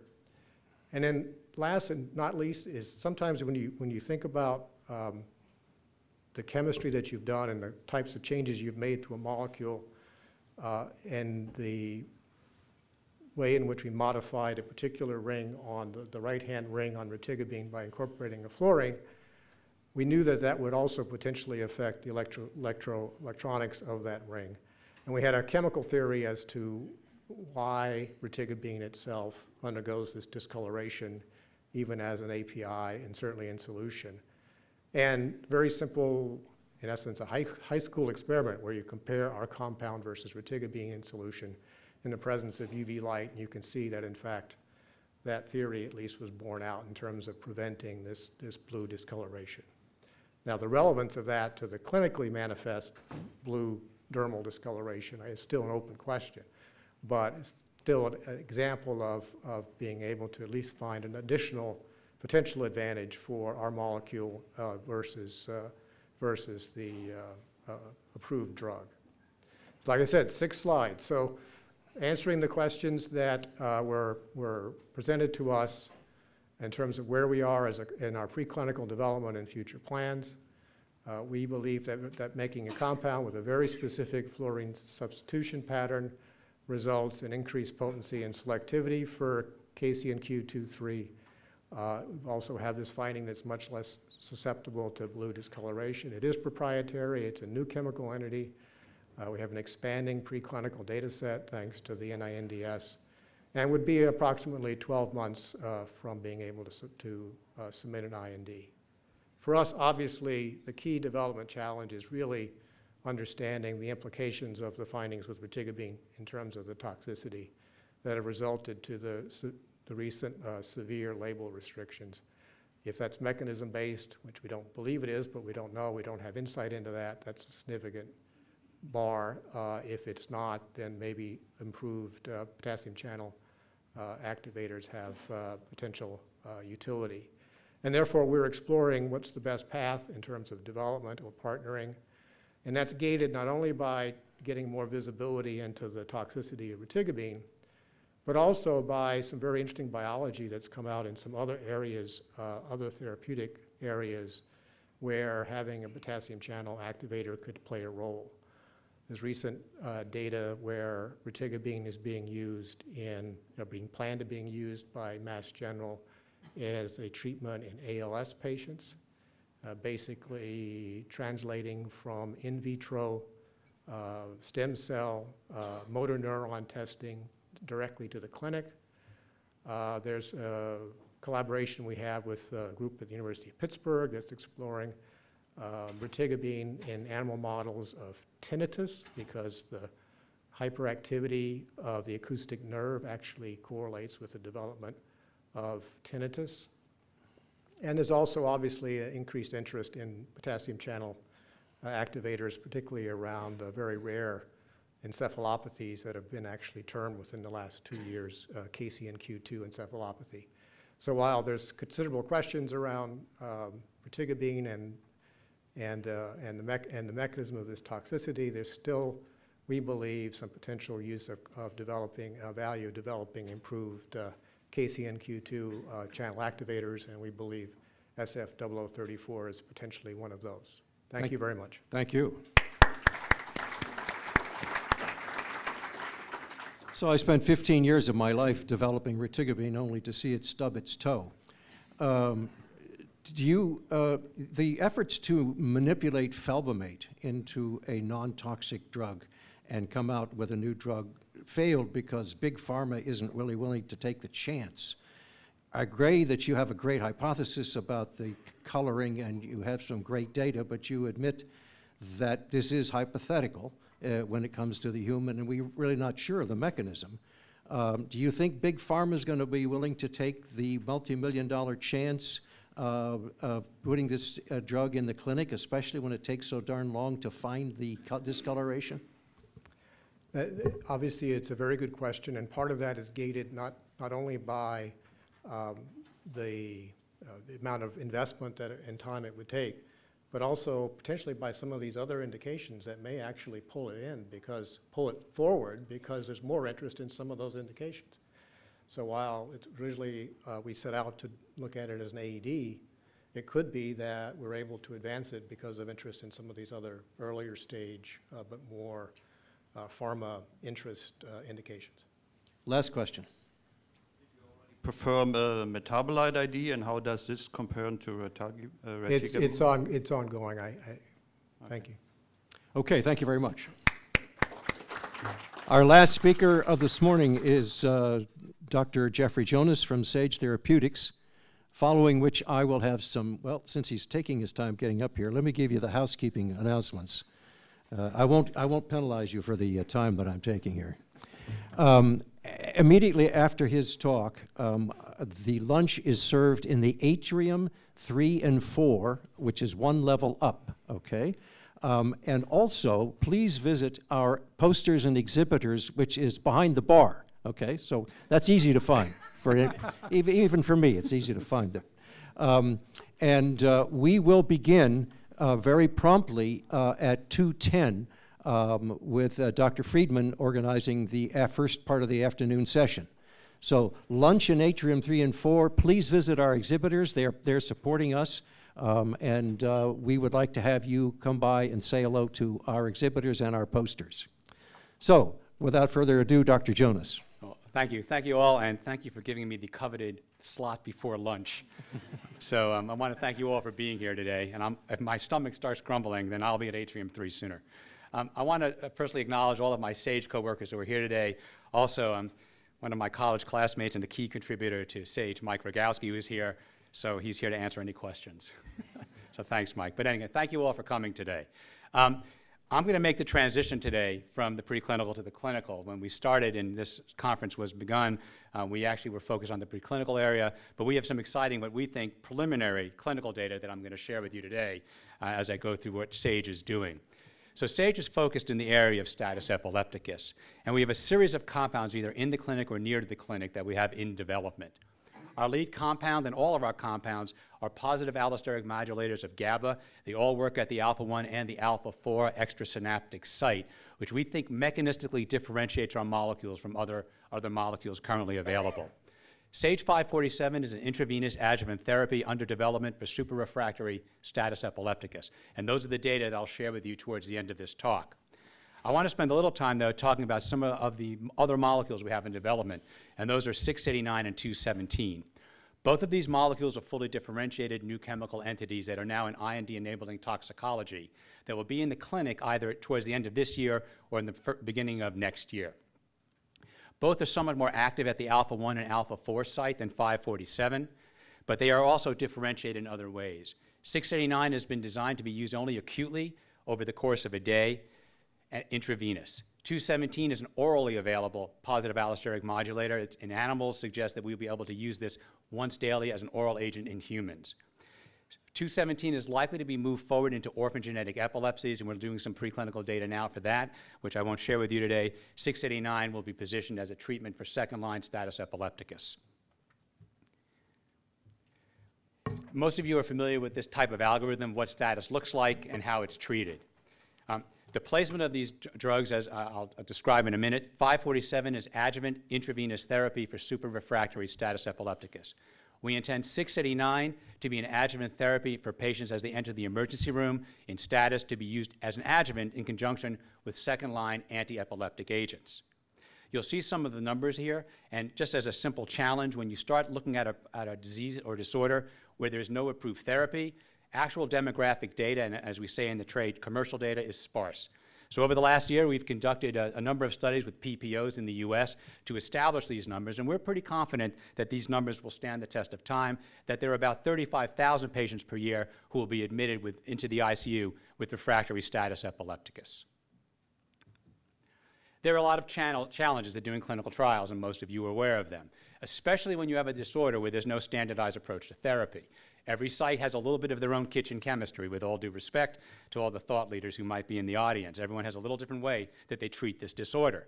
You have the issue of emergency use and identifying sites where you have adequate patient flow, and also where your actual trial can be conducted. We view these challenges as opportunities, so we've introduced our products for adjuvant therapy to be used in conjunction with standardized care. We do have a compassionate use program in place, and I'll share some of the data we have from that program. In addition, we've spent a lot of time studying the market and the way this disorder is treated, so we've developed internalized algorithms which are proprietary in how we approach sites and how we've been designing our clinical trials. Most of you are familiar with extrasynaptic GABA receptors, and I won't bore you with the details. Suffice it to say that most of us believe there are a number of GABA receptors. Most products like benzodiazepines work at the alpha-4. Our products are both active at alpha-1 and alpha-4. And again, I won't bore you with all the details, but one of the things that we believe differentiates our approach is that during seizures, the synaptic receptor is internalized. And therefore, for therapeutic intervention, only the alpha-4 is available for GABAergic intervention. Our products target the alpha-4, which we think gives us a differentiated approach. You can confirm this more robustly in animals. In an animal model of resistant seizure, you can see on the left, if you induce seizures and harvest the brain, you'll see reduction of synaptic receptors and pretty much stability of the extrasynaptic receptor. Physiologically, that's manifested as the tolerance developing to diazepam in chronic therapy without tolerance developing to sage 547 and related compounds. We've been able to demonstrate this in other preclinical models for both of our compounds 689 and 217, which are active in pharmacoresistant models of status epilepticus, where diazepam is ineffective. We also see good dose response. These are well-behaved molecules, good PK/PD, good predictability, good plasma-to-brain ratios in animals. I want to turn now to the clinical data. While we were filing our IND for sage 547, you all know this is a life-threatening disorder, so we had 4 requests for compassionate use. This slide shows you what these data look like. You can read the age and demographics pretty clearly. The important points to make, all of these were patients in exigent circumstances. All had been in the ICU for weeks to months. All had failed multiple attempts at weaning. What's important is all of these had been our healthy patients prior to their first admission to the hospital, so-called NORSE patients. All of them responded well to 547. All of them have been discharged and cognitively intact, and none of them had drug-related serious adverse events. As a result, we began our phase 1, phase 2 program, which is underway now. You can see the design of the trial. Again, it's based on standardized care with a wean of anesthesia and co-administration of 547, looking for electrophysiologic clearance, as well as the ability to get off general anesthesia. One important point. Our goal in a phase 1-2 methodology study is to look at pharmacologic activity. So we opened the gates to patients we were allowed to be treating. Basically, we wanted to see how this drug behaved across the spectrum of status epilepticus, so we are allowing patients to be enrolled despite their underlying condition, with the caveat that there needs to be an absence of any substantial underlying CNS structural damage. Patients with large space-occupying lesions, large hemorrhagic stroke, and so forth would not be included, but otherwise we allowed enrollment for any other patients. So, sorry, wrong way. Last slide before lunch, if I can figure out how to do this. It's not going the right way.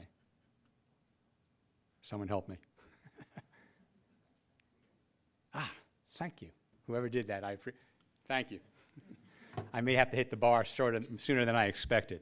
So these are the first 3 patients that we enrolled. And again, the early data with the usual caveats, and you can see there are some differences already. One is that these are relatively new onset cases, although they all failed weaning attempts. And you can see they all met the primary endpoint of the key efficacy endpoint, which was resolution of status. There are some important caveats here that I want to make clear. Only patient 1 is basically a Norse patient. This patient had a subdural, was treated successfully, and was discharged. Patients 2 and 3 had severe underlying disorders. Nonetheless, we agreed to treat them. Both of them responded and met the primary endpoint. However, shortly after treatment was stopped, they then had resumption of some seizure activity. So that's, from a regulatory standpoint, that's a positive challenge, and it's probative data that you have pharmacologic activity. However, it's unfortunate for the patients. As a result of this, we are amending our protocol. We're looking at higher doses and longer duration, and that amendment has now been submitted to the FDA. But however, we're very excited about these early data. The trial is enrolling. We have about 20 sites opening or about to open, and I look forward to sharing more data with you in the future. So with that, let me stop and see if I have any time for questions. Thank you very much.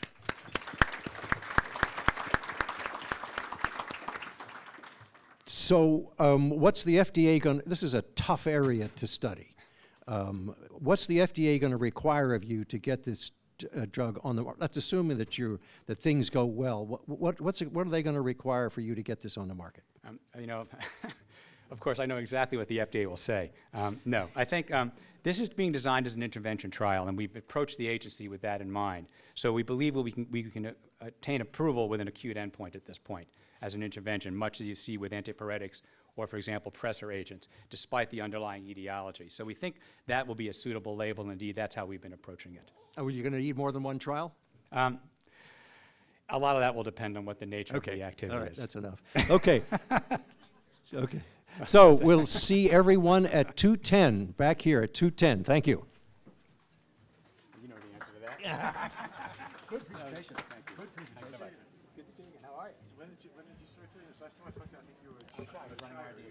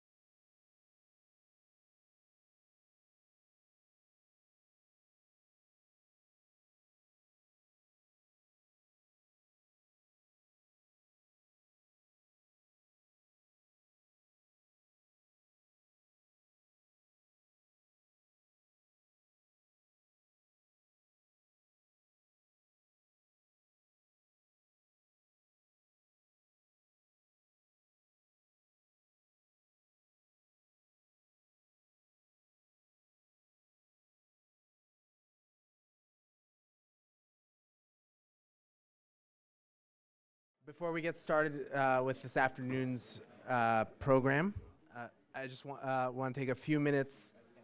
I know people have been having trouble with the meeting app, and we're going to have just a brief demo.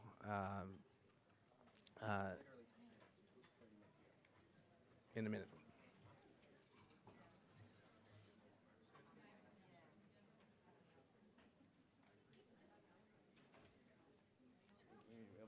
Should we? Can't put it up on the screen. I can hold it here. I don't know if that's okay. Too small. No.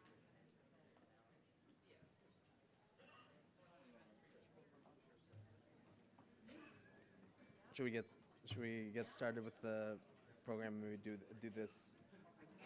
Okay. Okay. Kevin Liu is just going to take a moment and demonstrate the app briefly, so you could use it for the rest of the meeting and use it for voting and all the things that it was designed to do.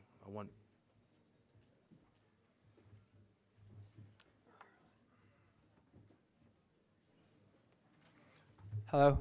Okay, sorry about that. I wanted to connect the iPad up to the screen, but there's something wrong with the actual connection, so I hope you guys can see it from the back of the room. If not, I'll try to verbalize what I'm doing here. The first thing that is of note is that there is a Wi-Fi connection here. Everything you go through the internet, you're going to have an internet connection. If you have 4G, it actually might work in this room as well, but Wi-Fi will typically be faster, and the code for that is 166451030 for Hyatt meetings. So I know that was a bit fast. They were handing out cards with the code on it, so I'll repeat it one more time just in case. Right, okay, yes. So 16645-1030. Give you guys a moment to actually get that set up. It looks like some of you are still doing that right now. 16645-1030.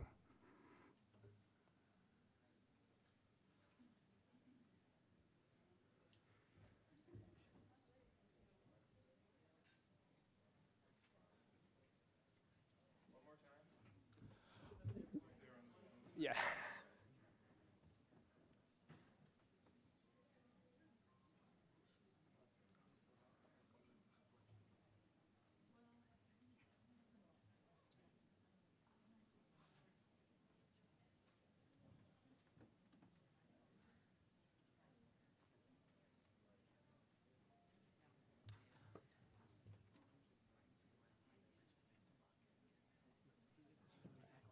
Okay. Another thing to mention is this Wi-Fi, the Hyatt Meetings Network, they actually just upgraded it, and there's a setting where it will kick you off every 30 minutes. So you're going to have to enter that code and type it in every 30 minutes if you want to use it, just to let you know. And when you're in the app, it might try to reload data, and if your Wi-Fi has stopped working, it will be unable to get the data. So to check, you could just go to a browser, go to a site like google.com that should always be there. And if you can't go there, then you know that you should probably check out the Wi-Fi again. All right, let's go to the actual app now. Assuming that you're actually connected to the internet, if you have an iPhone, iPad, any iOS device, or an Android device, you can download the app from the App Store. The Android devices have the Google Play Store, and on the iPhone or iPad, it's just an App Store. And it's the same place that you've been getting all the other apps from, so hopefully you know where that is. It might ask you for an Apple ID password, which we can't help you with. That's between you and Apple. But yeah. Search for the Epilepsy Pipeline Conference app. On Android, I think it might be Epilepsy FDN. If you have trouble finding it, you can ask me and I'll help you find it. But it should be, I don't know if you can see it, but the logo is the one with the two different ones right next to each other. So it might take a little bit of time to actually download the app, and it would be great if you could walk through it with me, but I don't think I actually have all that time, so I'm going to briefly go through the functions. I really wish you could see it, but on the iPad, you actually get the best view because you have the most screen real estate. You have 2 panels on the left and the right. On the phone, you're only going to have one at a time, so you'll have to imagine what it's like to have to click on the left side and then the right side to access something. So for example, on your phone, you're going to have this left panel in the beginning. This is your table of contents. And you'll always have this ribbon on the bottom, which is for navigation. The first thing that you'll probably be most interested in is the program schedule. So that's the first item on the top of the table of contents, and also the second tab on the bottom to the right of the home icon. All right. So I'm going to go, let's see if I can. I don't think that really is visible. All right, I'll tilt it backwards. So if you click on the complete program listing, which is the top thing here, I'm holding it in reverse, by the way, but you'll see all the sessions listed and their time periods. You can click into a session, and then there'll be the location, the time period, the description, and then you'll see a list of speakers, and then the presentations and other options that you can have to do things on this session.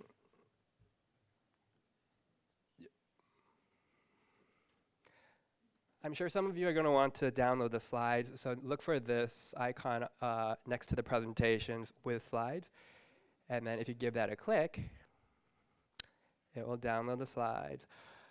Depending on how big the slides are, it might take a while, and you will need internet connection to actually download a slide. Yes? What's the need or advantage of logging in? What does that give you? I mean, if you can access the slides, I guess that's all I need, but if there's some cool stuff with logging in, then okay. Yes, absolutely. Here, let me see if I can cancel this. Oh, it looks like it can't even cancel it. But for the slides, if you click on the, oh, here they are. If you click on the button up on the right-hand side of that, you can actually email or export the slides to yourself, so then you can view it later as well. Let me go back. It will be available until the end of the internet or whatever. We have no plans to take it down, so. Yeah. All right. So it's, if you want to, yeah. The items are all linked together. So if you are interested in a speaker specifically, you can actually click and then you can see their bio and other information that they have uploaded about themselves. And this is the same as going to the attendees tab over here and then browsing the list of speakers here. You can actually browse through the list of all attendees as well. If you go up to the here, you have the options to go through all the attendees, just the speakers, or even your contacts. Whoops.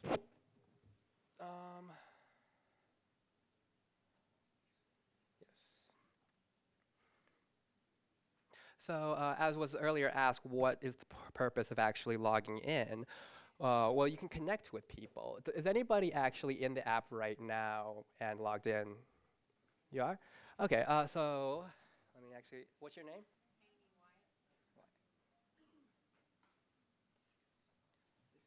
All right. We try to model the offline world in that we have an attendee list, but it's a very basic one. It basically just has your name. It might have your overall location, but it won't have your email address, phone number, detailed address, any of that, until we send a business request. Or it's like a business card request. So to do that, you actually do have to log in. So if I'm gonna, oh, yeah, I should try to show you where to log in. On the home page, ignore that panel for now. It's right here.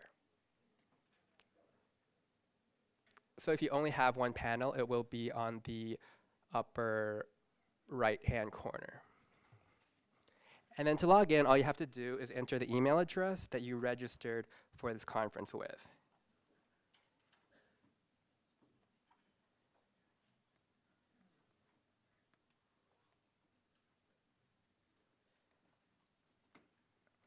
All right.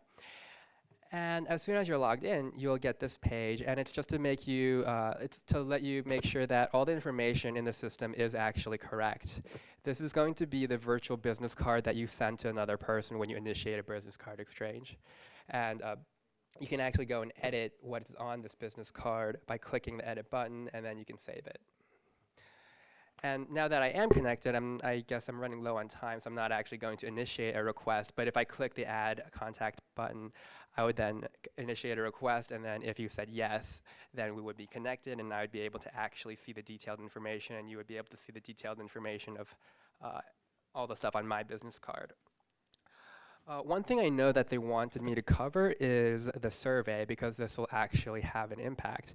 So on the home tab or the home page, there's 3 items over here, and these are all links to the surveys.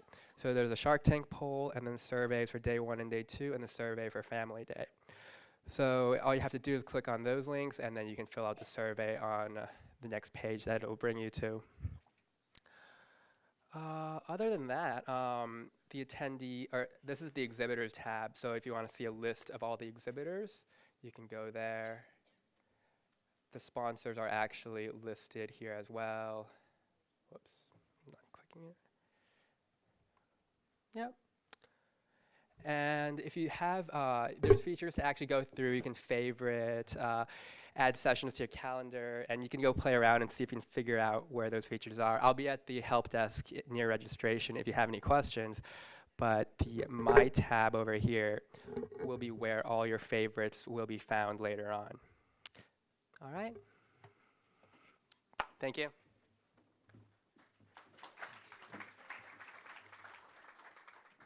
Thank you.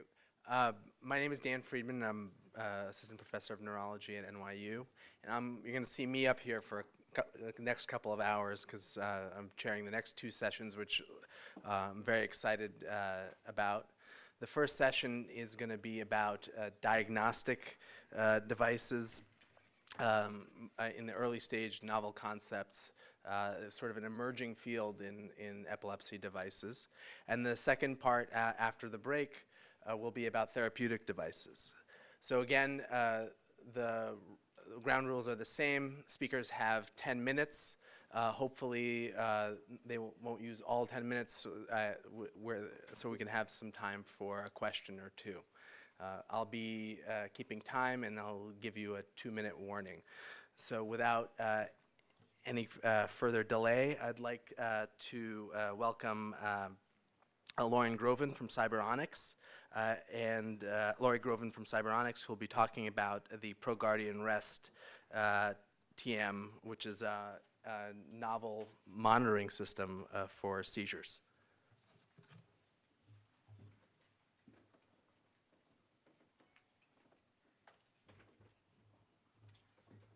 Thanks, Dan. I appreciate it.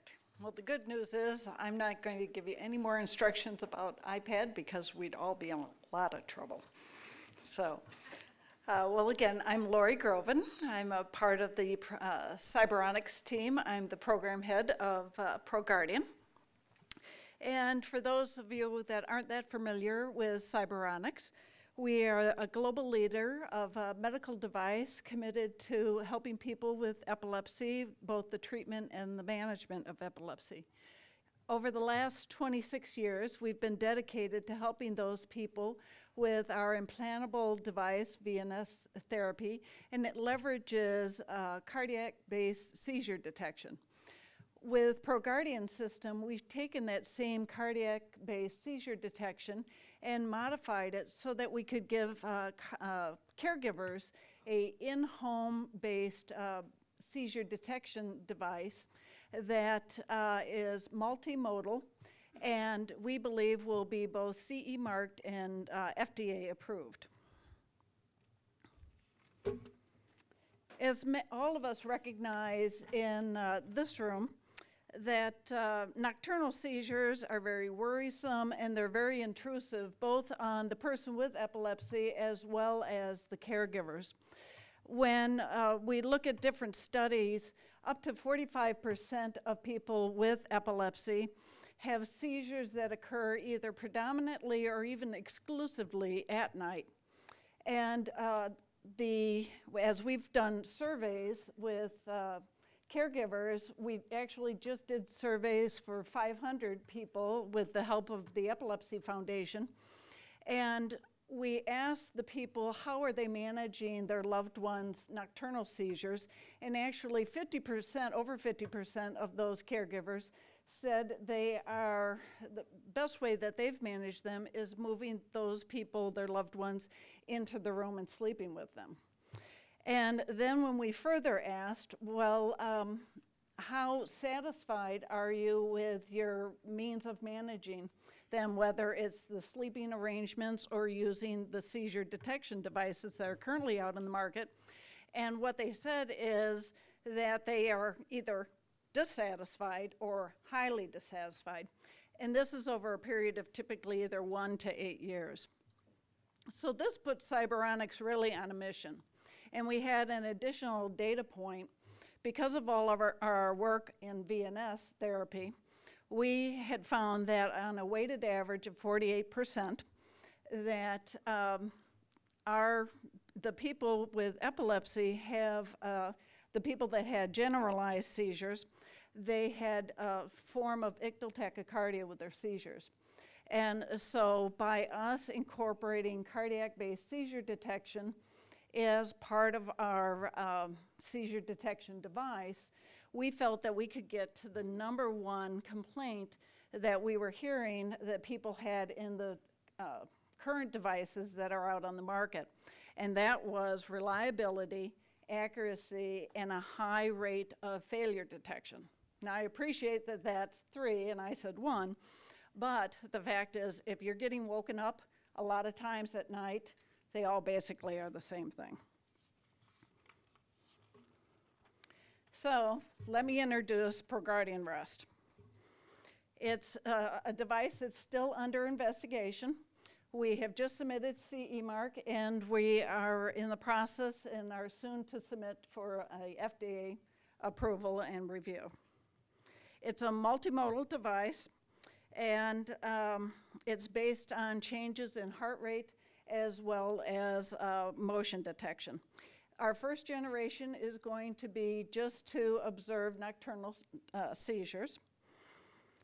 What the caregiver will do when the person is ready to go to sleep is that they will attach a sensor to a very flexible single-use patch, and they will put it on one of 3 locations of the person with epilepsy. As soon as the sensor and the patch is on the person, the sensor will start detecting a heartbeat, and then the sensor will start communicating to the hub, the black device. The distance, the communication between the sensor and the hub is 30 feet. If the caregiver wants notification of a further distance, there is a optional application that will send notifications throughout a Wi-Fi enabled home. So at the time of seizure, ProGuardian will identify changes in heart rate as well as movement, and then upon a certain type of combination based on the algorithms, it will send a notification to the caregiver. So it will send notifications both audibly and visually. The caregiver then comes in and confirms that it's a seizure. All confirmed seizures are then electronically noted within the hub, and then the hub generates a report that can be pulled so that the caregiver, the patient, as well as the healthcare provider can now review a more reliable report of all the different seizures in a trending report for a more comprehensive review and discussion about their epilepsy management. But really, with all the devices, as you've reviewed, the ones that are currently on the market, it really has to do with performance. And, you know, there's a lot of ways of talking about performance. I choose to do it in pictures. My chief scientist is over in the room. I think some of you might be able to see him, our chief Shiv Sabajian. He is over there, my PhD, thank you. He has a scientific poster. We kind of bill ourselves as beauty in the brains. So I do it in pictures. He does it in a lot of formulas. So I would encourage you to go and talk to him during the scientific posters, and then you can determine which kind of version you like and who's the brains, who's the beauty. But we're very confident about ProGuardian by the way we've approached the seizure detection. It's multimodal, as I mentioned before. We've kept the cardiac seizure detection and the movement seizure detection separate, as well as we've moved it from the limb, which a lot of the devices currently are, and we've moved it to the chest sensing so that we could get a higher sensitivity and specificity. But we've also taken the next step, and through all of Shiv's brilliance, we've added a lot of sophistication and introduced and had to account for daily life. So he has looked at positioning, both for, and taking that into consideration for the cardiac as well as the movement. Positioning, a lot of things that are happening in sleep. You know, our large target audience is children. Children are doing a lot of things. You have to rule out daily life activity versus what the subtleties of seizures. We've also added a feature, a sensitivity feature that's specific to both cardiac and movement, and that is so that the parent can dial in what's specific to the seizure as well as the parenting style that will have a direct effect to the level of notifications that they're getting. Lastly, it's about also substantiating. We've done a lot of clinical studies, both on usability and performance. Because of our work in VNS, we had a large database of cardiac seizure detections, and so we fine-tuned our algorithm on the cardiac side using the database that we had and fine-tuned it specific for our ProGuardian device. We have built a similar database on movement, both with people with epilepsy and people without, because you need to understand both regular sleep as well as, or regular movement, as well as movement with, within seizures. As with any emerging device, you always have more that you need to study as it evolves. So we will be going to the EMU to answer more specific questions that our neurologists are interested in. We will be going to the home use situation to answer more specific questions that our parents are going to be interested in. And then we'll also be, and we are starting to gather information and data about the other products out there and be creating and generating consumer type reports to compare, because after all, this is a consumer device and the people purchasing are going to want that comparison. So we're very excited about ProGuardian and the type of benefit and value that it's going to bring the people that are dealing with this type of situation. So thank you for your interest. Any questions? One question.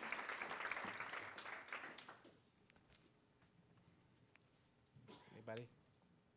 Okay, I think in the interest of time, I think we'll move on. The next speaker is Dr. Jose Cavazos, who's going to be talking about the Brain Sentinel, a novel method for detecting seizures.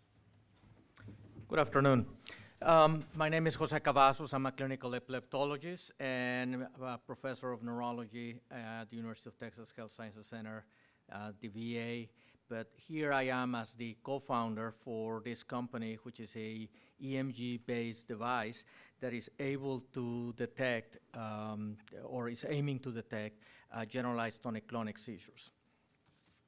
The device currently is undergoing phase 3 pivotal regulatory studies that have been already discussed and with the FDA. At the present time, what we have in the current iteration is a device that is worn on in the arm, in the biceps.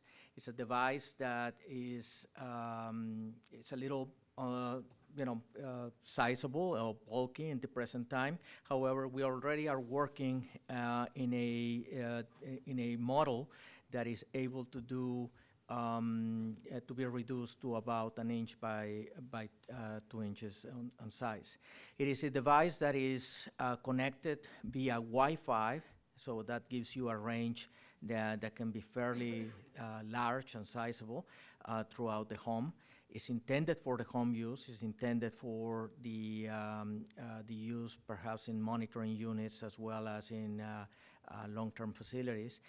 And one of the most remarkable pieces of this device is that it's able to save and store pieces of EMG, as I'm going to show you in a few minutes, that is able to aid the clinician to classify the semiology of the type of seizure that we're talking about, and is able to obtain information from a diagnostic standpoint as to the type of semiology that the patient, and seizure type that the patient is having.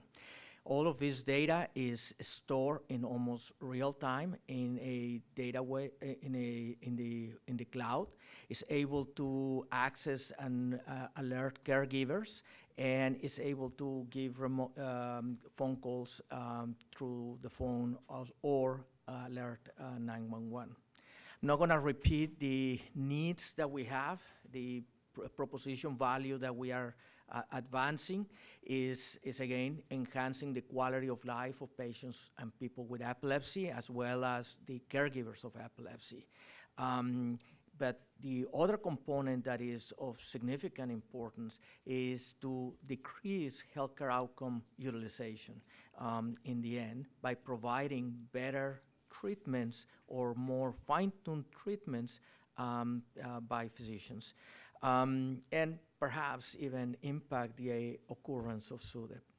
Now, this is a very busy slide that is available in your slide for download, but essentially we have been approaching this through a very multifaceted approach with looking at the market, as well as this is the fourth study that we are doing from a regulatory standpoint, as well as from an intellectual property standpoint. We have 8 filings between patents that have been given to patents throughout the world. We are also working from a reimbursement pricing standpoint, because if this device is going to provide some help to patients, we need to develop some added value to physicians and to patients to be able to understand better the types of seizures that patients are having and having more accurate counts of events. Now, this is an example of the kind of data that we are able to store in the device and actually upload directly into the website within matter of minutes to hours, depending upon what the size of the snippet is done. And that is, what we have here is a recording from the EMG during a generalized tonic-clonic seizure. What we have at the very beginning, besides the noise value, is the beginning of a movement of the patient that had a complex partial seizure. Then subsequently, 8 seconds later, develop a secondary tonic generalization, and it evolved into a clonic phase followed by post-ictal confusion. At the present time, we have enrolled 100 patients in 11 centers, in 11 NIAC level 4 centers.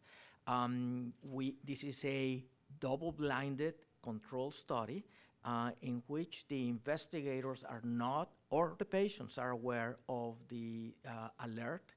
The FDA has required us to obtain adjudication of events by a multitude of panels of video electroencephalographers because we need to determine times.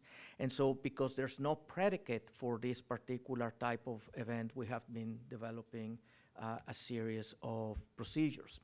We already have completed the engineering testing. We are also submitting for CE mark as well as the for FDA review. And we are, as I indicated earlier, are in the process of developing a smaller device that is also able to have a cell phone range. And so it allows more higher independence for patients. Clearly the market of the number of companies that are pursuing these types of device are several. And certainly our main aim is to improve the quality of life of patients. I'm sure that each of these products will have some benefits for patient care. In particular, as I indicated, one of the things that I, as a clinical epileptologist, have learned out of this study is the incredible diversity of the biology of generalized tonic-clonic seizures. These are things that are not known, or they were not recognized previously as to the complexity, and even just the analysis and our algorithms for seizure detection. I do believe that they do offer some unique needs and meet some of these needs. So with this, I'm happy to take some questions. We have time for several questions. I'll start with a question. Sure. In your discussions with the FDA, did they have any specific guidance for accuracy, sensitivity, and specificity? Yes, we did. Clearly they are looking at they were using information from the seizure detection algorithms that we have currently in like the Gottman algorithm, et cetera. And so those are numbers that are floating, but again, this is a new predicate, and it's a new set of devices with a new set of data. EMG has not been used for these particular pieces. Please keep in mind that we also are looking at particular frequencies and decomposing the signal and that's part of the intellectual property, and using those signals to, so we have a tonic algorithm, we have a generalized tonic-clonic algorithm, we have a clonic algorithm, and so all of these, the different types of events that have motor manifestations, or seizures that have motor manifestations, have different manners of biological expression. And since, as a neuroscientist myself, we have focused so much in the brain, and we knew that the muscles were moving, but we were not paying as much attention. There's actually a lot to learn in terms of semiology and importantly, better classification, because in the end, what we're looking for is to make an impact in morbidity and mortality of patients. Yes, ma'am. Any idea whether classifying the semiology of these different GTCs would either inform treatment or predict mortality? So at the present time, I am not presenting you the results today because we still need to finish the adjudication and review of the video. It will be presented at the American Epilepsy Society meeting. But the answer is that's what we're hoping. At the present time, we're doing correlations, for example, with post-ictal depression. We're looking also, as you know, from video EEG. So we have the entire video EEG monitoring, and so we're also looking at cardiac changes and predictors for morbidity. Clearly, it's a short-term study, meaning it's a study that takes up to 2 weeks in the epilepsy monitoring unit, followed by the patient taking the device home for 2 weeks if they had a generalized tonic-clonic seizure. So we have actually information on the utilization in the home as well as in the epilepsy monitoring unit. It's short enough, unfortunately, I mean, in the sense not to give us information about the mortality. Obviously, it's just 100 patients. But I mean, we are using, again, the surrogates that have been determined by individuals from who have worked for in SUDEP as the targets that we're looking for correlations. But again, it's correlations.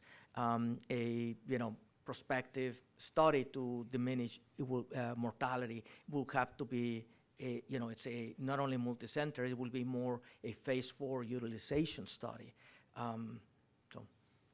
I just want to thank you very much. I think these devices are extremely important for the overall field. I think we underestimate how important the impact is.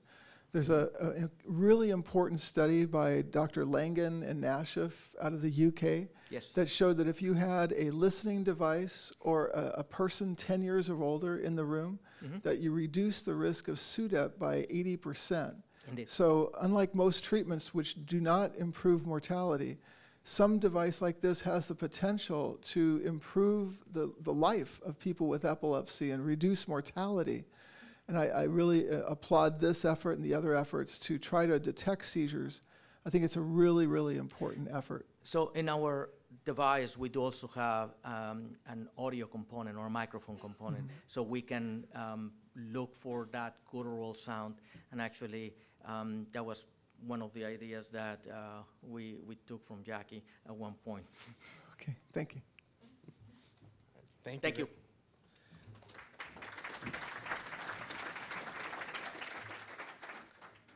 Next, we have Dr. Mark Lemicule from Epitel, who will be talking about a wireless EEG patch.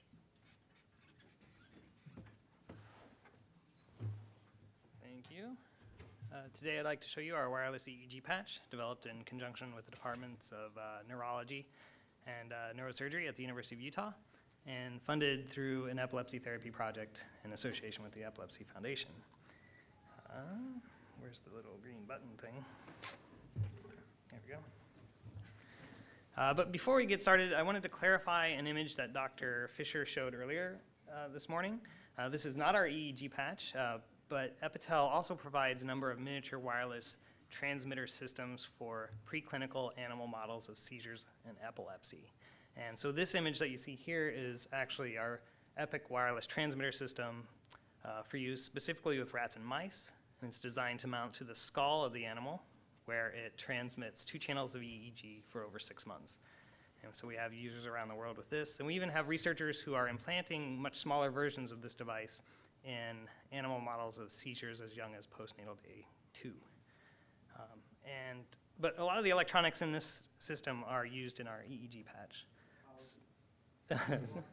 No worries. So Epitel is addressing a clear clinical need to improve seizure reporting. And one embodiment of that need is to augment patient self-reporting in seizure diaries with a quantitative electrographic report of when seizures occur and how long those seizures last. And ideally, we'd like to be able to record EEG continuously uninterrupted for many days to get an accurate report of when each seizure occurs. And ideally with this information, an epileptologist may be able to better treat a patient with epilepsy by knowing the time of day that a patient is having a seizure, whether or not those seizures cluster, whether or not the patient even knows that they had a seizure, et cetera, all weighed against anti-seizure medication side effects. And so while traditional wired EEG is designed to determine where seizures are occurring, our EEG patch is designed to determine when seizures occur after a diagnosis of epilepsy. And so our device is in a patch-like form factor that can be placed anywhere on the scalp and is designed to log and transmit EEG for many days.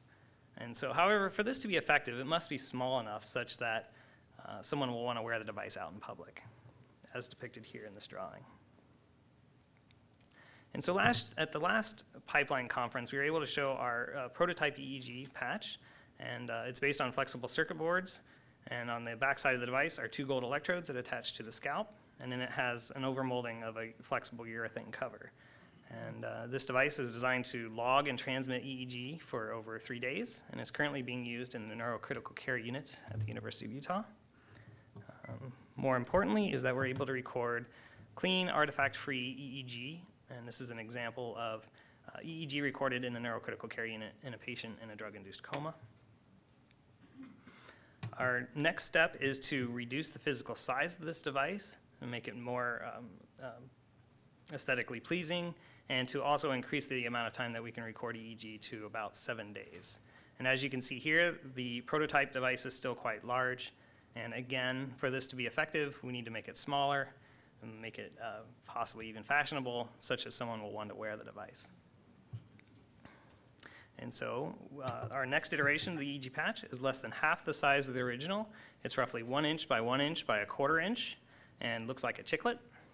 And so we propose that the chiclet be also come in a number of different hair colors and skin tones, and even popular children's cartoon characters such as Hello Kitty and Batman. So furthermore, we propose that the device be completely waterproof so that a user can be able to wear the device for 7 days and still shower and bathe.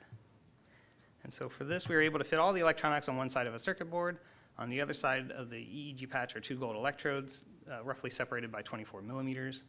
The entire device is potted in polyimide, making it completely waterproof. This version will simultaneously log and transmit EEG for 7 days, as inexpensive, disposable, and easy to use. So to activate the device, you simply peel open the packaging, place it on the scalp, and it begins to log and transmit immediately. Probably the most technical challenge that we face is not in actually making the electronics waterproof, but it's in making the device scalp interface watertight for 7 days.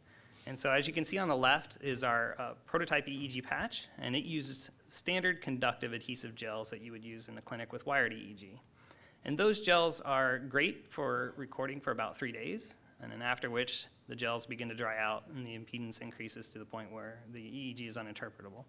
So on the right is our new design, where we're still using those conductive gels over the electrodes, but surrounding the electrodes is a non-standard adhesive.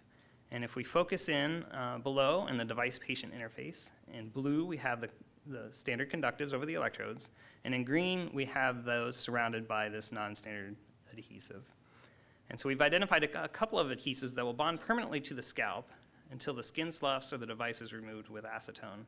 And that provides this watertight interface that prevents water from getting in and shorting out the electrodes, but also prevents those conductive gels from drying out. Now, a consequence of using such a strong adhesive is skin irritation. And so we've also identified a number of milder adhesives that will still allow us to have that watertight interface, but probably won't be able to record for as many days. And so the next step for us is to take this device out of the hospital and into the patient's home, and in a study where we're going to record at-home seizure monitoring. And so in conclusion, we're developing a small, simple, easy-to-use patch-like device that's capable of quantitatively reporting when seizures occur in patients with seizure disorders. So, thank you.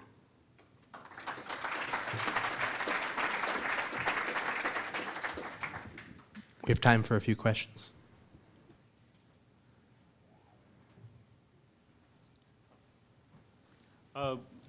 Good work. A question is, how scalable are these patches? So if one wants to put more electrodes, let's say Yes. instead of 1 versus 2 or 4, how scalable is it? It is possible to place multiple patches on, and they won't interfere with each other. Our wireless transmission is very low power and is really designed so that you can bring a handheld device up to one patch or multiple patches and see the EEG in real time. So you could put multiple devices on, yes. This is a related question. How large of an area does your patch cover? 1 square inch currently. We may be able to make it smaller. No, I mean of the brain. So if the brain is seizing under your, how far away would it be able to detect the seizure in the underlying brain? Right. We're still trying to determine that, but ideally we would know where to put the patch based on traditional wired EEG, diagnosing that the seizure is either generalized or there is a focus that's reliable. Are the devices rechargeable, or can you use them beyond the 7 days? They're designed to be one-time use, and so to try to make them, to keep them inexpensive, you know, we can use multiple devices, and also to keep the size down.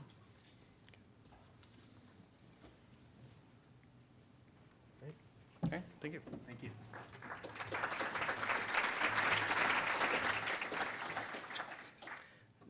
Next up is Raz Picard from Empatica, talking about the Embrace autonomic and seizure event detector.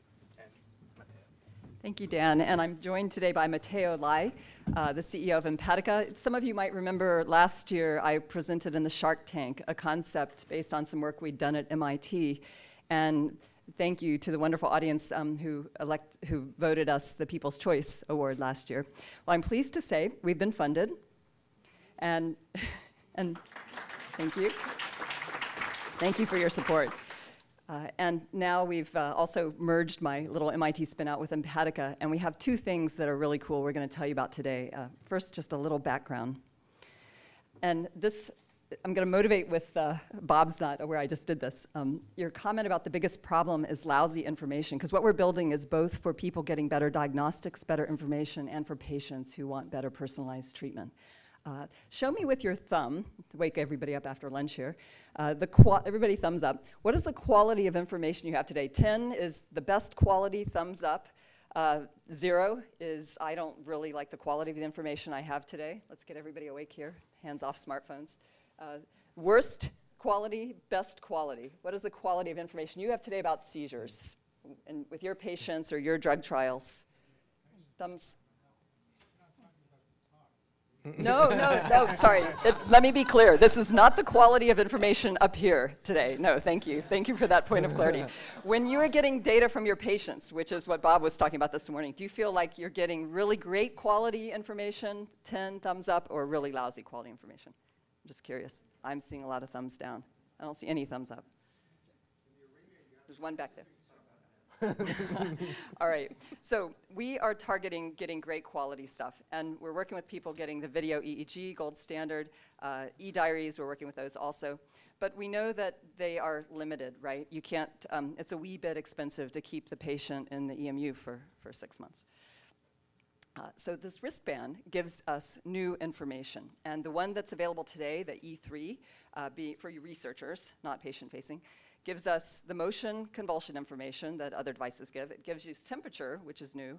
It gives heart rate, which you're seeing in some others. And the new thing is EDA, electrodermal activity. This is the sympathetic nervous system innervation of the skin, which we showed not for small percents of seizures, but for 100% of generalized tonic-clonic seizures and for 86% of complex partials, had a more than 2 standard deviations above the pre-ictal period significant rise. In a study of 90 patients at Boston Children's Hospital. This is published in Epilepsy and in Neurology. In Epilepsy, we show that the addition of the electrodermal activity to motion information gave significant improvement in the accuracy of detection of generalized tonic-clonic seizures. So you see here 3 seizures where the EDA on top plus the motion on the bottom gives you much more clear signature of the seizure than does just the motion information on the bottom. We have a science poster. We'll tell you more about this if you're interested. Also, false alarms. 56 of the children in a group of 73 that was studied here, and these are not people lying in bed. They're up running around, playing games, shaking dice and all.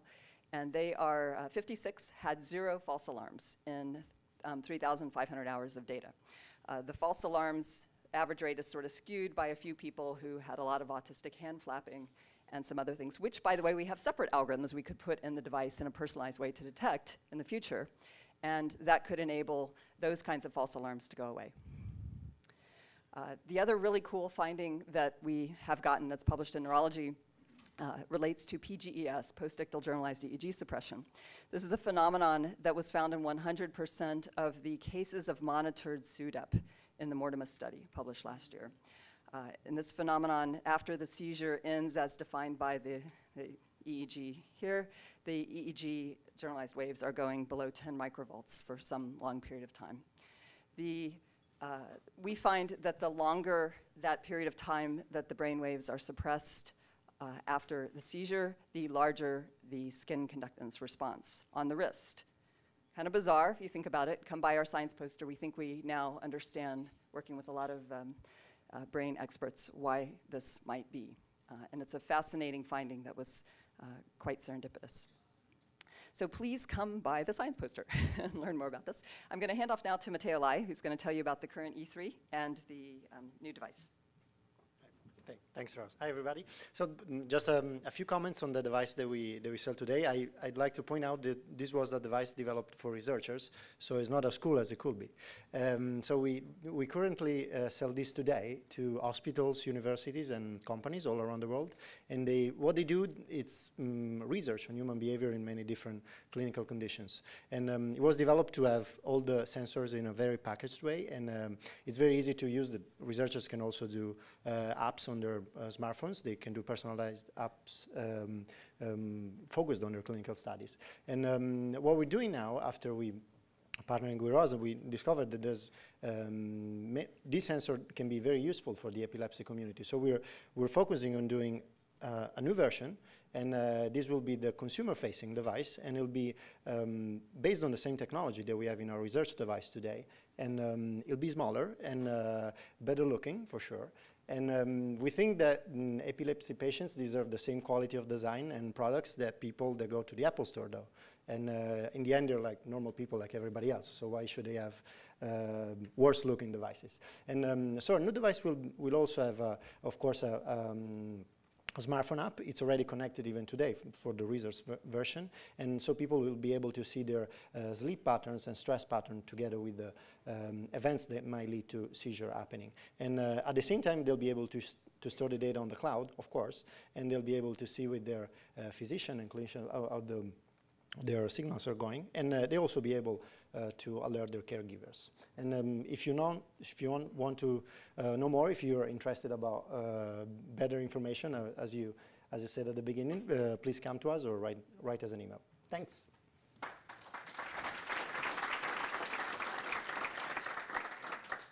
Thank you. We have time for a few questions.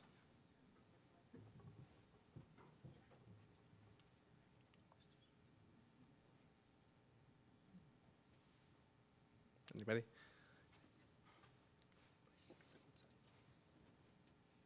Okay. Must be some. You're shy. There's one. I just want to say the same comments I made before apply to you guys. Oh, thank Thanks. you. Thank you. Thanks. Your support means a lot. Thanks. Okay. Thank you.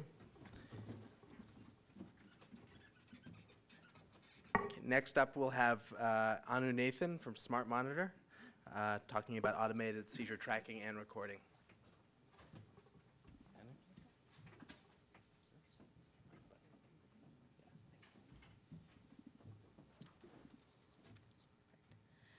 Good afternoon. I'm Anu Nathan from Smart Monitor. It's just wonderful to see the plethora of devices that are aiming to detect seizures. And it's very heartening because this is such a big need. Today I'm here to talk about our product, which we have successfully commercialized with the help of some grants from the Epilepsy Therapy Project and the Epilepsy Foundation after very good clinical validations at leading medical institutions. Our product is based on an accelerometer. This is science and technology that is very mature and has been around for several years. So I'm not going to be talking so much about the science as about the product itself, what it does, the features it supports. And we are already out in the market, and we've evolved the product based on feedback from our users. We learn from the market very well. At the centerpiece of our solution is a smartwatch. It is a an ordinary wristwatch, and it tells time and the date in addition to a whole bunch of other things. It is completely non-invasive, it's passive, and it continuously monitors movement. When it detects patterns of repetitive shaking movement that are very similar to those caused by the grand mal or the generalized tonic-clonic seizures, it issues alerts very quickly to caregivers and designated alert recipients in the form of text messages and phone calls. We also send out GPS locations along with these alerts so the care providers know where the seizing person is. We've also engineered the product to have a whole bunch of other utility besides alerting upon the onset of these repetitive movements. We have a panic button that users can push upon any kind of emergency. A lot of our users push the button when they have auras just prior to the seizures. We send out medication reminders to the device, to the watch itself. The name of the medication is displayed on the watch, and this we hear has helped increase adherence and compliance with medication. The watch also triggers the recording of audio, the vocalizations that happen upon the onset of these seizures. We found from the clinician community that that has been extremely well received when patients take this data and share that with the clinicians. Here's a quick graphic on how it works. The patient prone to seizures wears the smartwatch. It works in conjunction with the companion smartphone. We have algorithms running on the device itself that look for patterns of repetitive shaking that are very, very indicative of the grand mal seizures. Upon making this determination that it's an alertable event, the text messages and the phone calls go out within seconds to care providers so they can intervene in a very timely manner and provide the necessary assistance. In a very frictionless manner, we also collect data on back-end cloud servers that can be used for later reporting, tracking, and sharing with the physicians. So the data, the value of the data that's being collected, or the importance of data in optimizing therapeutic regimens has been touched upon many times today. And I like to divide the data into a couple of different buckets. We collect a lot of the episodic data, the duration, how long do these shaking episodes occur, what is the severity, how severe is the shaking, and the convulsions, and how often are these episodes occurring, time of day patterns, and we also have, as I mentioned, audio recording that clinicians find extremely useful. And in the future, we'll be incorporating video as well. We don't automatically detect the non-generalized tonic-clonic seizures, but we provide a push button that users can use to self-report for tracking purposes the occurrence of a partial onset seizure. We also track sleep quality. We are completely movement-based today, so we track sleep quality, the length of the sleep and wake cycles, and clearly everyone in this room is aware of the research that correlates sleep deprivation with the increased onset of these GTC episodes. And then we already talked about the fact that we send out medication reminders, which is, and we also know if the device is being used or if it's just sitting on the shelf. So we have the ability to determine that as well. A quick slide on the validation. This was completed a couple of years ago. We validated it across both the adult populations and the pediatric population. In Stanford, we had the adult study, very high sensitivity. The specificity was not as high as we would have liked it to be in the Stanford study. The paper has been published after the study. And since then, the Stanford study concluded in June of 2010. That's pretty close to about 4 years now. And since then, we have done a lot of work in improving the algorithms. We had a UCSF study with pediatric patients, and sensitivity was very, very high. We did not miss a single seizure. Specificity, we had 1 false positive in all the children, all the hours of testing at UCSF. And we did our own in-home patient tests, and then we brought the product to market right after that. So what is very heartening for us is that we continue to see validation from the clinician community that speaks to the value of the data that we are collecting. We have several pilots and field studies coming up this year. The study with the pediatric patients at Le Bonheur is already underway with Dr. Wallace as the PI. We have Stanford study integrating it with the electronic seizure diary, the My Epilepsy diary, the University of Virginia study with adolescents. Both of these are ready to go, and they are starting next week. And we have a upcoming study with Boston Children's and NYU as well. Boston Children's will be an inpatient one, and NYU is going to be an outpatient study. We are looking at getting the IRBs approved for these studies as well. So just a lot of information, because we are able to collect data in a very frictionless manner that was not possible in an outpatient setting before. So that's the crux of all of these studies, taking in all of those data, all of that data, and drawing some very, very useful conclusions and inferences from that. So here is a sample of the dashboard that we have today that a lot of our customers are taking and sharing with their neurologists. This is a mock-up, it's not real data.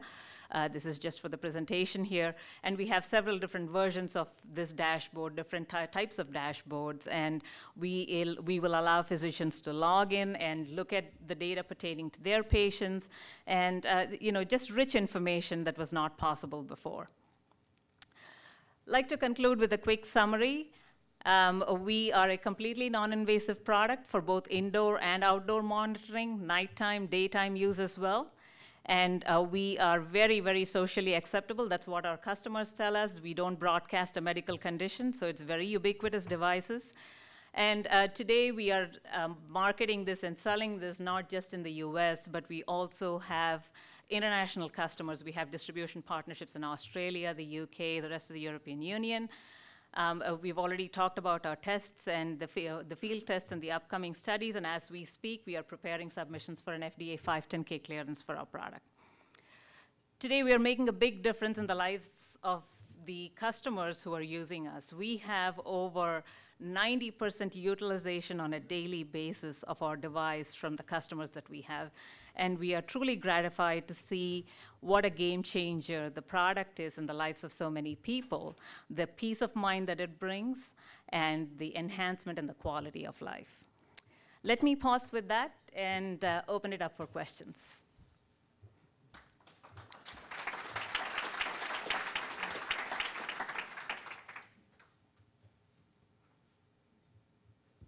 I guess I'll ask a question. Now that you've been on the market for some time, do you have any sense of who your consumers are? Are they mostly adults, mostly children? Definitely. I think we have a good sense of the demographic.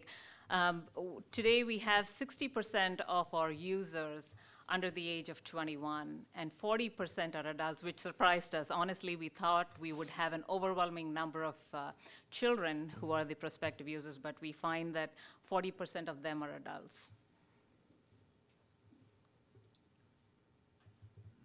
Are you seeing continued growth? Interest is growing in this? People are starting to discuss this? Are you excited about it? Yes, absolutely. We are definitely seeing that as well. When we first brought the product to market, we had a couple of reasons. We had a one-time pricing option. It was about $800 to $1,000, and it was a little expensive. But since then, we have moved on and successfully implemented a monthly subscription-based pricing model, which is very, very consumer-friendly price points. So that is one aspect of it. And then initially, when we first launched the product, we were seeing a lot of adoption for the peace of mind factor that it brings to the families, and that's unquestionably the case.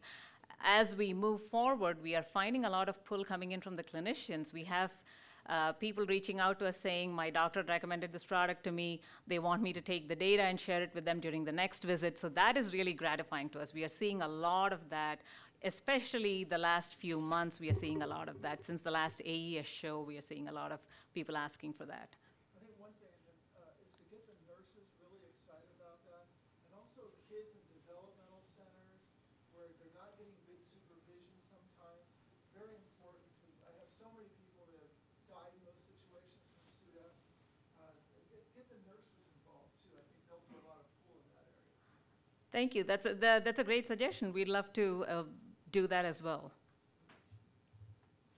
I may have missed this, but the detection depends on a certain kind of movement and repetitive motion. And so I'm wondering how many seizures you miss that don't have that repetitive motion. So when we market this product, we are very, very clear that we can only detect events that have a significant motor component and that has these types of repetitive shaking motion. We are very open with that, and in fact, when people call us and ask us, my head twitches when I have seizures, will you be able to detect that? The answer is no. So we are very, very clear about the message, about the types of events that we are able to detect. And that we've had pretty good luck with that, in the sense that the messaging seems to be clear, so our customers who buy know exactly what they are getting and what we can and cannot do. Thank you. Great, thank you very much.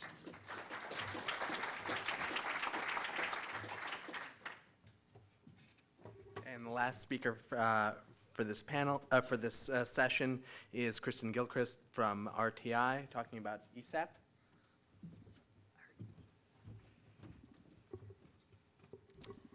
All right, I am pleased to talk to you today about RTI's seizure alert platform, which we are calling ESAP.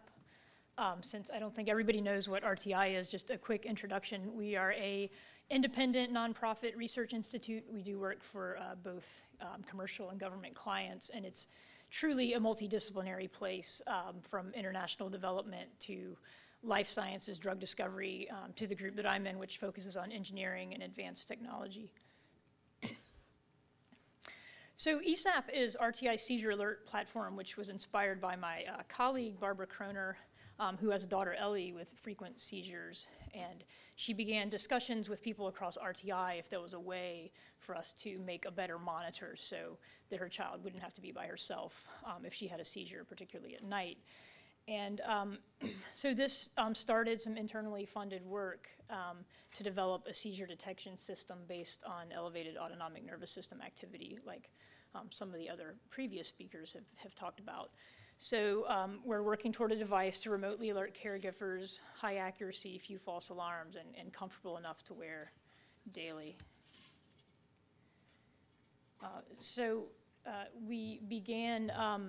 We completed in 2012 a first clinical study at Children's National Medical Center just to validate our detection approach. And this involved data from 28 children.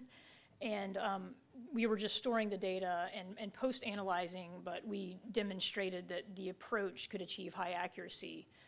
And then to the left there are just some of the earlier statistics, showing very high success rates for the most severe seizures, and even close to 50% on the partials.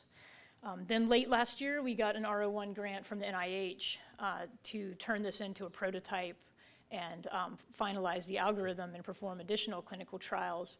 So we have started those trials now, again at Children's National, and we have mixed up the hardware a little bit to make it a little less burdensome. We've eliminated some of the sensors, and we're now converting our algorithm to be something that works in real time. So as I mentioned, the algorithm is based on elevated autonomic nervous system activity, which often precedes seizure-related motion. We are primarily focused on how this manifests itself in the heart. And we are using a multi-parametric approach because we want to try to detect more seizures and minimize false positives. So I'm just showing an example here of 3 different parameters that we pull out of an ECG stream. And it looks like my shading didn't really turn out, but in this example, the top parameter has a clear response during a seizure, but for many patients, this parameter doesn't do anything during a seizure, so it alone is not enough. So you add in other parameters, and these are just a few, and through signal processing, you figure out ways to weight different parameters to try to catch more seizures. So we're also developing a physical prototype, and to do this, we are using currently the Zephyr BioPatch as our sensor, and we're developing our own custom board to run the algorithm. Now, ultimately, in a product, those first 2 blocks could be combined, and the sensor could include the algorithm. We're trying to remain kind of agnostic to the devices on either side of the slide, and just get something where we can use a commercial off-the-shelf device to run our algorithm and get clinical data. the wearable sensor market is exploding, and I think there's going to be tons of options there. So it's a good time to be doing this. The technology to alert smartphones is well established. So it's really about the signal processing, and to make the best monitor, you need the best algorithm to include the most people. So the BioPatch has both temperature, motion, and ECG streaming. So I think the key development challenge is making a monitor that works for everybody. So if I was making a custom monitor for one person and could see what their seizures look like and what their baseline data looks like, it would be much less daunting. But we deal with the fact that every subject has very different seizure profiles and different baseline profiles, and what parameters work best for one child are different for somebody else. So this is a very extreme example on the right, but you can see in one child, their seizure is marked by a substantial heart rate increase, which is sustained over many minutes. And the other child, B at the bottom in red, their less severe seizures are marked by a very quick heart rate decrease. So this kind of shows you the span that we're dealing with. And so I think because it's not practical to design everybody a custom algorithm, that the device needs to learn. So it needs to learn from its successes and its mistakes and adapt so that it can be the best detector for that patient that is wearing it. And the technology exists for things to be able to do that now, and so that's the direction we're headed. I just want to close by reiterating that we are a nonprofit research institute, so we're not looking to commercialize this ourselves. We're looking for partners. We will not do the marketing or the manufacturing ourselves, and we're happy to talk to anyone about this to move forward. Thanks.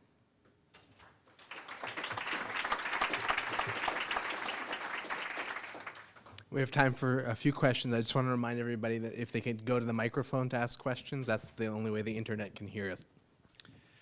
In one of the slides in the middle of your presentation, you make the statement that the signal from the autonomic nervous system precedes the occurrence of the seizure. Did I understand that correctly? It can precede the seizure-related motion. And if so, what's the latency between the detection of the autonomic nervous system signal and that second event? We're typically pretty close to the onset as measured by EEG, the electrographic onset, like I would say within a few seconds. So the clinical onset, which is usually later, we can proceed. It really depends on the difference in the patient between the EEG onset time and the clinical onset. So if it's in a patient where those are 20 seconds apart, then we might beat it by 20 seconds. But if it's in a patient where those are 2 seconds apart, so I feel like it can be a little bit misleading if you just take an average time because it's really just dependent on that difference in the patient.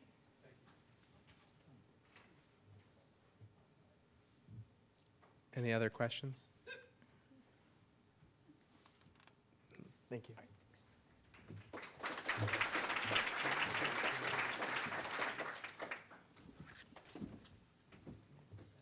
All right. Next up is we're going to have about a 15-20 minute panel discussion, and I'd like to bring up to the podium the panelists, Michelle Wellborn, who is from the Intractable Childhood Epilepsy Foundation and a parent of a child with epilepsy. Catherine Jacobson, who is a postdoctoral fellow at UCSF and also a parent of a child with epilepsy. And Tom Stanton, who's the executive director of the Danny Did Foundation, an advocacy group for people with epilepsy with a lot of experience counseling people on devices. And let me give you name tags.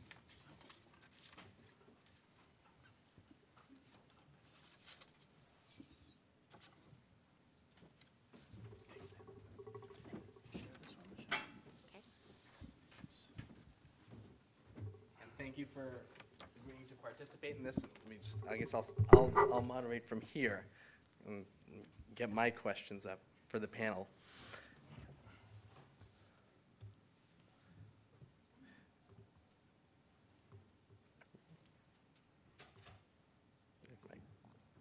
So I guess the question that I want to start with for all the panelists is, for you as advocates and for you as parents of children with epilepsy, where do you see these devices, the kind of device that we've been talking about for the past 45 minutes fit into the care of your child? So maybe start with you, Kathy. Oh, sure. So we have kind of an unusual case in that my child has the type of seizures that are not really convulsive. And my main concern, they're all nocturnal, they're very severe, 15 minutes long, he stops breathing. And so, of course, I'm really concerned with SUDEP every single night. And so the way I see these alerting devices fitting into our life is providing me with some peace of mind so that we can sleep and know that we will be alerted to a seizure when they happen. So a low false negative rate and hopefully a low false positive rate, although I would always err on the side of a low false negative. I would rather be alerted more often than not, and get that peace of mind. And we're in a difficult category because we can't rely on motion to detect a seizure. So for me, the autonomic nervous system piece, the heart rate increase detector, some multi-parametric device would be very important. I agree with Catherine. My daughter has Dravet syndrome and has most of her seizures when she sleeps. Ideally, in a situation with a catastrophic epilepsy syndrome in which a lot of or most of the seizures are prolonged, actually having a device that can preempt a seizure, tell you before the seizure starts, would be the most effective. Because then you could go ahead and pre-treat and maybe prevent hospitalization, ER visit, and even death in the situation of these events of status epilepticus. Also, having a device that can detect more than a generalized tonic-clonic seizure, such as a simple partial seizure, and ideally non-convulsive seizures, which happen frequently in children who have different catastrophic syndromes. And I'm not sure we're there yet for these devices at this point. So the Danny Did Foundation got started after my nephew Danny passed away from SUDEP in 2009. And one thing that his parents asked, one question they asked after he passed away was, how can there not be something out there that could have alerted us to his nocturnal seizures? So he only had 4 seizures in his life that his parents knew of, and the 5th one took his life. So he didn't have a high volume of seizures. But we started looking around after that happened and got really into the, came to the conclusion that, devices that can monitor seizure activity are underrepresented to parents. There's not a lot of awareness out there of the options available. So we view these as something that can complement medicine, that can complement surgery if that's a route you go, that could complement diet if that's a route a family wants to go, but that they should know their options as to what's out there. And I agree with Michelle, some type of preventative device is the optimal solution, but in the interim, for now, something that can monitor and enable early intervention to make sure you can check on the safety of your loved one is a huge advantage. Tom, you counsel a lot of patients and families about devices, and what sort of things are people using now in the, to monitor their children or other family members? Oftentimes it's something as simple as a baby monitor. I mean, that's something that we hear all the time. I think the most extreme scenario that I've heard from a family is a wife that ties bells to her ankles to connect with her husband so that when she seizes, he's notified that way. There's, baby monitors is the one that we hear most commonly. Families want really any opportunity to be notified, to get into the room is their goal. So that's usually the typical one that we hear before a family wants to investigate something else that they've heard about.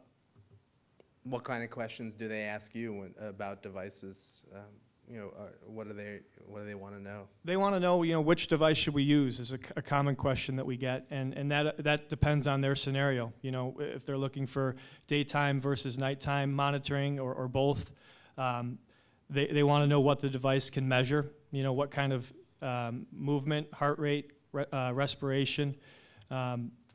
They want to know what kind of data can it capture, the duration of the seizure, different variable measures that they can present to their doctor is a question that they have for us often. And the thing that probably the second most common question we get besides which device should we use is how much does it cost? Mm-hmm. So maybe you guys could speak to a little about that. Is what is a reasonable price to pay? Should these devices be covered by insurance and those sorts of things? Well, ideally, it would be nice if they were covered by insurance. And I don't really know.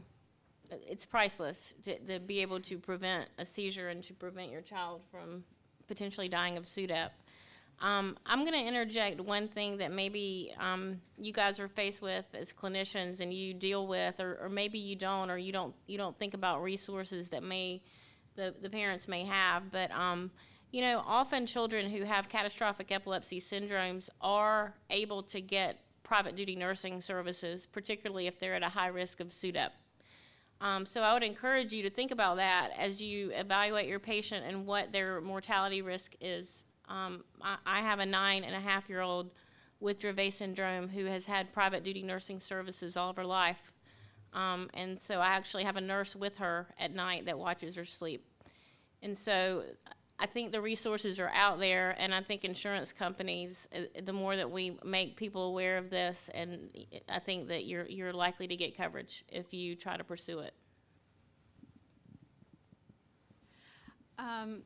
I would say also that obviously it's priceless. I would never be able to put a price on how much I'm willing to pay in order to get this, to potentially save my son's life. But I think we're talking here about two different things. And one is the seizure alerting devices that can save his life. And then the other device is, the data collection piece and the piece that would help us get better care or collect data in order to inform his treatment. And I'm a big believer in collecting data, but I'm not sure that the same device can do both things very well. So I think it's important to think about whether the device will just alert you to a seizure so that you can do what you need to do to give him oxygen, give him rescue medication, and be there to intervene, and then a data collection device that would, over the long term, benefit us by improving his care and being able to share accurate information with his doctor. I mean, to be honest, I don't even know how many seizures my son has at night. Sometimes we stay up and watch him all night, and that's the only way I would ever know how many seizures he's having at night right now. So that's really important to know. What do you guys think about the different form factors that were presented? Wristwatch versus patches versus,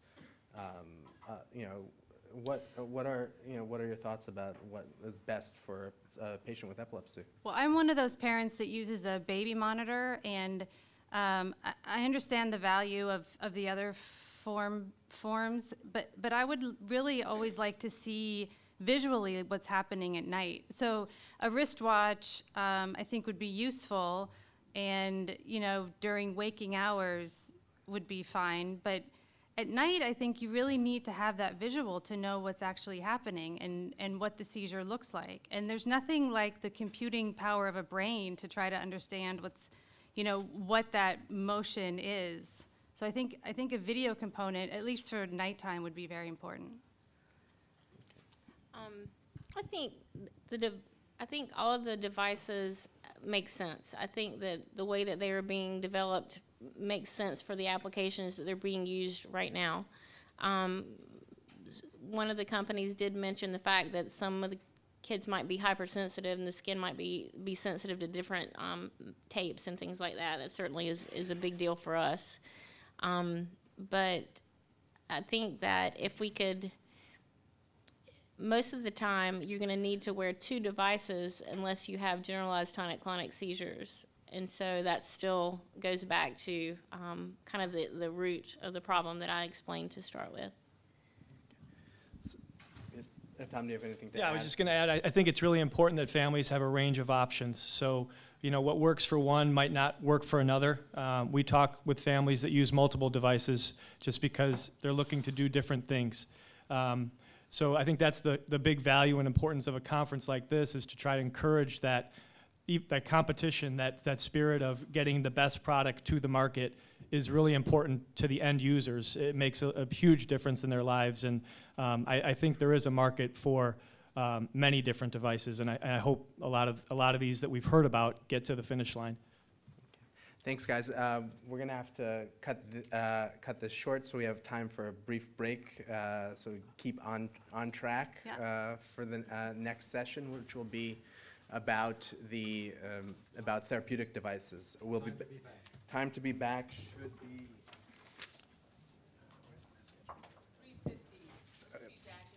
3:50. That's 10 minutes. Oh my God. Okay.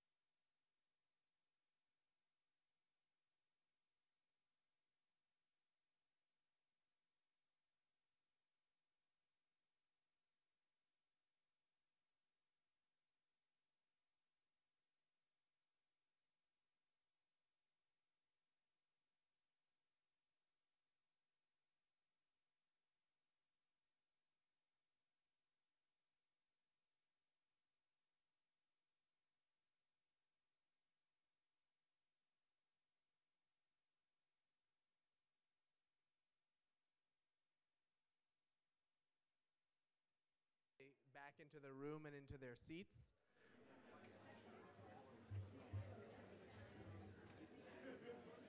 I didn't make it out of the room.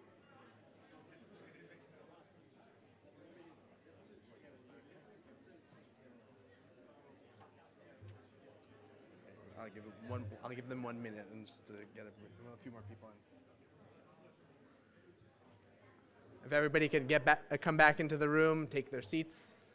I'd like to get started so we could end on time.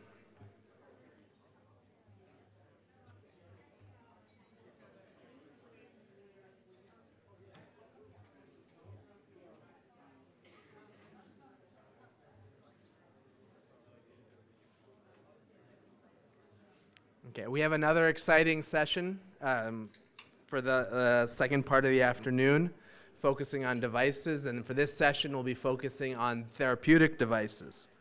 And the first speaker of this session will be John Giftakis from Medtronic's talking about DBS therapy for epilepsy.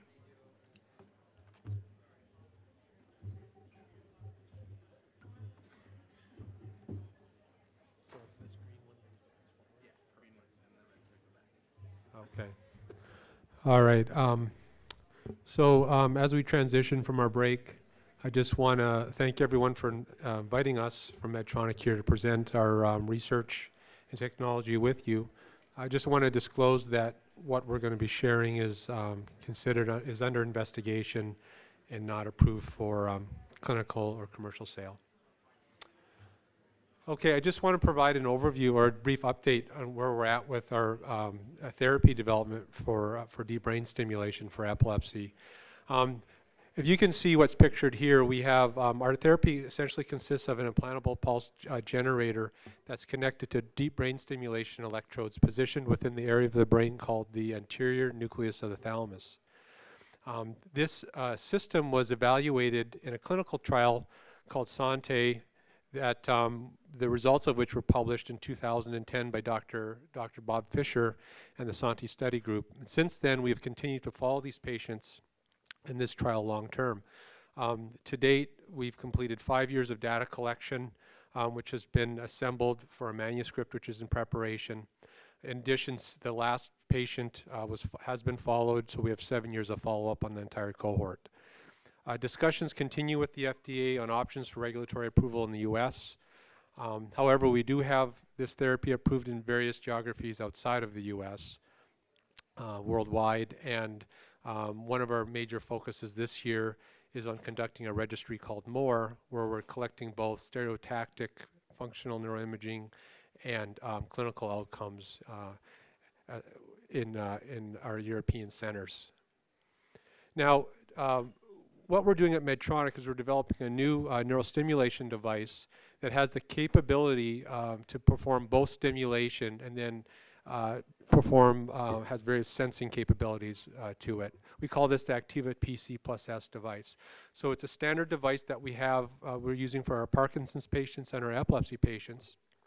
However, it has this additional added capability that allows us to do things that are necessary for our next generation of therapy. So for example, in addition to recording seizures and recording brain activity, it allows you to do evoked potentials to determine whether you have neural connectivity between a therapy electrode and another remote electrode.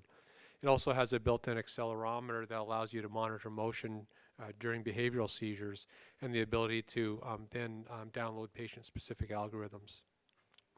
The research that we conduct at Medtronic is within our physiological research lab. Here's an example of one of the operating rooms in the lab. What we do is we treat these experiments, these preclinical experiments, just like human DBS procedures. So here's an example where we take the animal in the morning, has a pre-op MRI, then goes through and we take those images from the MRI to our Medtronic Stealth station. We then do a surgical planning, and in this particular experiment, we're implanting 2 electrodes, one within the anterior nucleus of the thalamus and the other within the hippocampus. We're using a large animal sheep model. These are sheep that they don't have epilepsy, but we're studying them for standard neurological functioning. You can see up there, we call them the brain radio team. There's 3 sheep in this study.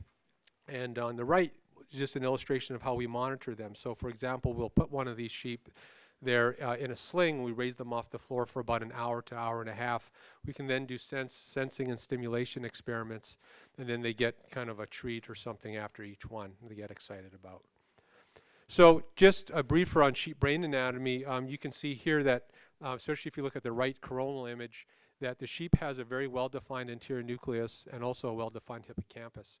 And this makes for planning the stereotactic placements and for the translational ability of this type of work very rewarding.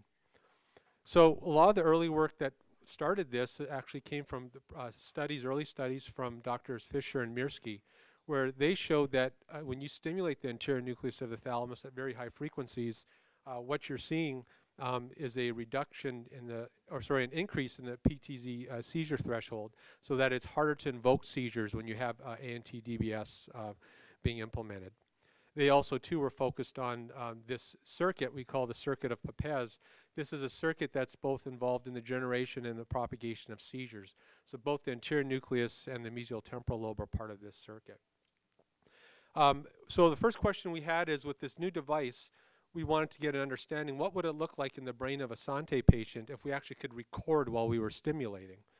And so in this preclinical model, what we did was we took the ability or the chance to do this, and we did this both during the intraoperative assessment at time of implant as well as while the animals were awake. So on the top frame, what you can see there is a period of baseline activity that looks kind of ictal or seizure-like.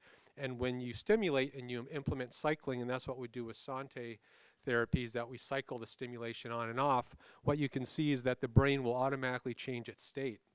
And that state remains as long as the cycling is on. Once you turn cycling off, you see a gradual return to baseline back to that state. And that's very context specific. If you look at the bottom trace, what you see is an example from a recording from the hippocampus, where we're turning stimulation on and off. And during the on periods where you see those black bars, what you see is that in the hippocampus you get a suppressed or quieted effect while the stimulator is on. And you can see that being repeated over and over. Turning the stimulator off, the brain state or the hippocampus is allowed to return back to its normal state before it's re-stimulated. So what happens when you stimulate the hippocampus directly? Well, it really depends on the level of stimulation you're using. With this new device, what we're seeing is that when you deliver low to moderate levels of stimulation, like it's shown in this illustration here at 0.5 volts, you don't see really any change. Once you go to a slightly higher level of 0.9, you start to see the change in the hippocampus, where you get a quieted effect. A little bit more, and what happens is you now are generating what we call after discharges, or you're creating an excitatory input. And this reflects the fact that when you're within titrating these therapies with some of these structures, it is very, very difficult, and you have to go very slowly. So my last data slide, I just want to show you that what we've been focused on recently is on how does this all impact cortical excitability. So if you're coming from the drug world, this is one of the hallmarks. We look at the effects of drugs on reducing cortical excitability, with the idea that that reduction in excitability is what increases the threshold for having seizures. What we're trying to do here is do that in a focal way. So here's an example where in the top trace, what you're seeing at those arrows are very low frequency stimulations. They're delivered from the anterior nucleus of the thalamus into the hippocampus. We monitor those, and then what we do is we implement cycling. Now, those low frequency stimulations, if you look on the trace number B, they create what's called an evoked response. So that's a response from stimulation generated in the thalamus that now is measured within the whole circuit of Pepez into the hippocampus. When you then look at the next part of that trace, where we have hippocampal DBS cycling, what we're doing is we're reintroducing those evoked potentials, but now in between the cycles. And there's a couple of observations there. One is that the evoked potentials are greatly suppressed as a result of doing that, indicating that that input now is being affected. And second, the overall background of the hippocampus is being suppressed throughout the entire duration of cycling. And the last point I wanted to make is that if you look at the very right panel D, what we're doing there is we're taking that same paradigm, but instead of looking at these measures, we're looking at after discharges, or those very brief mini seizures that are created with stimulation. And you can see that there's one on top where that's just a normal one that we generate during baseline. But if you then proceed that with a stimulation, an inhibitory cue, what happens is that's either abolished or greatly minimized. So what I think this all means for us is that with the ability to take our open loop devices that we've been programming with intermittent stimulation, and adding this recording capability so that we know how the network's being modulated, it'll allow physicians the ability to tailor the stimulation, to program the devices easier, and to monitor the direct effects of stimulation, which we're not able to really do as effectively as we want to today. So it's a real advancement, I think. I think that's what I want to leave it at this point, you know, and address any questions you have.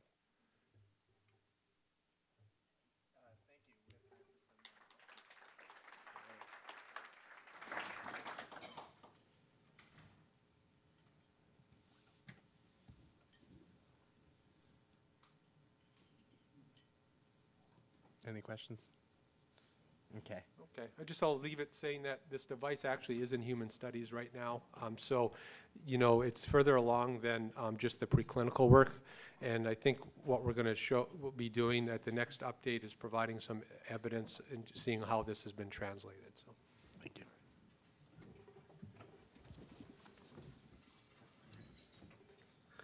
Thank you. And next we have Christopher DiGiorgio from NeuroSigma and UCLA talking about trigeminal neurostimulation. Oh, there we go. So there's the, and then that's the green buttons to advance. Green. Okay, great.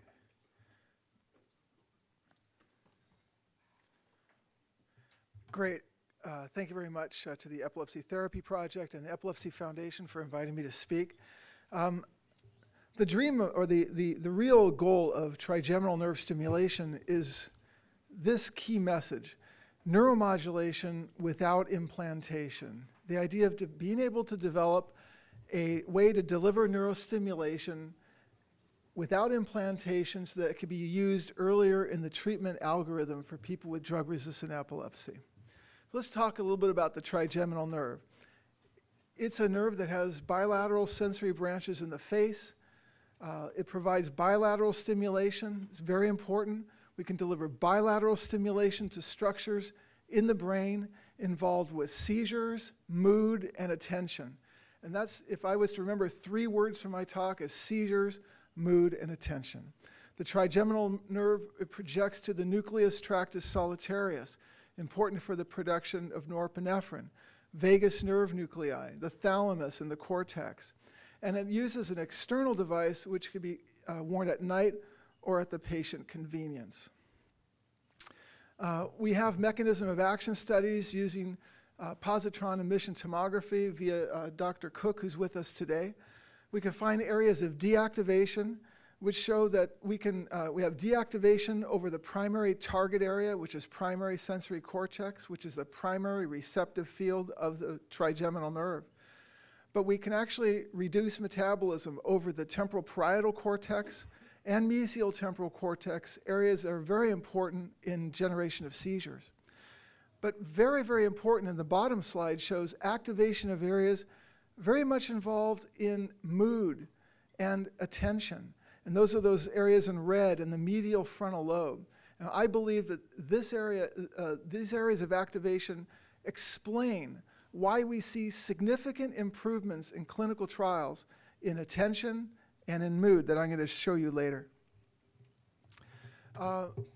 We have completed a phase 2 randomized double-blind trial of trigeminal nerve stimulation in 50 patients with drug-resistant epilepsy. They were randomized either high settings at 120 hertz or a control or active control stimulation settings. The endpoint shown here is 50% responder rate and mood. And what we found was a significant within groups improvement in efficacy with up to a 40% responder rate as soon as 18 weeks, which is a very robust responder rate for an epilepsy clinical trial. And although there was a transient increase in responder rate for the placebo group, that responder rate was not sustained, and there was no significant improvement in responder rate for the placebo group. Importantly, and the only study ever to show an improvement in mood in devices, we had a significant between groups and within groups improvement in mood, a nearly 50% improvement in mood in those with epilepsy. This is a signature effect of trigeminal nerve stimulation that actually begins before you see the improvement in seizures. You see the improvement in mood within 2 to 6 weeks. In preparation for our pivotal phase 3 trial, which I'm going to show you in a moment, we did a sub-analysis to try to better identify what type of settings and what type of parameters we're going to use in our pivotal trial. To try to minimize variability, we use a parameter of including 4 seizures to 60 seizures per month, and using something quite novel that the FDA has endorsed, the idea of an induction phase. Virtually all device trials suffer from one problem. That is that in the initial 4 to 6 weeks of the device trial, there's a lag of efficacy. That devices do not show evidence of efficacy in the first 4 to 6 weeks. FDA has allowed us to exclude that first 4 weeks from our pivotal trial. So when we use this induction phase, where we can exclude that first 4 weeks of really wasted efficacy, and then we constrain variability by including patients with only 4 to 60 seizures per month. Remember, most device trials and epilepsy trials only allow you to restrict those patients on the low end, but we're going to constrain variability 4 to 60 seizures a month. By doing that, I show you the efficacy here that if we then apply that data to our phase 2 study, something called a bootstrap analysis, we have a minus 34% response in the treatment group versus a plus 6% reduction in seizures in the control group and a responder rate of 53%. This tells us that we have a high likelihood of meeting our primary endpoints in the phase 3 pivotal trial. So the next step is our phase 3 pivotal trial, which we are anticipating rolling out in the next, within the next 6 months. First of all, the indication, adjunctive therapy, complex partial and secondary generalized seizures in up to 350 patients at multiple U.S. centers, including many of the Epilepsy Consortium centers, which have already expressed strong interest. Again, an 8-week baseline, a unique and novel induction phase, which will be excluded from the primary efficacy analysis, and then a 12-week randomized trial. We will also be monitoring quality of life, R ratio, and mood, which again, mood is a very, very important effect of trigeminal nerve stimulation. I want to lead to some of the other indications that we think, for which we have strong evidence of efficacy in phase 1 trials. First, we'll start with ADD. We've completed a phase 1 trial in attention deficit disorder in children. This is a monotherapy trial without any other drug. We saw a strong and highly significant effect at P of 0.001, showing a significant improvement in the ADHD rating scale, the primary rating scale used for ADD. This is data from Dr. McGuff and Dr. Cook at UCLA.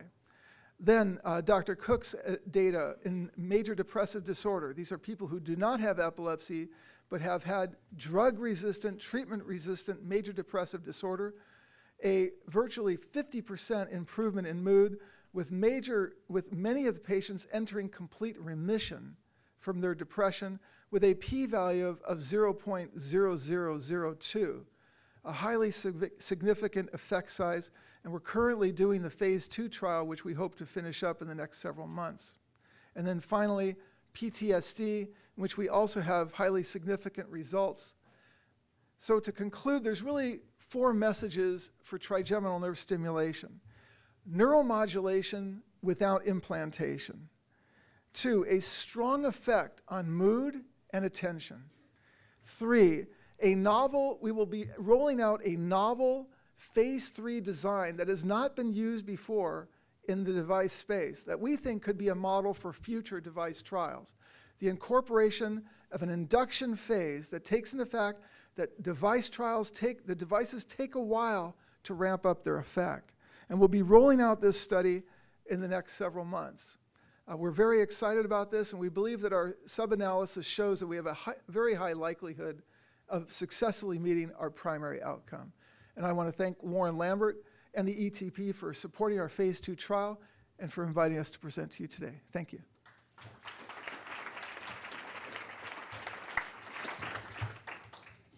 questions? Yeah. Dr. DiGiorgio, I have to come here and tell you guys, I have been into this research before. And even though I've moved to San Francisco, I'm an epilepsy patient. And so I haven't stopped this, but his product did help my mood a lot. And from depression that I had before, and since then, and it's gotten so much better. Even though my seizure is not controlled now today, that's because I stopped that. But I'm just here to tell you that this product is very good, and you're a very good doctor. Thank you, Vicky. I'm very humbled by that. Thank you. The whole internet is telling you. God bless you. Thank you. Yes. Chris,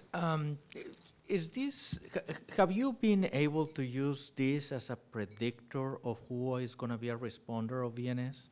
I mean, this is a clinical, well, we're I mean, a moving clinician beyond question. We're moving beyond VNS here. I know, I understand. No, but, I mean, we're this not, is an external versus an internal. Our primary goal is to show the primary efficacy of this device. Anything beyond that is really a secondary thing. We're really looking at the primary efficacy of this device. But that's an interesting question.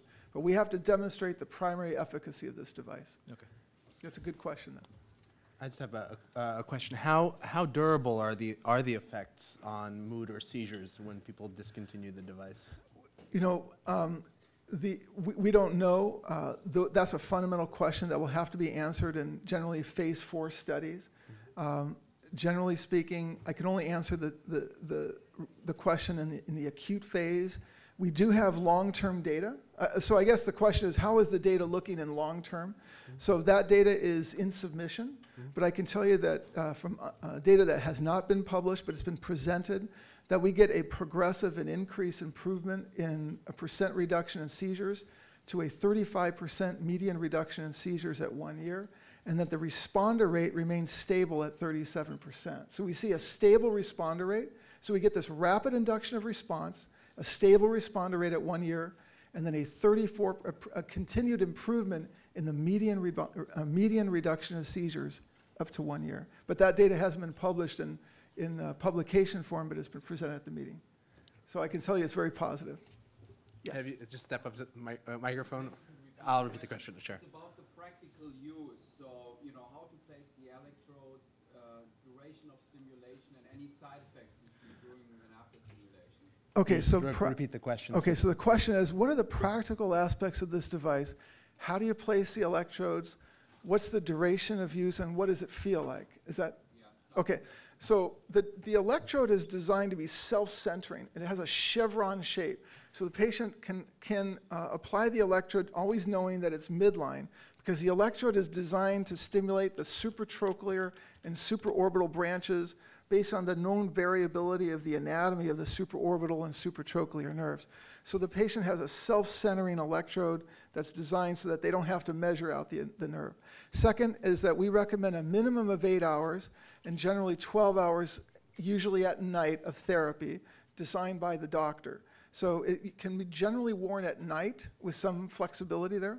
What the patient experiences is a subtle tingling sensation. Generally, they feel a mild tingling sensation, which is a very pleasant feeling that they generally get used to. Much like at VNS, you get used to that tingling sensation. And it's adjustable. If they feel any discomfort, they can immediately self-adjust the current. Those are good questions. All right, thank you very much. Thank you. Our next speaker, also from UCLA, is Dr. John Stern, who will be talking about ultrasound for seizure modulation.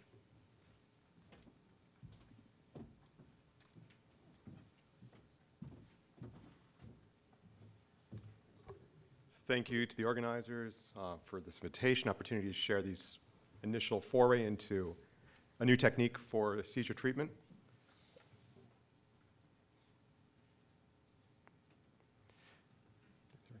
So focused ultrasound has really two possible directions for epilepsy. There's a technique that includes ablation or tissue destruction that is, I think, more widely recognized than the modulation technique, and I'll be talking about the modulation technique. Essentially, the difference is the intensity, and the intensity of low-intensity focused ultrasound is one that can have biomechanical effects on the membrane to change the capacitance properties of the membrane and thereby affect the excitability of the neuron.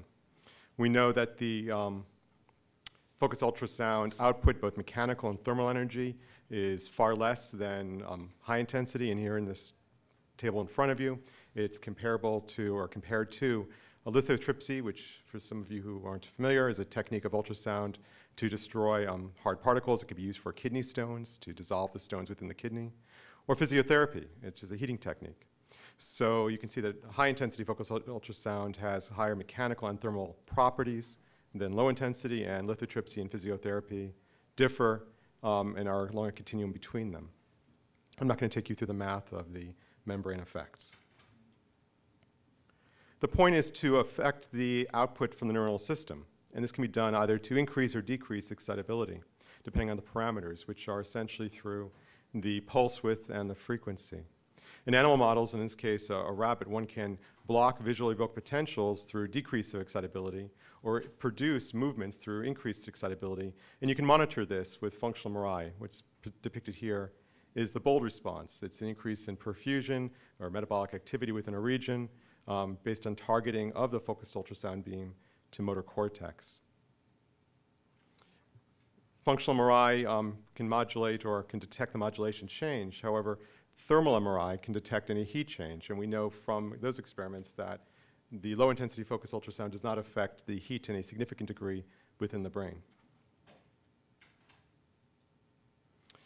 This has been pursued in an animal model for epilepsy, and this is a pentylene tetrazole model for rats, showing the peak EEG signal indicating seizure activity. Baseline, of course, very little. After the induction of the epileptogenesis, or the seizures more accurately, there's an increase in activity that's similar in both the red group, which is the group that received the focused ultrasound, and then the blue group, which is a control group.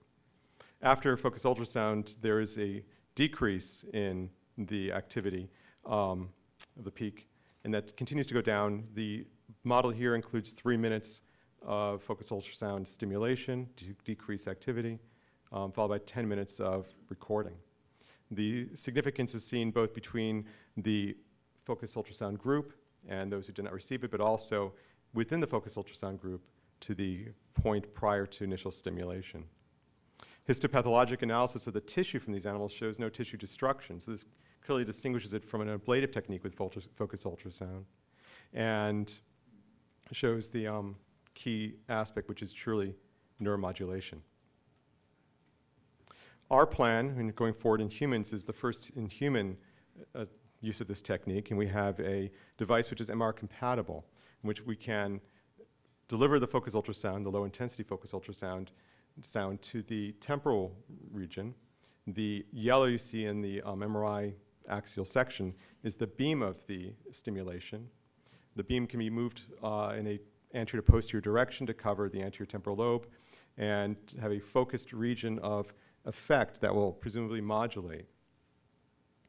The area of involvement is, of course, much smaller than the window that is typically resected from epilepsy surgery. Our protocol, which is just now beginning, takes individuals who have been offered anterior temporal resection, people with temporal lobe epilepsy that have not responded to treatment with medications, and offer them the opportunity to participate, which is purely for safety reasons. The patient, after consenting and going through a screening process, has an intervention that is days to a week or so prior to the scheduled resection. In the intervention, neuropsychological testing is done prior to stimulation. Stimulation is done in the MRI scanner with monitoring of bold, signal change. EEG is performed prior and after the stimulation, and neuropsych testing is performed again after the stimulation, with the idea of identifying any change in function due to the stimulation in these individuals. The patient then proceeds to surgery as scheduled for resection of the tissue, and the tissue provides an opportunity to determine in humans whether there's any evidence of histopathologic change or destruction of the tissue from this. The group of collaborators for this is diverse in background, and I think this is an example of a technology that comes to epilepsy because of the opportunities within epilepsy to determine efficacy or response and modulation, with the idea that if this is safe and efficacious in epilepsy, it certainly has opportunity to expand beyond epilepsy to other areas of modulation. It differs from a more established form of modulation, transcranial magnetic stimulation, in that it provides an opportunity to stimulate tissue that's deep within the brain with a focused region which is, of course, I think, as was discussed earlier, a problem with TMS, in that one can't target as easily and cannot go as deep. So, thank you very much.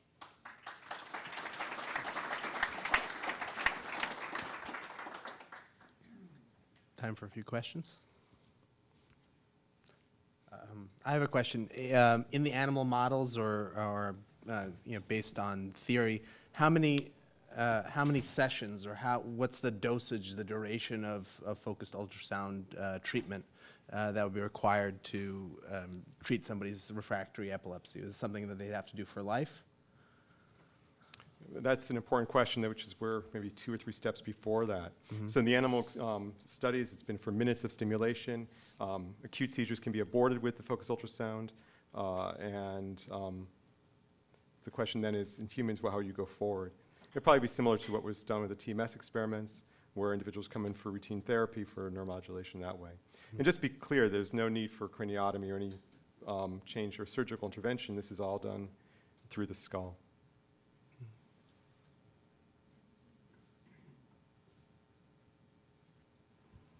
Just wondering, what parts of the brain do you think you're going to be able to target?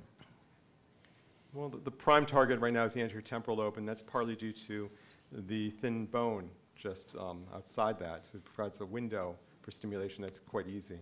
And it's to be also more uniform patient groups. That's where we would start after this initial safety experiment finishes. Right. I know that's where you're starting. So you're asking beyond that. It ultimately will be determined on how well identified the epileptogenic region is.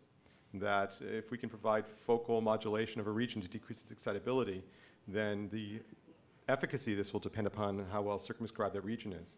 So it's not going to depend as much on the ultrasound technology as much as the diagnostic evaluation. So you think, I mean, I'm asking, can you like angle with the bone and everything and target all parts of the brain equally? You can target much of the cerebrum equally. And in animals, we can get to the thalamus, so that's not as far. Just a simple technical question. When you're using the other kind of ultrasound, where you are actually trying to ablate something, heating the bone is a big issue and stands in the way of a lot of things we'd like to do.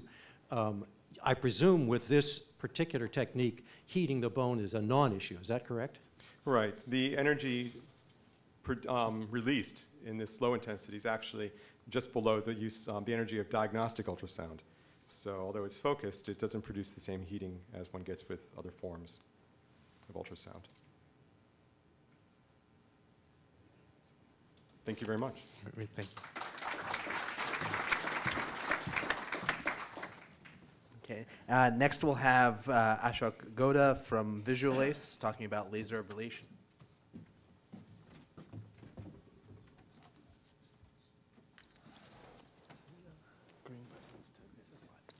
Thank you. I'm Ashok Gowda. I'm the co-founder and chief operating officer at Visualace. And today I'm going to talk to you about our minimally invasive technology for neurosurgery. So everybody here probably knows that there are at least 1 million people in the U.S. that are refractory to all medical therapies for epilepsy. What people might not know is that of that population, there is anywhere from 1/4 to 1/2 of them that are probably good surgical candidates. They're probably a part of their brain that you could go in and resect and they'd become seizure-free. So why is it that despite this knowledge and despite the fact that surgeries are generally safe and effective, only about 3,000 cases get done in the U.S. every year? Well, there are a number of reasons that happens. One of them for sure is depicted on this picture on the left, and it's the fact that you have to go through a craniotomy. This is a procedure in which a large skin incision is made, a section of the bone about the size of the palm of your hand is removed, and you traverse tissue, which is often critical tissues, in order to get to the area you need to resect. We have a joke in our company that the only person for whom a craniotomy is not a big deal is a neurosurgeon, right? For everybody else, this is a pretty big deal.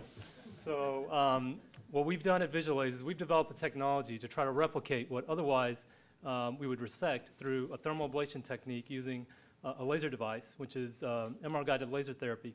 And this is depicted here on the right. Obviously, these are cartoons, but it gives you the general idea. The procedure is minimally invasive.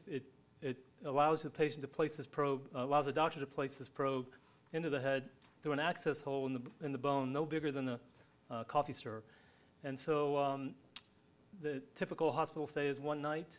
These typically no ICU stays associated with this procedure, minimal pain, and there's pretty rapid recovery.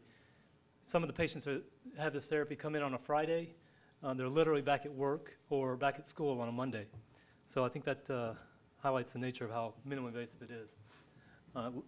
The technology consists of 2 components. There's a workstation component that has a computer workstation and a laser unit. This is designed to interface with your MRI unit, and it provides real-time thermal feedback during the procedure. The other component is a disposable laser applicator. This is 1.6 millimeters in diameter. It's smaller than most biopsy needles that are out there on the market. This is the business end of the unit. This is what does the actual ablation. This is how we deliver the laser energy into the target. It consists of 2 components. One is an inner fiber optic that you see glowing red. The other is an outer cooling catheter. Cooling tissue may sound counterintuitive when we're trying to actually heat it and destroy it, but what we're really trying to do is prevent char and carbonization. Once you char tissue or once you carbonize it, that light laser energy no longer is able to penetrate, no longer able to create that ablation zone. So one thing I want to mention, when we originally developed this technology, we were targeting brain tumors primarily, and that was a very tough place to commercialize. So what we learned is that there are a lot of options in brain tumors, and we were put at the very end of the line.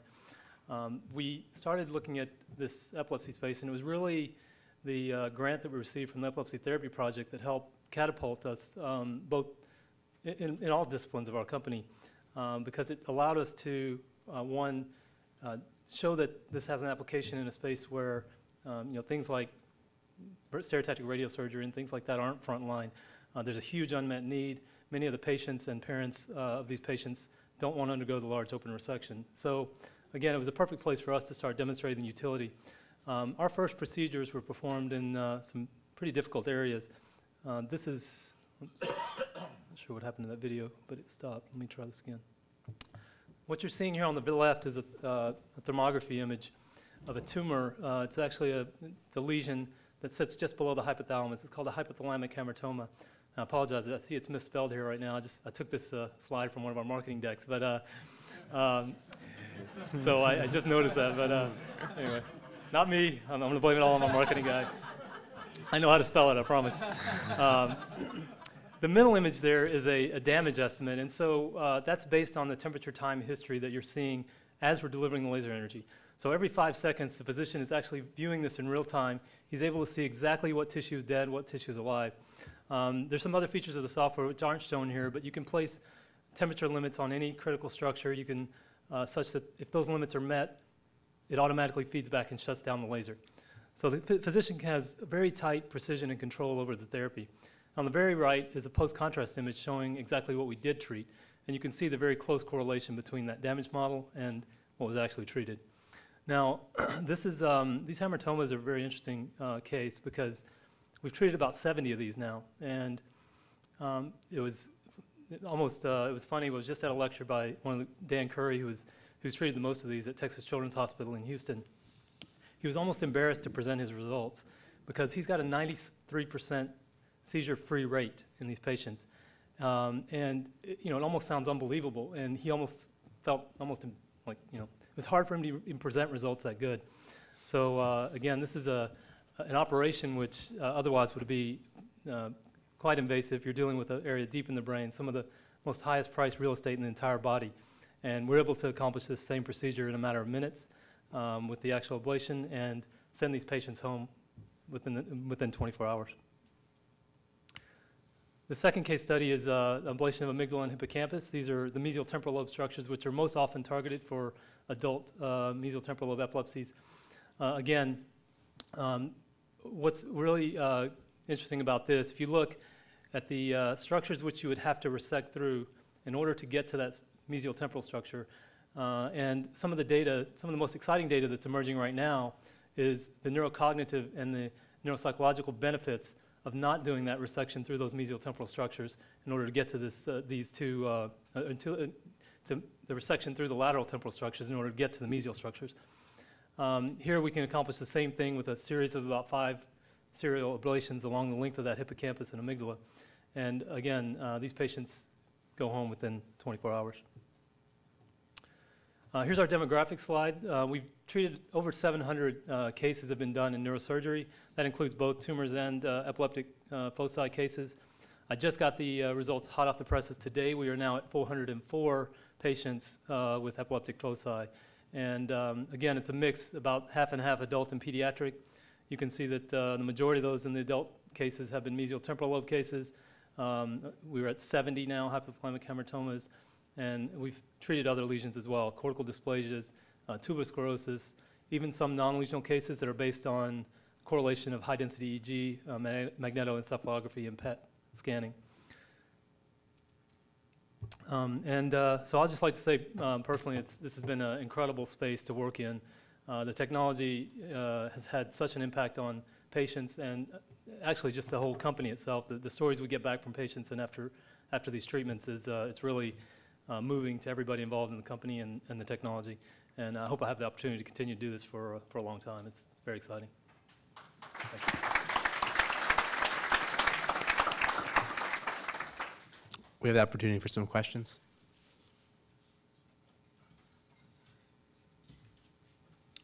Yeah, how do you demonstrate scientifically that this product has efficacy in the treatment of epilepsy? Now, I don't know what the regulatory situation is. Presumably you can market this as a device for surgery, whether you can prove efficacy or not, but for it to be adopted, obviously there has to be scientific information. So how do you get that information? Yeah, so this technology was originally cleared as a surgical tool, right? So it has a very broad indication.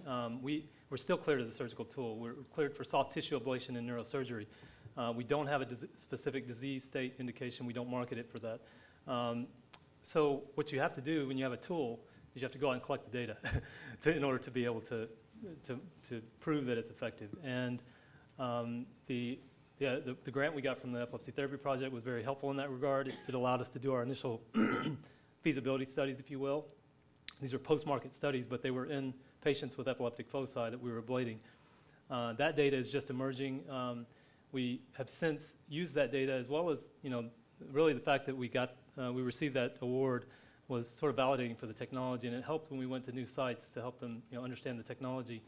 And we've used that to broaden the scope of where this is being used. The data is early, I'll agree, but it is emerging. We have patients now that are out 3 years that are seizure-free. We have a cohort of patients in the mesial temporal lobe cases that are out past a year with efficacy rates of greater than 50%. And again, these are, what I'm saying are these are seizure-free rates. These aren't seizure reduction rates. So if you talk about responder rates, I mean, these numbers go up to 80, 90%. So, a lot of data is going to be necessary. More studies are going to be needed before this is adopted everywhere. But I think the data right now is very encouraging.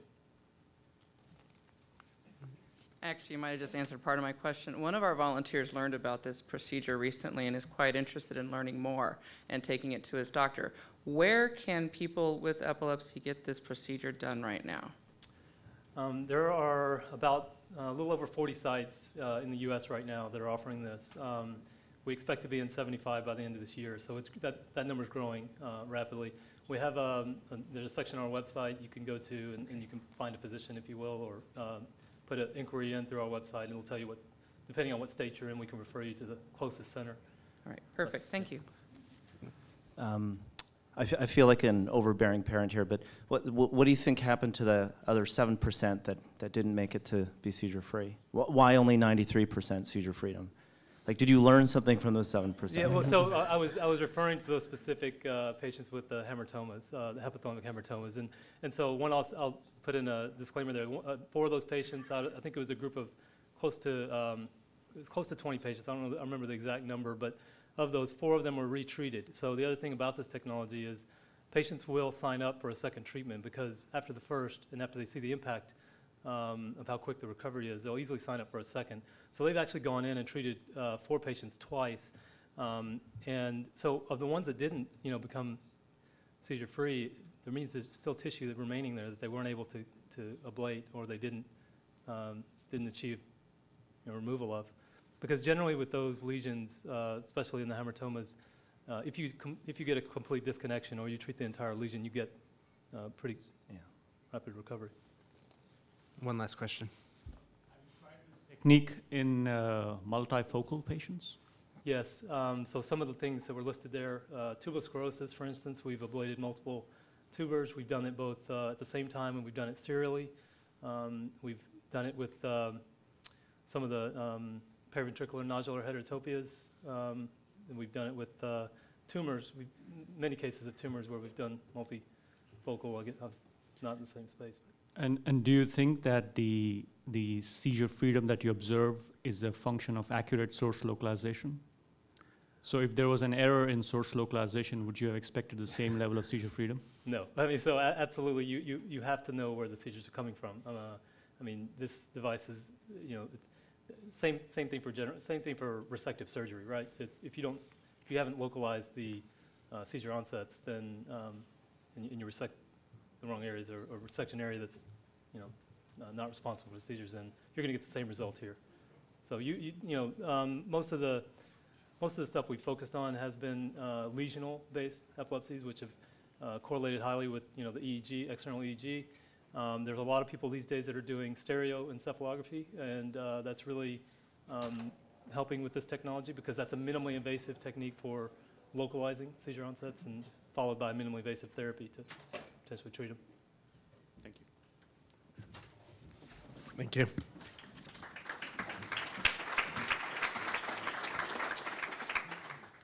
Our next speaker is John Snell from a Swedish Neuroscience Institute, who will be talking about MR-guided focused ultrasound for the treatment of temporal lobe epilepsy.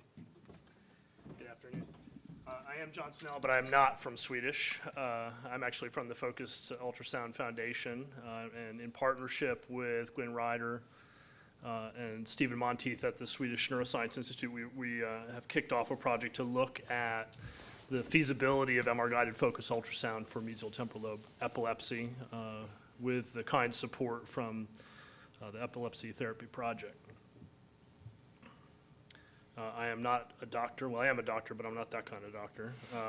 I'm an engineer. The neurosurgeons are in their ORs today, which is probably as it should be. So I trust in your kind questions. So maybe a word about the device for those who are unfamiliar. This is a picture here on the right is the Exablate Neuro. This is a hemispherical phased array of 1,000 piezoelectric elements. It can put out a peak power of 4,000 watts, although we never see that practically. This is actually the unit that's at the Swedish Neuroscience Institute. We have a duplicate at the University of Virginia, which is adjacent to where the foundation is located, so we're blessed with access to these devices. So the challenge is to see whether we can reach far enough in the brain. This device is under clinical investigation currently for movement disorders. Essential tremor is in a pivotal now, which we anticipate will be through recruitment by the end of the summer. And pilots are ongoing now for Parkinson's and OCD, and a few other indications are about to start. But most of these indications are very central targets in the thalamus or very nearby, and the challenge is to see whether we can reach far enough into the temporal lobe to make this practical. Obviously, if this could work, it offers a non-invasive alternative to some of the other things that we have to offer medically refractory patients. No radiation. We can repeat this a number of times, as the previous speaker said, if necessary. No incisions whatsoever. At the current time, you do have to have your head shaved, but we hope to overcome that eventually as well. Previous cadaver work, we were looking at trigeminal neuralgia and a few other indications, and using whole fresh cadavers to kind of do a survey. And at that time, we saw that we could make a focus in the hippocampus. We could get pretty near to clinically relevant heating, it looked like. So on the left is kind of the planning image with the target focus in the hippocampus, and on the right, toward the middle is the hot spot. The noisy stuff at the bottom is artifact from the bone.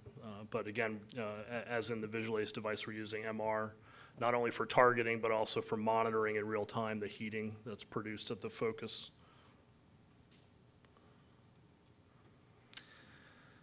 So in order to do a bit more of a scientific and repeatable set of experiments to see what the extent of heating that we could achieve, we developed this Phantom, which is the combination of an ex vivo skull. We began with whole fresh cadavers and got CT and MR imaging of both, salvaged the skull, and then created these molded gel phantoms that basically fill the entire intracranial space. So on the bottom here are 3 planes through the skull, showing 2 pieces. The gel phantom is molded in 2 pieces and inserted carefully so we don't have air bubbles or anything.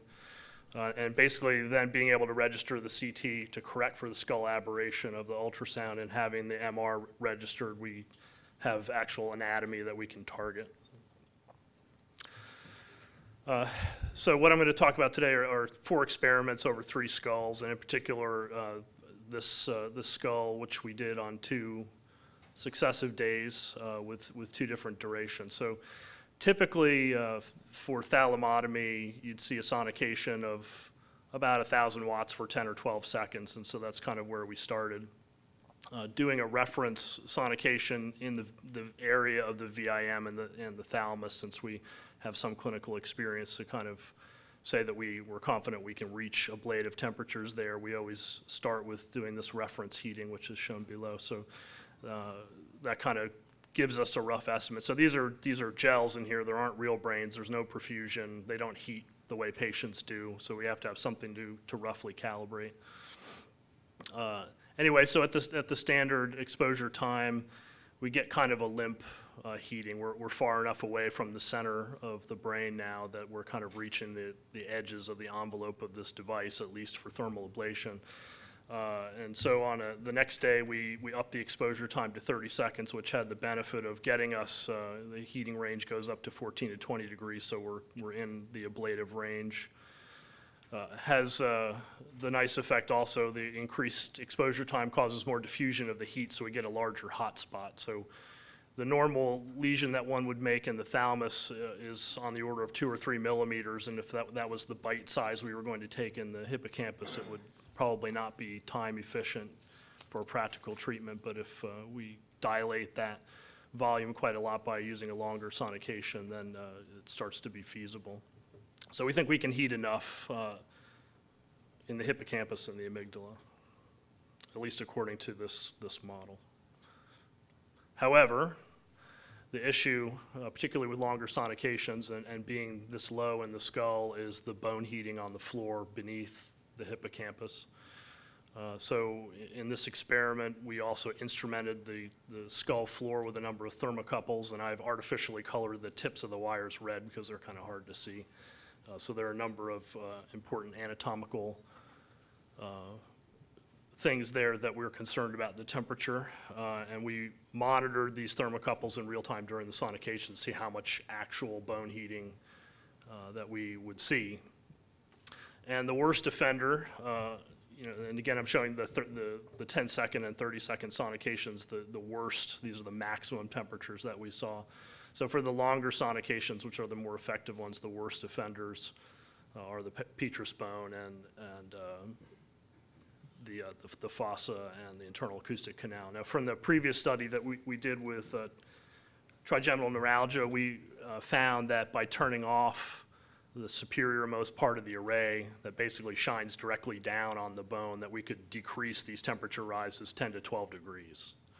So we think by using this shielding technique, and you can actually draw on the planning station areas that you don't want the ultrasound to go through. So by drawing these areas that are sensitive to skull floor heating, we can have the system automatically turn off a part of the array so that they don't see this direct impingement of the ultrasound without really affecting the ability to heat the target at the focus of the array.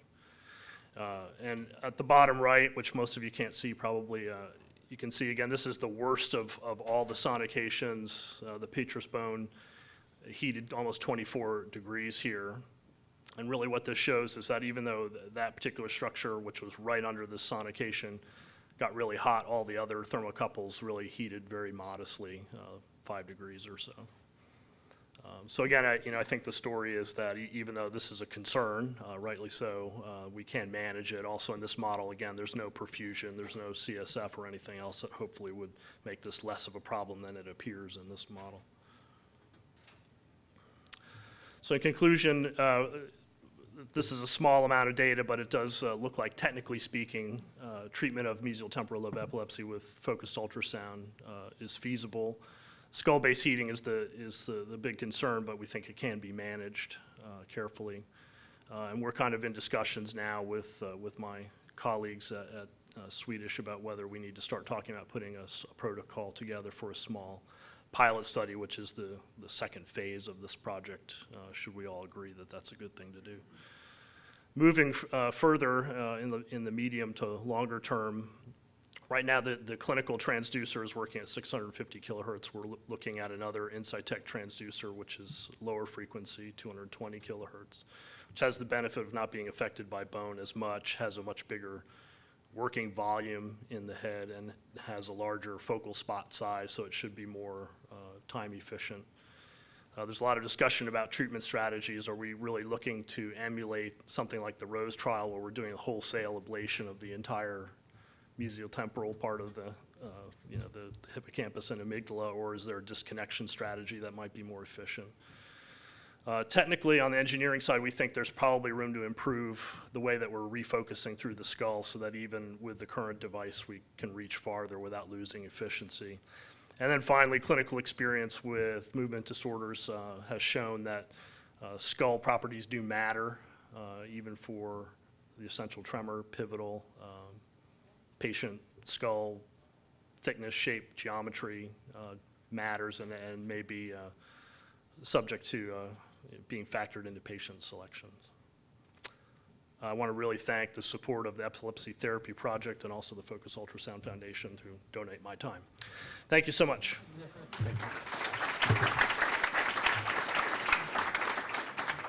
Time for one question.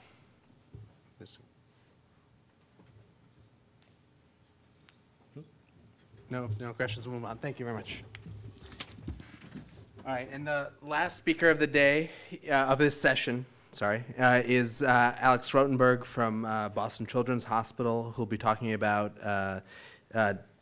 TMS therapy for treatment of epilepsy.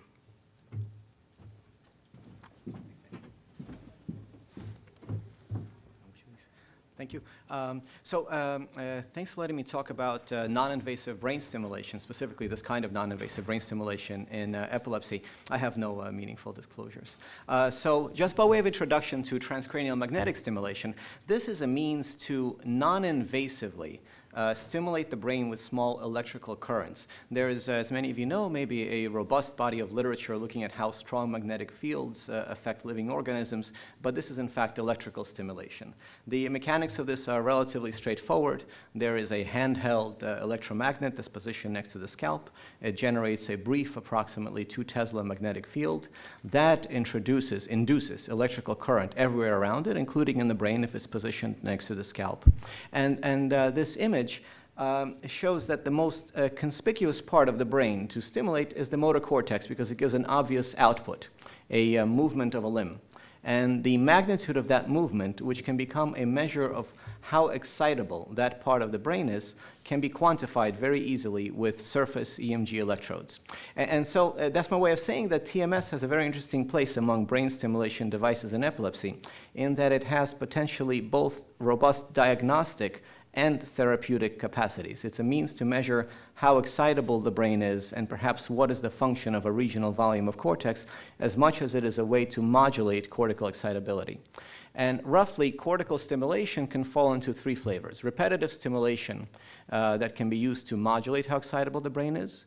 single pulse stimulation to see if one gets an evoked response to measure how excitable it is or what function that part of the cortex performs, or paired pulse stimulation, and bear with me on this, I'll show a few slides on it, as a means to test regional cortical inhibition and excitation capacity.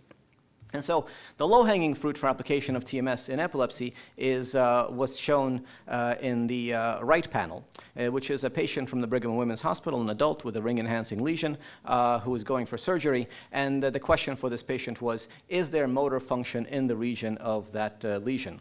And this is an FDA-approved use of TMS. And with stimulation of that part of the cortex, the panel on the bottom right shows a very measurable motor-evoked response from the contralateral hand, suggesting that this is where the patient's motor function is. And so we've actually put this into day-to-day use in epilepsy and now have it as part of the surgical workup for epilepsy patients who may have surgery that may approach the eloquent cortex, specifically the motor areas. Other centers are also now looking at using this routinely to map expressive language and hopefully soon also receptive language. The FDA status of TMS devices is interesting. There are two devices, the Neuronetics device and the BrainsWay device, approved for treatment of major depression. There's one device, which is where the data in the previous slide came from, the Nextim device, which is FDA approved for mapping motor and language areas, interestingly across ages, where the other ones are for adults. And just this year, there was a handheld single pulse device approved for abortion of migraine with Aura. The glass half full version of these FDA approvals is that a couple of them came through the 510K mechanism, which means that now the gates are open for manufacturers to start producing these devices, and our hope is like any other electronic gizmo, they'll be cheaper and better from year to year, and now there'll be some competition in the TMS market. And so, thanks to the Epilepsy Therapy Project, we've actually applied TMS in temporal lobe epilepsy. Previously, over the past few years, there have been a few trials, and as Dr. Fisher mentioned, some of them successful and some of them not, where some patients do indeed respond with seizure suppression with repetitive, low-frequency stimulation of the cortex. It turns out the ones who are most responsive and where the operator is most successful is where the cortex is targeted accurately, where the seizure focus is conspicuous and identified and close to the brain surface. Yet that leaves temporal lobe epilepsy off the menu. The seizure focus is often too deep for the conventional kind of TMS coil, the kind that's in the cartoon here, which stimulates only a few millimeters beneath the skull. But the more recently approved device, the one on the right, the BrainsWay device, which is the company that actually partnered with us as part of the Epilepsy Therapy Project grant, generates a coil that has an array of electromagnets in the top left panel that can stimulate a few centimeters beneath the surface. And they have been kind enough to customize for us a device that's in the bottom right panel, which stimulates deeply either the left or the right temporal lobe. Temporal lobe is a little bit of an overstatement. It's the posterior quadrant. It's a coarse stimulation, but deep enough potentially to reach the mesial temporal structures. And so we've been recruiting patients, and I can tell you what we have so far. We've been slow to recruit patients and a little bit inefficient in getting them to come back with their seizure diaries. But the ones that we have, the data look encouraging.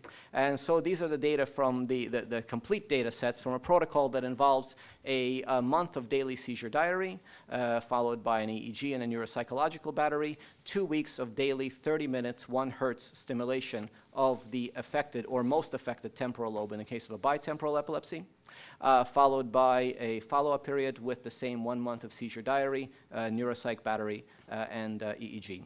And indeed, there's a separation even in the small sample between the verum and sham group.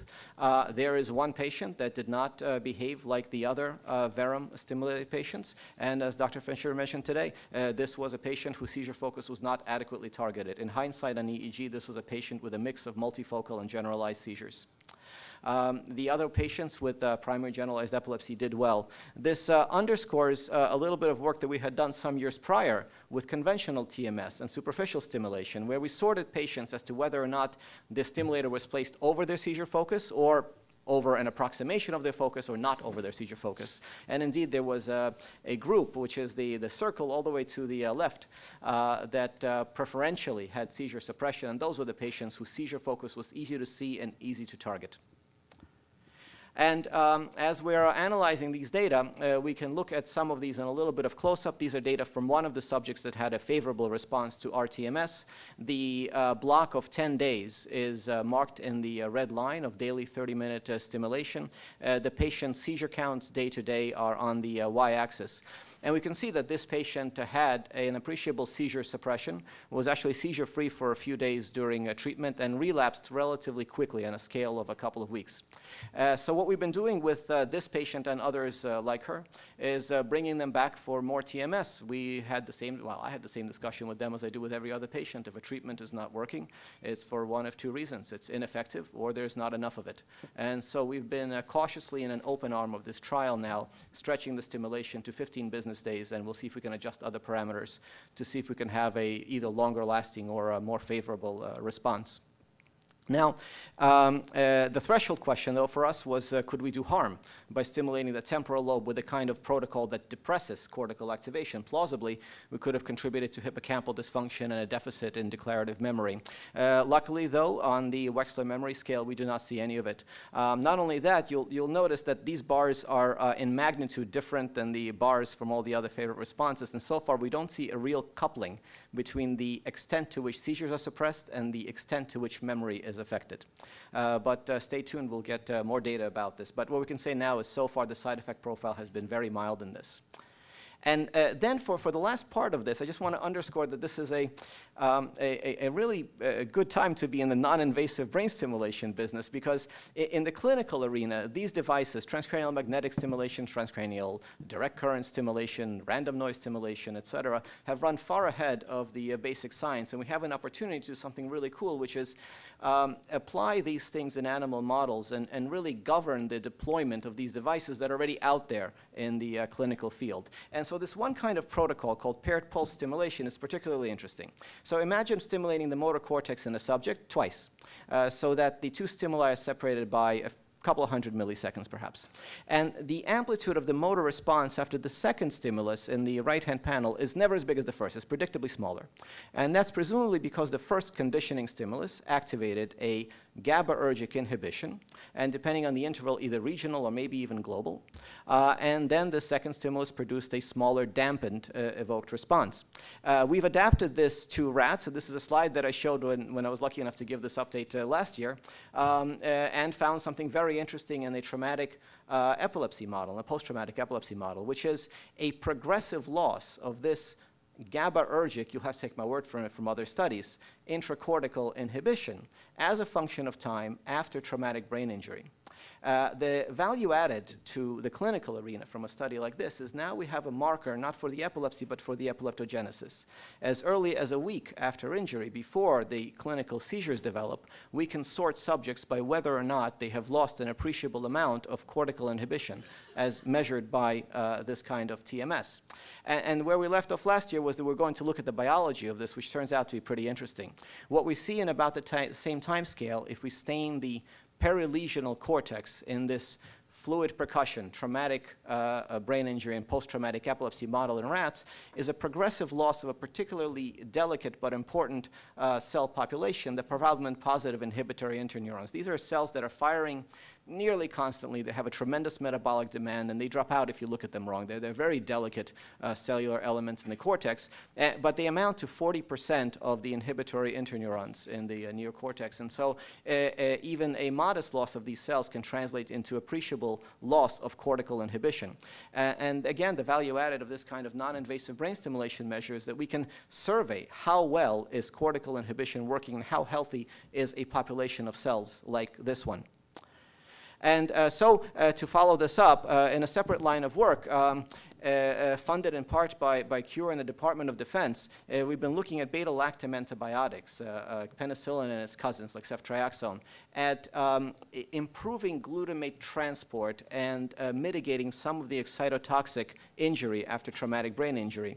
And in an earlier publication, we actually found that treatment with ceftriaxone after traumatic brain injury, prophylaxis against some of the post-traumatic seizures. What we're seeing now is something very interesting. In the right-hand panel is that paired pulse metric, where the higher on the y-axis we are, the less intracortical inhibition there is. And there's a missing couple of words there, but the dotted line is a group treated with ceftriaxone.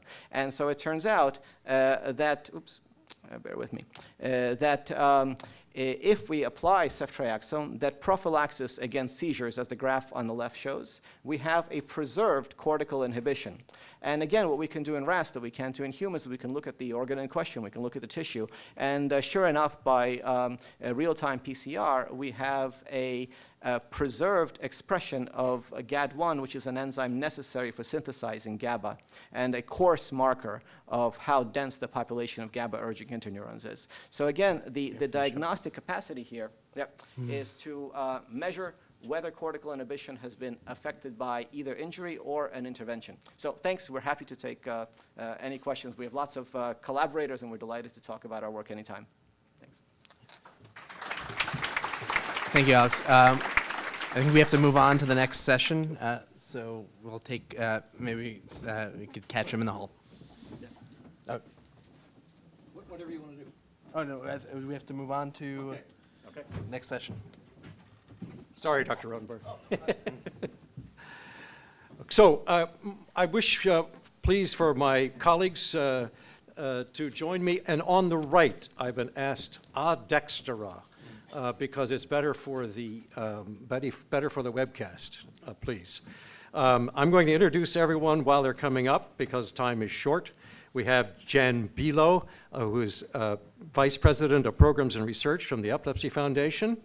Rajesh Ranganathan, Director, Office of Translational Research, NINDS.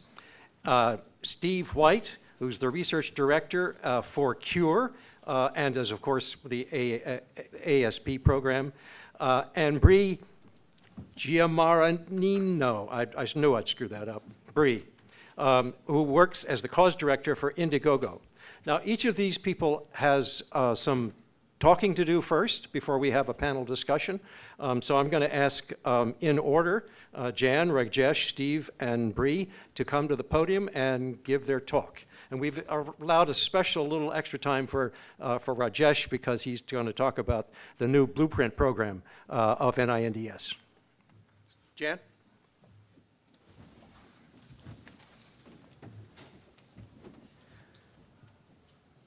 You can go to the next slide, because I now know who I am. Or do I do that? Okay. Well, thank you, and I'm excited to be here. This is actually the first time I've been to the Pipeline Conference, because as many of you may or may not know, I just started at the foundation in July, and this is all very new to me. And in fact, it's been a rather high learning curve, and I've had to spend a lot of time this year thinking through what research means at the Epilepsy Foundation. And in fact, when I started with the traditional view of research, because I actually got my first grant from the Epilepsy Foundation. I came to the Epilepsy Foundation from Indiana University, where I was on faculty. And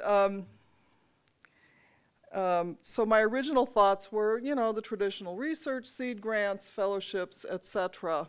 But I learned a lot over the years. There was a lot of angst involved in research in the beginning, trying to figure out who's paying for what and what's important and what isn't. And there was some tussles about why, you know, who we should be reporting to, etc. And I learned a lot from ETP. And as I joined, that was also kind of the time that we were merging with the Epilepsy Therapy Projects from the Epilepsy Foundation. And I didn't have a lot of interaction with ETP before I got here. So what I learned over the years was that over this year, was that we needed not to follow research, but instead we needed to start driving research at the Epilepsy Foundation, and that we needed to be at the cutting edge of bringing treatments to patients more quickly. And I think I really learned a lot of that from ETP. So I have a schematic up on the slide. It's my one slide, happily, for everybody here. And I was thinking through, what does research mean at the Epilepsy Foundation? And so right at this moment, this is kind of what it looks like. And I thought about, well, it's data, it's therapies, it gets to the people, but what does that mean at the foundation? So right now, we fund pre-docs and postdocs. We have something new this year. We're going to be funding we're calling them innovation postdocs, so that would be postdocs who are working not in traditional labs, but instead in innovation in places where we believe things are happening in an innovative way. We've always had some seed grants. Something new we're starting this year is rolling seed grants that address timely topics at the time that we need to be funding them. We are funding new therapies, and that's, of course, as you all know, that's what this whole program is about. And SEAL awards, which we will also be hearing about, I think, right, Roger, in this conference? Okay. And then, and another part of research is something that's new, and that's partnerships. What we didn't talk about a lot is sort of the top half of that. And what I wanted to say kind of about that is if you look at those, at sort of the top half, patient engagement, communication, disseminations. I think at this time, I need my glasses so I can see what I wrote. We need to start, we can't really be doing business like we used to do business at the Epilepsy Foundation. Instead, we need to have patient-driven research. We need to make sure that every single dollar we spend is going to have an impact on patients. We need to have a faster turnaround than we used to have. We need to disseminate better. And actually, I thought about this when we were hearing about Visualize, and I was thinking, why do we not have a place on our website where patients can go to say, where can I go to find these new treatments if they're not easily available? So, Ken, that's something we can work on. Yeah. We need more partnerships. I will say that right now we have one, I think, good partnership, and that is we have a PCORI grant, and that is a partnership with a lot of rare epilepsy groups. The partnership is not really meant to have the Epilepsy Foundation sort of be over all these groups, but instead we really are partners. They are driving this research. These are patient and families who are driving our PCORI grant, which is building a database to get more information about each one of these rare epilepsies. And so this is kind of a first, and it's part of a much larger consortium of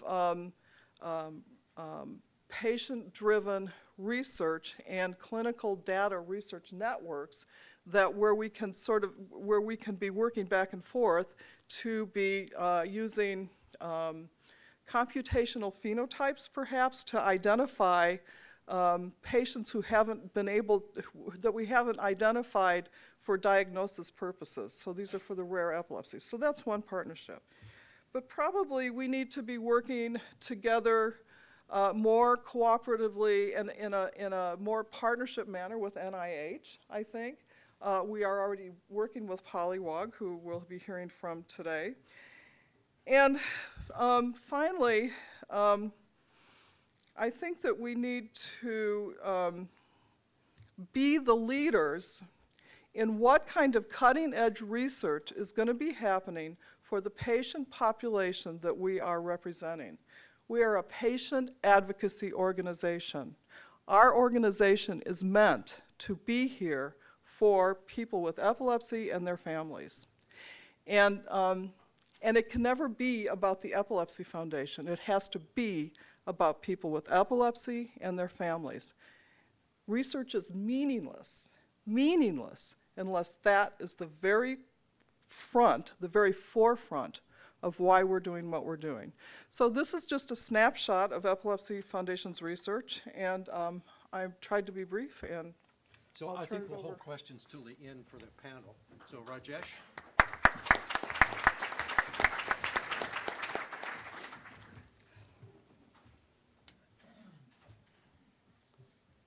Could I have my slides? Okay, thank you, Roger, for the opportunity to talk here. So what I'm going to do is I'm going to sort of walk you through a little bit of some of the changes we're making at NINDS to support translation. So I'll begin with sort of some guiding principles. So first of all, when we think about translation at the NINDS, what does that mean for us? And we sort of put these 3 points here in terms of really trying to get that therapeutic to the human and using translatable markers of PK, PD, and target engagement, and integrating that clinical perspective, which often has been missing in the past in some of the programs that we put together. And sort of establishing more of a fail fast, fail early approach to managing the portfolio of projects that we do. So we use milestones to do that, and we embrace the early terminations that we make actually as a success of the program in terms of opportunity cost, but also potential to learn how to do things differently. And to echo the things that have been done by, mentioned by others, this is an ecosystem. We can't do it alone. And the partnerships and the handoffs are very key. And so we're focusing on really thinking about what can we do to de-risk projects such that some of the funders in the room or others might wish to pick up and run with them after we're done with it. And one of the things we're doing, which hasn't been done in the past, is NINDS is taking an active effort to actually facilitate some of those partnership conversations. So we're being sort of like Match.com, if you will, for your projects and trying to get the funders to the table who might potentially be have the right risk appetite for the program at the stage that you're at. We started this at the JP Morgan meeting in January and have done that consistently, literally every month at one meeting or the other this year. So it's a new effort for us, and we've sort of put investigators in touch with funders in a way that they potentially might not have had a chance to do that. But at the end of the day, what it really means for me anyway is that translation begins and ends with the patient. And that's, I think, a theme that's also been echoed by previous speakers. And so, Jackie started this morning with the comment of, it's not business, can do business as usual. And I think that also goes for, what we need to do. So let me sort of first give you an orientation of where things are at. So you've seen this diagram from John Keane this morning. These are all the programs that we have in the Office of Translational Research at NINDS. And the anticonvulsant screening program right at the top has been discussed several times, so I won't say anything more about that. But what I'm really going to focus on is in this middle piece here of these programs that support the bulk of our translational efforts at NINDS, and to the tune of about $60–70 million in those buckets. So the current programs, if you're not aware of them, there's a program that's usually referred to as the U01 program. It's all comers in terms of modalities, small molecules, proteins, but peptides, oligonucleotides, you name it. We've got about 34 projects in there. They're milestone driven, and amounts of money, these are direct costs, $1 million plus per year times 5 years. We've had a precursor program to that, which is the translational R21 program, which are again all comers. We've got 53 projects in there. They're not milestone driven, smaller pockets of money for smaller periods of time, in essence to get ready, if you will, for the U01 program. But however, what we've noticed in some analysis is that the end goal of those R21s to a large extent has been something other than getting ready for the U01 program. And this is an analysis of the past 10 years. And so really requires us to rethink what that bucket looks like. And then there's the third program, which some of you may be aware of, which is the Trans-NIH Blueprint Neurotherapeutics program. And I call it 1.0 because I'm going to tell you about 2.0. And this program is for small molecules only. And we had two active NINDS projects in there out of 5 that were initiated. And it's a different structure. It's a contracts and consultants into virtual pharma network, again, milestone driven. And the sort of overall value to the people who might be in the portfolio is about $2 million per year over 5 years. So you essentially get $10 million of funding if you go through the entire cycle. So these are the current programs. So what are we going to do? So I've been in this job for 2 years. We've taken stock of all of the processes, and what we're going to do is we're going to replace these 2 programs that are going to disappear on this slide. Those 2, okay? If you were looking at your BlackBerries, look up, okay? These 2 disappear, and then they're replaced by 3 new programs. One is a track, because we're calling Blueprint 2.0, that'll be dedicated for small molecules. And then 2 programs that had the acronym CREATE that is spelled out at the bottom, Cooperative Research to Enable and Advance Translational Enterprises. One for biologics, which is everything that's not small molecules, and a specific one for devices. Given that we've had 2 sessions on devices, I would like you to be aware that we fund a fair amount of device work, and we will be funding it going forward as well. So I'm going to spend a few minutes talking about these programs and the features of the new programs so you have a sense of what's coming down the road. And you'll get all of these. Actually, you're the first public forum in which this is being discussed. This was formally approved last Friday at our council so that I'm able to speak about it. And I'm circling this R21 piece to point out that this is still under revision. We haven't done anything to fix that part of the pipeline.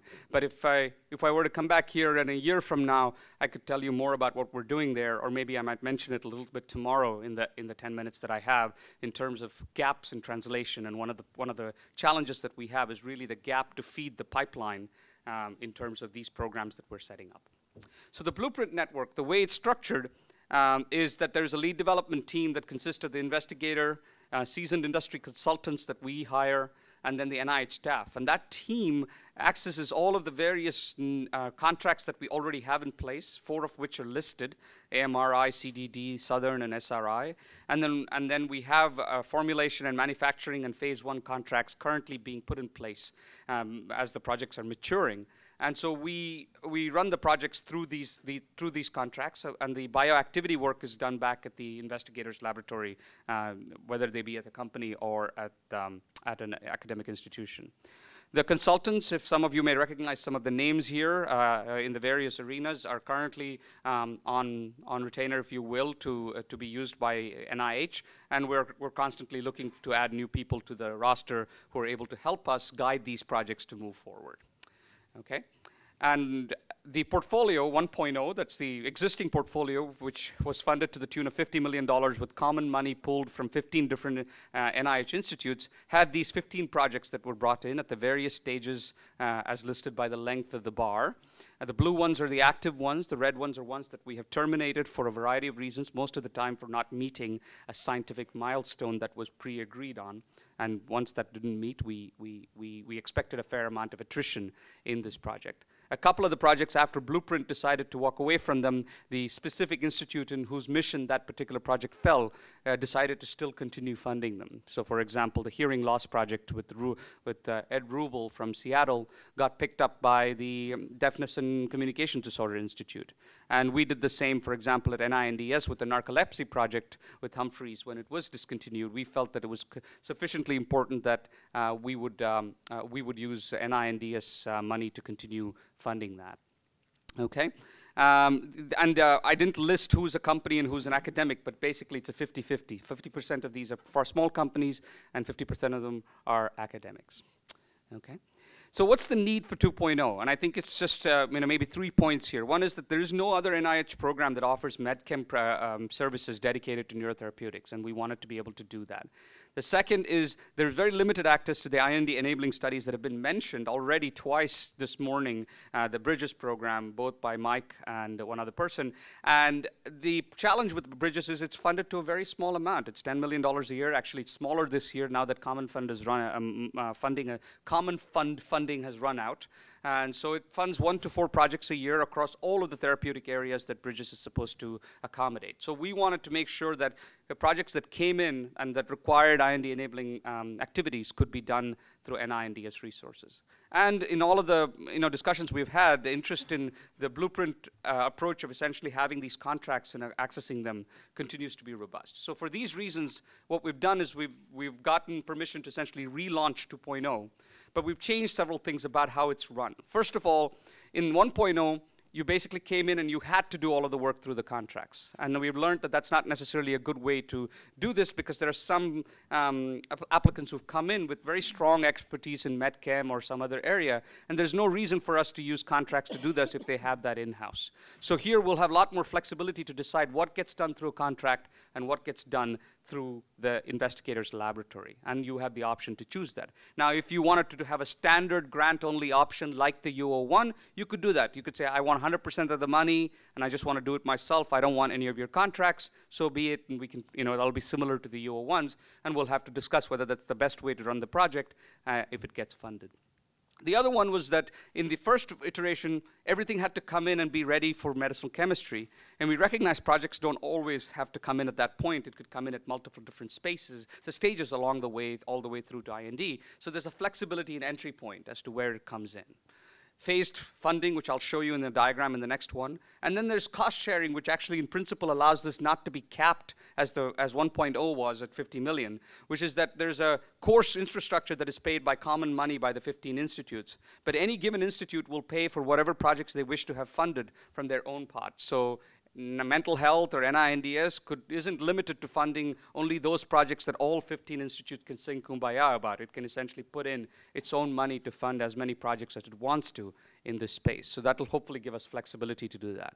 And then another key piece was that in 1.0 we didn't have a specific track for SBIR opportunities, and now small businesses can use the SBIR track to essentially apply for the same resources.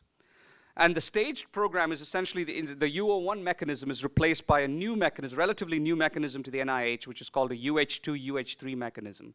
And between the UH2 and UH3 phases, there is an administrative review that allows the project essentially to continue or be terminated.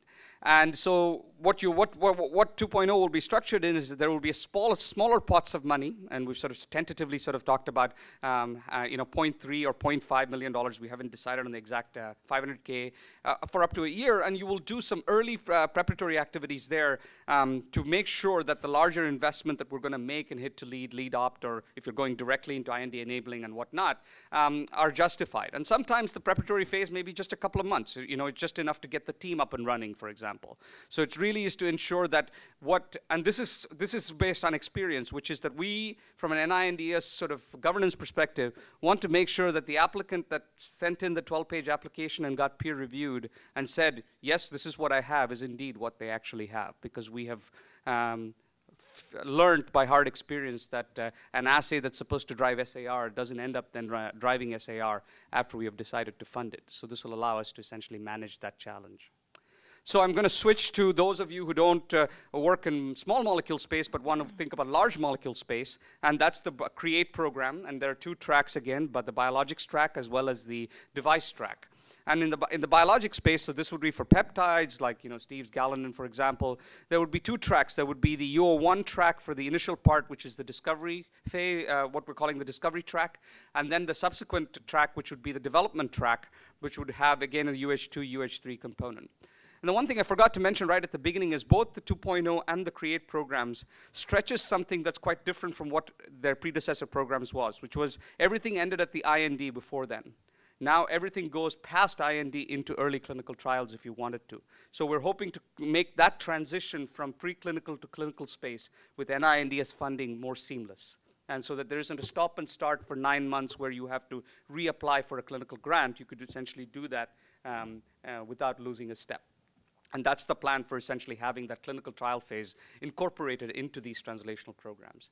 And so here again, the monies are listed for you, 0.3, 0.5, depending on what the opportunities might be. And then there's an error here. The discovery track is a UO1 single track, which we changed recently, so it should just read 0.5. And then the development track is up to $1.5 million for 5 years, which is very similar. And then those of you who are in devices, we will, in essence, have 3 tracks, one for research device, one for 510K approval, and a third one for PMA HDE therapeutic device approval with the same UH2, UH3 structure. And the monies are listed below in terms of how much these mechanisms will give you in terms of total funding over the period of 3 to 7 years for the entire program. So those are the 3 programs, and the timeline is an announcement will be released in July of 2014. 8 of the 15 NIH Blueprint Institutes have signed on to 2.0. So if for this audience, it's not that relevant because epilepsy is an NINDS's mission, but if you had a disorder that wasn't an NINDS's mission, you could still access the 2.0 resources. But for the CREATE programs, we're releasing them all in tandem. So the first receipt date in October, first review 3 or 4 months after that. And so by June of next year, presumably the first projects will get started with funding. Okay, so I'll leave it there. I have some other comments about sort of translational gaps, but I'll just maybe reserve that either in a Q&A or for tomorrow. Thank you very much, Rajesh. Steve?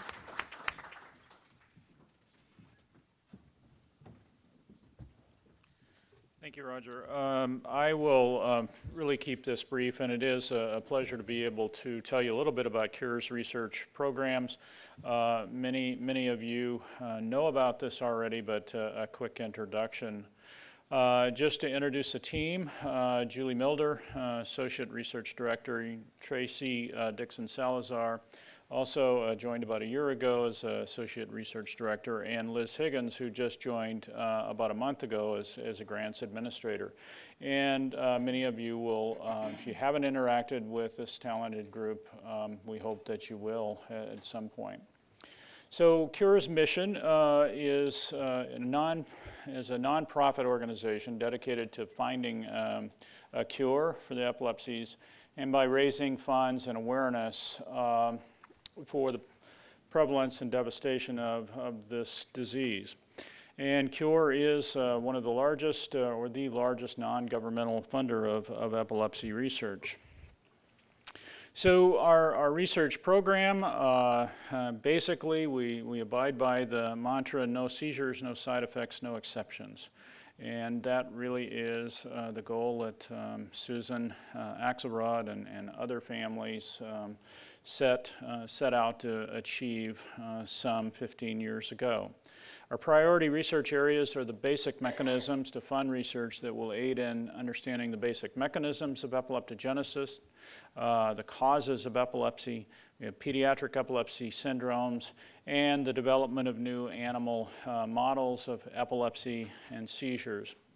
I think one of the hallmarks of Cure, and one of the things that's really exciting about it, is they are willing to fund what others might consider high-risk proposals. And early on projects that maybe doesn't have enough preliminary data to go towards an R01 or an NIH funded, and the Cure funding helps that investigator get that. And they have funded a number of really exciting projects that have led to a greater understanding of not only the epilepsy, but new therapies moving forward. So we have 6 different mechanisms in which people can apply for on an annual basis. The Challenge Award is $250,000 for 2 or 3 years. Award focused on SUDEP is $100,000 for 1 year. The Prevention of Acquired Epilepsies Award, $250,000 for 2 to 3 years, or over 2 to 3 years. A program that we started last year and was very exciting in the number of outstanding proposals that we received, and is a Pediatric Epilepsy Research Award, again $250,000 over 2 years. The Innovator Award is really another hallmark really of Cure, in which $50,000, you have a novel idea, you really want to you think it's an outstanding idea, we encourage people to apply for that. And then the Taking Flight Award, $100,000 for 1 year, and this is really to help that postdoc or that early faculty member make that transition and get established on their own lab. 2 years ago, or I guess about 18 months ago, we started another program which is aimed at advancing a greater understanding of infantile spasms. This is a team science focused approach to develop a transformative therapy or cure for infantile spasms. And this is a team of 8 investigators to date who really have agreed from the beginning to play nice in the sandbox and share their data, and really to let the science drive the program. And we're really excited about where this is going. So just a little history over the last over 10-year period. Between 2000 and 2011, Cure funded 165 grants at a total of $18 million, almost $19 million. The core mission drives our research priorities. 76% of those went to grants towards the understanding of basic mechanisms, 19% towards new treatments, devices, and new imaging modalities, 4% towards resources such as the SUDEP registry, Pediatric Epilepsy Registry, etc. So, we're really proud of this investment. There's been a good return on it, at least a fourfold return on investment during this same period. The $9.8 million awarded resulted in additional NIH funding totaling almost $40 million. And since the inception and the funded cure research, there have been 193 publications that have resulted. Lastly, I just want to introduce the Epilepsy Genetics Initiative. This was launched just a couple of weeks ago, and it is Cure is committed up to $1 million over the course of three years, in which to develop an exome genome sequencing database in which clinically sequenced exomes are initially deposited into this database, where goal is for 1,000 exomes in which there's good phenotyping data, and consents from the patients, which will allow reanalysis of and recontacting of them. So we hope that these exomes will be reanalyzed every 6 months. Well, we don't hope, that is the plan.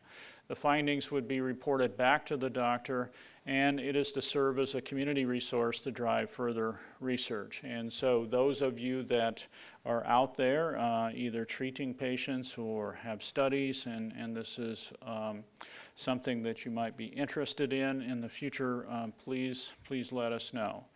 The inaugural collaborators are from Duke, David Goldstein, Boston Children's Hospital, UCSF, the Children's Hospital of Philadelphia, and Australia, if you will. We're also in final negotiations in which we hope to have NINDS listed here as a collaborator on this project as well.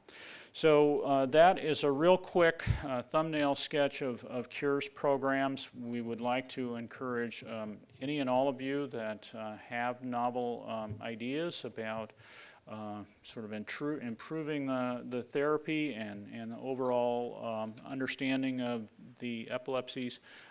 Please look at our website, and I'd encourage you to look at the deadlines for these awards, or if you know someone who is looking for this kind of award, please direct them towards our website. Thank you. Thank you, Steve.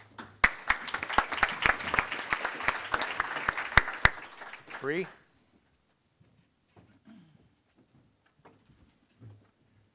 Thank you. It's a treat to be here today. My presentation is brief, called Crowdfunding Health Innovation, though I must say I used to call this presentation The Dog Ate My Grant Application, Crowdfunding for Innovation. So let's move on. How many people here have heard about crowdfunding? Let's just do a quick show of hands. Okay, so pretty much everyone has heard of it. It's become quite a well-known term these days. Oh, do I have the slides here? Probably I do. Perfect. So we share that crowdfunding is actually not really a new concept at all. In fact, the base of the Statue of Liberty was crowdfunded back in 1884 by over 100,000 people who gave an average of 89 cents. But today, we're in a very different world than 1884, and now our social networks and our economic networks are connected in such a way that we can move forward ideas in a way that hasn't happened in the past. We call that democratizing access to capital. My particular role at Indiegogo is focusing on cause campaigns, so anything related to health, education, any nonprofit work, research work, all falls within the area that I focus on. But Indiegogo overall is very broad. We were actually the first perks-based crowdfunding company out there, founded back in 2008 by students at UC Berkeley Haas School of Business and one of their colleagues who had been at Penn. Together, they had three very different reasons for wanting to raise funds from their community and move forward their work. One of them had a father who had died of a rare form of myeloma. He was doing a campaign every year and realized the potential to amplify it through an online campaign. Others were in the arts space and others. But together they said, let's pool our ideas and get our community to support us online and then rally the momentum of the greater world. So they did, and since then we have grown a ton. We're now the world's largest global crowdfunding platform with campaign owners and contributors in over 220 countries and territories. Absolutely anyone can use Indiegogo for anything, anywhere. And that means we have a huge breadth of campaigners on the site. We have millions of people who visit it every week and millions of dollars that flow through the site every week. So why would you bother to crowdfund? I actually think the term crowdfund is a little bit of a misnomer because sure, crowdfunding is about the funds. That's a very important reason to do it. But there's actually a lot of other values that you can get from running a campaign. In particular, you can show that there's proof of demand for your idea. The world wants it to move forward. Right now, we have a campaign on Indiegogo for solar roadways, literally roads that are solar powered. They have digital lights within them. This campaign is started small. It's now raised almost $2 million from over 40,000 people. It's blowing out of the water a lot of other campaigns we've seen, and it's showing that the world wants to see something happen in solar, and this idea for solar roadways is getting people excited. It's a proof of their interest in it. It also can help spread a message, raise awareness. I had a campaign recently for the Neurofibromatosis Foundation that was run by Ian Desmond, the Washington Nationals shortstop. And he ran this campaign, yes, to raise funds for the foundation, but also to share a little known fact that 1 in 3,000 people has NF, and that's not a well-known stat. So he ran the campaign to raise awareness about this fact. A few examples here that showcase crowdfunding are pictured here. Parkinson's Institute is a campaign that was in the Bay Area. Venture capitalist Bill Draper was a donor to the Institute every year. Last year, he decided that rather than making a direct contribution, he would do it through a campaign and offer his contribution as a matching grant. So he launched the campaign with a $100,000 match. And that amplified his contribution and ultimately led to over 450 people contributing to the campaign, which ultimately raised over $550,000 for the Institute's work in care and research of Parkinson's. Second one pictured here is less on the research and care side and more on taking research to market. The kite patch, as that little kite patch block is called, makes you invisible to mosquitoes. It was research that had come out of the University of California, Riverside, that they were ready to take to a more public place. So they worked with a group called IE Crowd and ran this campaign, taking the technology they had developed and actually putting it into a patch that you can wear. Now they ran this campaign as a buy one, give one model. Nice for anybody to be invisible to mosquitoes. Nobody likes a bite, but life-changing potentially to people in Uganda where a mosquito bite could mean malaria. So they ended up raising many times their goal amount, which enabled them to move this product closer to market and also to move to their next level of trials in Uganda for its effects at keeping away malaria. They're now working on their second campaign, which should be launching in the next couple months. It'll be very exciting. It's a new product. And then this third one is actually a service. Plush Care came out of Berkeley, again, the Haas School of Business, with the idea that they wanted to make the Uber for health, connecting you to healthcare from your mobile device very easily. So they launched this campaign to actually get their first customers, and it was right after their launch of the campaign at an event they held to celebrate their launch that several employees of a company actually went to the head of that company and said, we think this idea is pretty cool. Can you sign up for it for our company? And through their campaign, they sourced their first corporate client. They've now raised up to their goal, and they're moving forward with their work. They're only approved to operate here in California. One of the perks on the campaign, the tokens of thanks you get in exchange for contributing, was the chance to vote on which state they should expand to next. So we shall see. And of course, I'm very pleased to share with you that we have partnered with the Epilepsy Foundation. It's been a treat to work with Kim and the folks running this campaign. Are either of them here in the room? Over here? Andersons? Ah, so nice to meet you. Well, it's a treat to be working with you on your amazing innovation here. The idea behind, I don't know if you've had a chance to share with it yet, but the idea behind this campaign, just to get us all on the same page, is that the Andersons have a child who has epilepsy, and they were not able to sleep at night because they didn't know if they were going to have to help this child during a seizure. So they created an innovation, took their expertise from the hardware space, and applied it to create a system that enables them to monitor their child while he's sleeping. And that they've brought to the foundation. The foundation voted it as one of their top most exciting innovations of the year. So they've moved to launch a campaign and get the momentum of their community to move forward this amazing innovation. And I'm actually thrilled to share that since the time I took this snapshot of the slide, the campaign has raised about $10,000 more. And what I would share with you today is that this opportunity of having people in the room who all know about epilepsy more than basically anyone else in the world is a huge opportunity to move this campaign forward, because what a campaign really needs are people who understand that it's valuable, why it's valuable, and who give it credibility.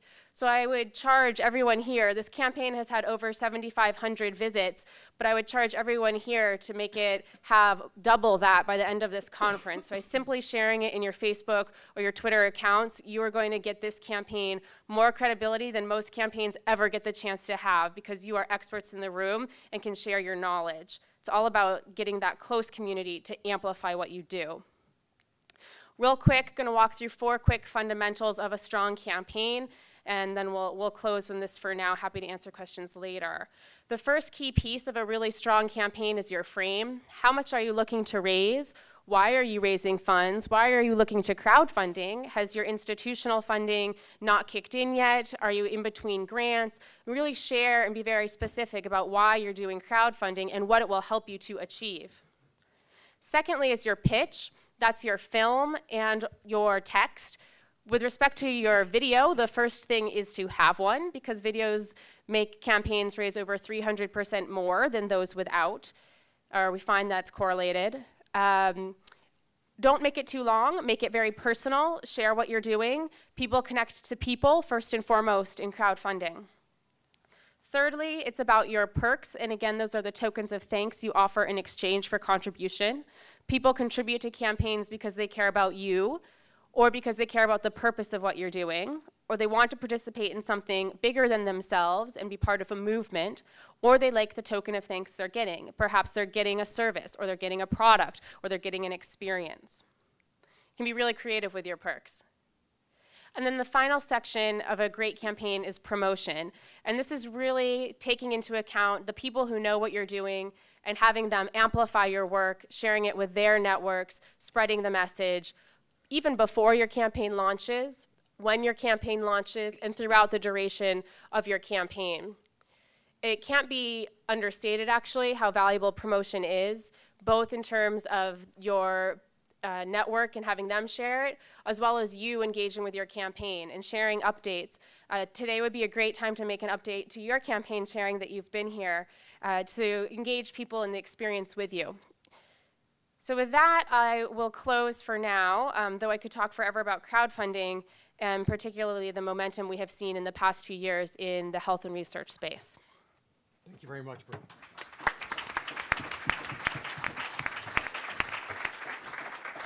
So, of course, we are running a little behind time, but what I've decided to do is promise you that before 6 o'clock, we will end this session and have our Lifetime Accelerator Award, and I will invite the chairman of the board up here to take charge. But since we have such an incredibly talented panel here, I would like to see if people would like to ask some questions. I have some questions, but I'm hoping that the audience will leap to the microphones here. I can't really see this one, but does anybody have any questions for any of, right there, Dr. Metter, go ahead, go for it. Well, in front, if you want in front of the camera, you can come up here. Yeah, well, got to get in front of the mic. Yeah, because otherwise the people on the internet can't hear you. Rajesh, I have 3 questions. You can answer none or all. Number 1, given some of the revolutionary changes that are taking place in NIH operations, is there any way to shorten the review time from point of submission to point of funding? That's number 1. Number 2, particularly in small populations like childhood epilepsy syndromes, we need to employ innovative methods for study design and statistical analysis. Are you including those kinds of experts in review of applications? And number 3, is there crosstalk between the FDA and NIH as you get toward IND applications in the design of early phase trials? No, yes, yes. Oh, you want me to say more? Okay.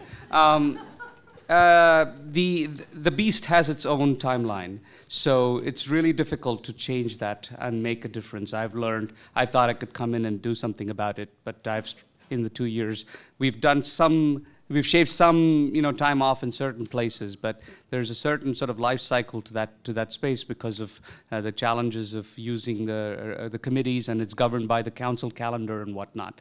So that makes it very difficult. So one of the things I always try to do in managing expectations with especially small companies is please don't come to us when your bank balance is zero. I mean, we can't help you at that point. So come to us when you're going to run out of money in 9 months, because then we can help you get there so that you don't run out of money at that point. So think 9 months ahead if you're going to really use NIH funding as a way to keep your doors open and make payroll and whatnot. So that's I think answer for one. Now number two, yes, I think especially with the focus on rigor and reproducibility and all of the things that you've heard from the NIH in terms of the challenges there in terms of sample size, blinding and whatnot, that has become a pretty strong focus of review, and we are bringing in the right experts to do that. And you've also seen the change on the journal front based on Story Landis's paper in 2012 leading the way, and then Francis and Larry Tabak publishing the perspective earlier this year on the same topic. That journals are also bringing statistical expertise to the review process in terms of accepting application manuscripts as well. And the last point in terms of thinking about, what was the last point? FDA. FDA, right. So with NIH and NINDS and FDA have a memorandum of agreement that's now 7 or 8, almost, I think it's 10 years. It's the third round of 5 years that has just been renewed, where we meet once a quarter to talk confidentially about things that are in our portfolio that we would like to get their advice on. And they talk to us about things that they see in applications that they want us to make sure we catch during the review process and advise applicants on. We can't talk to them about a particular application and give advice on our behalf. That's not our role. We are not the regulators, the FDA are, but we have that relationship, but that's primarily with CBER, so that really helps for the biologic side of things. We have not been able to establish a similar relationship with CDER. They claim they're too busy to do that with us or every institute that might then want it. We are setting up a similar one with CDRH for the devices. It is not up and running yet, but we hope that that will be available also to help us guide applicants. Thank you. Question? More of a comment. Thank you all for presentations. For the young investigators in the room and some of the clinicians as well, for those of you who are applying for grants that fall below the funding line of CURE or Epilepsy Foundation and certainly NIH, I just wanted to point out that there are many other rare epilepsy groups, some of whom are here this week, who are offering smaller grants and are looking for more novel approaches. So if you have something in mind that doesn't necessarily fit the bill of one of the other organizations, I would really encourage you to approach the smaller foundations, such as the Dravet Foundation, TS, Lennox-Gastaut. On behalf of the Lennox-Gastaut Foundation, I can say that our school of thought is every penny counts for a research project, and if we can fund, just even if it's $10,000 or $20,000, it makes a big impact for our constituents, and I'm sure it will make a big impact in your research. So just something to keep in mind. Thank you. Thank you very much for that comment. Roger, can I actually just follow up on the comments? I think one of the important things, and I think Jan also pointed to this, I think in the space of collaborating, I think there could be more collaborations amongst the funding organizations. So it would be really helpful, for example, if the various epilepsy disease societies really learned how the NI and NDS programs work, so they can bring the applicants at the right stage to us rather than too early or too late. And the same way, when we feel we're not ready, they're not ready for one of our programs, we can then direct them to the right disease organization to go get that seed funding, to get that one data package that will make them more competitive in review. And I think that way we can help the community navigate this labyrinth of funding programs that exist in a way that potentially they can piece it together. So at the moment, we often find they knock on our door, they might knock too early, knock too late, they go somewhere else, then they sit and sort of languish for a while, they come back, but they haven't done anything in the middle to essentially improve their program, and then it's sort of deja vu all over again, and it doesn't really help them. Yeah, and just to add to that, I think that the epilepsy community in general is seeing a lot more collaboration now than we have in the past, and I think that's the direction that a lot of the organizations are going in. So I think that, I think, Jan, you'll probably agree with me that there will be a lot more collaborative grant opportunities in the future. Right, I think we're lucky because we have iCare now, which is bringing all of the funding agencies together to talk and find a way, because we really do need to build a place that people can go and say, oh yeah, this is what we can apply for now. So I think it's a great thought, Christina, and we'll keep working on it. We have a question back here. Yes, hi. Megan with Epilepsy Education Everywhere, and we're not geared towards research. We're geared, of course, towards raising awareness throughout the community about epilepsy. We feel that the more people know about it, the safer people with epilepsy are going to be, but also the more people know about it, the more research funding will go to epilepsy because people simply know about it. Of course, we need our own funding, like any nonprofit. And we've heard about crowdfunding, but the one thing that's kept us from it is those perks. What kind of things do you give as perks when you don't have a lot of money to begin with? Yeah, definitely. And one thing to know is that perks are optional. You don't actually have to have them, but we do find campaigns with perks tend to perform better. Now, when I think about perks, I think about those 4 reasons why people contribute to campaigns and make sure that campaigns have perks that align to all of them. So, for example, purpose. People will contribute to campaigns because they care about the purpose of what you're doing. For that, a simple thank you card is really all they need. Our most claimed perk level is $25. The level that tends to get you the most revenue is around $100. And the average contribution is between $70 and $90. So a thank you card, a nice thank you from a student, somebody who was on staff, from your executive director, that can go actually really far, as can traditional philanthropy models of putting people's names on walls. You can have a wall of thanks where donors who contribute at higher levels are in higher font, bigger font on your online website wall. It can be an online wall. So that's the purpose side. Now, from the other perspective of why people contribute, their participation or wanting to be part of something bigger than themselves, there's often really creative things you could do. For example, could you have an event in key cities around the country where it's an educational event, but you're also celebrating the campaign and you actually offer tickets to this cocktail hour through the campaign? Could you offer the chance to talk with a celebrity who has epilepsy, who would be willing to share his or her experience in an online webinar format? Could you offer books that were signed by authors that you really think are important in this space? You can really be very creative, and you don't have to do things that actually cost a lot of money. By thinking through your network and the assets you already have, things that might seem sort of boring to you are quite interesting to people who don't see them every day. So it's thinking through things like that. Now, in some cases, if you happen to have Ian Desmond, the Washington Nationals shortstop, who can sign baseballs for you, like that's always lovely. Or if you have Don't have that luxury. If you have a company that wants to offer products like Nike making a special product especially for your campaign to offer exclusively through it, those things are always nice, but they're certainly not need-to-haves. Okay, good. Thank you. Thank you very much. I think since there are no other questions from the audience, I think I'm going to ask Mr. Warren Lambert and Dr. Jackie French to come up. And everyone up here is excused except Dr. White, who may stay at the podium.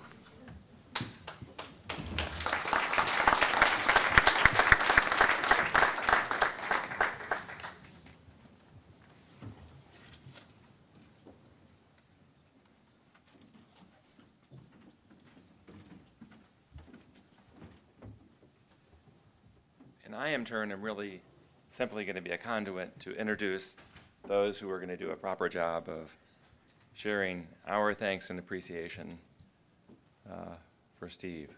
And Evelyn Nussbaum, are you also with us? Great, if you can join us as well. We're going to hear from 3 folks who are going to speak a little bit to Steve's accomplishments and contributions to our community. And as a father, I'll just join in adding my sincere appreciation and say how much I've enjoyed working with Steve and getting to know him over the last decade plus that I've been involved in the movement and seeing the incredible role that he plays. Evelyn Nussbaum is a board member of CURE, also the mother of Beatrice and Sam, and a journalist who's written for CNN, New York Times, Wired, and Fortune. I think she's going to share some remarks possibly from Cure and from Susan Axelrod, and she's going to lead off. Roger will follow, and Jackie will finish for us. So with that, Evelyn, maybe you can... There or here? Why don't you come up here, actually? Share your thoughts.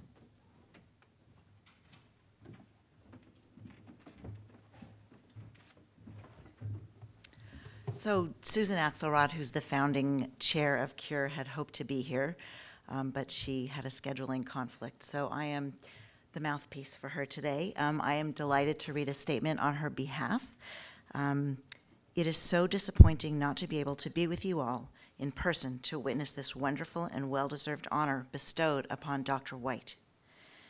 There is likely not much more than I can add about Steve's remarkable scientific contributions to this field and his equally remarkable record of excellence in mentorship. I'm certain that in years to come, future recipients of this award will be so honored because they were fortunate enough to have been inspired and mentored by Steve. I know Steve in yet a different capacity.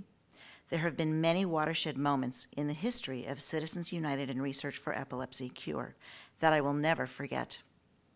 One was the day Steve and I had our first conversation about his joining Cure as our first research director. I can remember exactly where I was sitting, how the conversation went, and that I had to pinch myself when it was over, because all I could think was, how could Cure, this fledgling organization on the cusp of developing our first internal scientific team, attract the likes of Steve White? I'd known Steve for years. I was well aware of the attributes that he's being recognized for today. I also knew that there are few people more trustworthy, more thoughtful, more ethically deliberate in all of his thoughts and actions than Steve White. Working side by side with him since November of 2011 in his role as research director of Cure, he has never disappointed, and we have asked a lot of him. We've asked him to challenge and even shake up certain of the cultural standards in this community.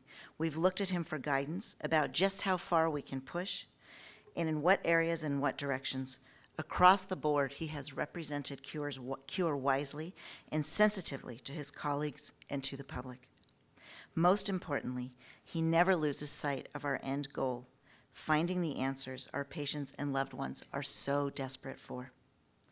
Congratulations, Steve, and thank you for always, without exception, guiding us with kindness, wisdom, and your extraordinarily strong moral compass. We, along with the entire epilepsy community, are so very lucky to have you.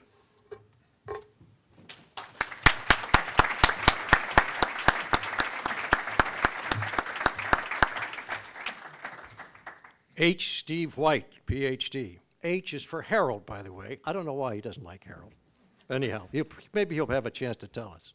He was born in Birmingham, Alabama in 1955. He and his wife, Catherine, have 3 children and a new house in Seattle. I'm still waiting for an invitation to go salmon fishing, but it hasn't happened yet. Steve and I have been good friends since, he tells me, and I think he's right, about 1983, which reflects a lot on both of us, I'm sorry to say. Steve got his BS in pharmacy and his MS in pharmacology from Idaho State University. He then went to Utah, where he got his PhD in pharmacology in 1984, working with the legendary Dixon Woodbury, late Dixon Woodbury. He was publishing papers with Dr. Woodbury as early as 1984, and these two scientists would team up for a whole series of papers in the next decade. In 1988, he published his first paper with the equally legendary late Ewart Swinyard, with whom he became much closer in the years to come. He would eventually publish 170 papers, mostly on anti-seizure drugs and on epileptogenesis, and he's still going strong. But let's back up in time.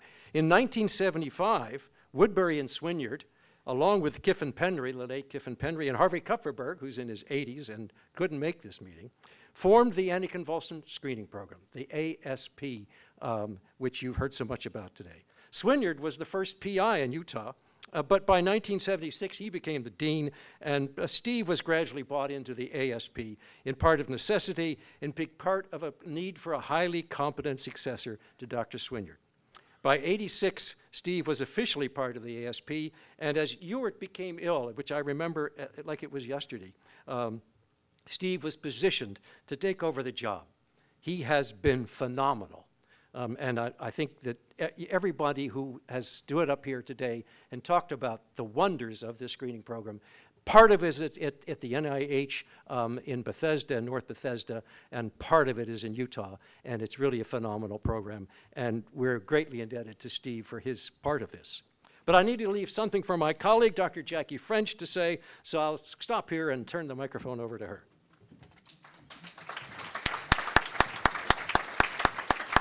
So I think it's about time for Steve to have to stand up. Come on over here. So the first thing I want to say is that we only give this award to people we really like. Never mind everything else. So the first thing is that. And I'm sorry that you can't get the award like our last year's recipient out on a beach with everybody with a glass of wine in their hand, but this will have to do.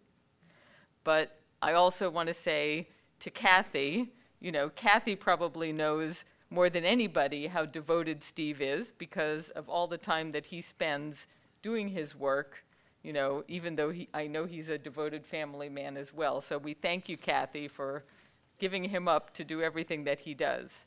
The other thing I wanted to say is that if you noticed when everybody came up here and talked about their collaboration with the screening program, they said two things. They said it was incredibly helpful and it was just really fun. It was really great. Now, how many people say that about collaborating with the NIH, I'm sorry to say? Right? That is a unique thing, and it is very much due to this guy here who not only just, you know, comes and does his job every day, but really has a passion for it and is thinking about it all the time and is thinking about how to make epilepsy therapies better all the time and what he can do in his screening program to make that happen. And also, you know, I just wanted to add that as far as collaboration is concerned, you know, all of us call on Steve because there is only one Steve. There's like a ton of the rest of us, but there's only one Steve.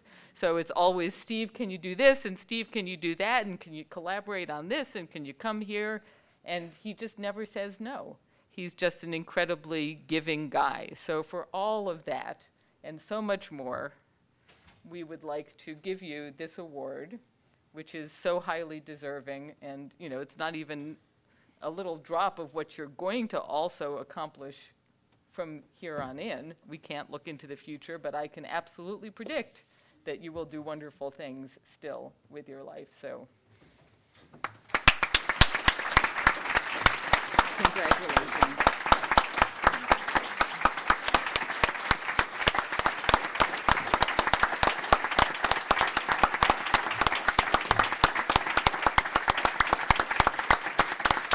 By the way, before Steve gets a chance to say something, I would like anybody else in the room who just wants to come up extemporaneously and say any words about how great Steve is, please be my guest, all of you who have worked with him.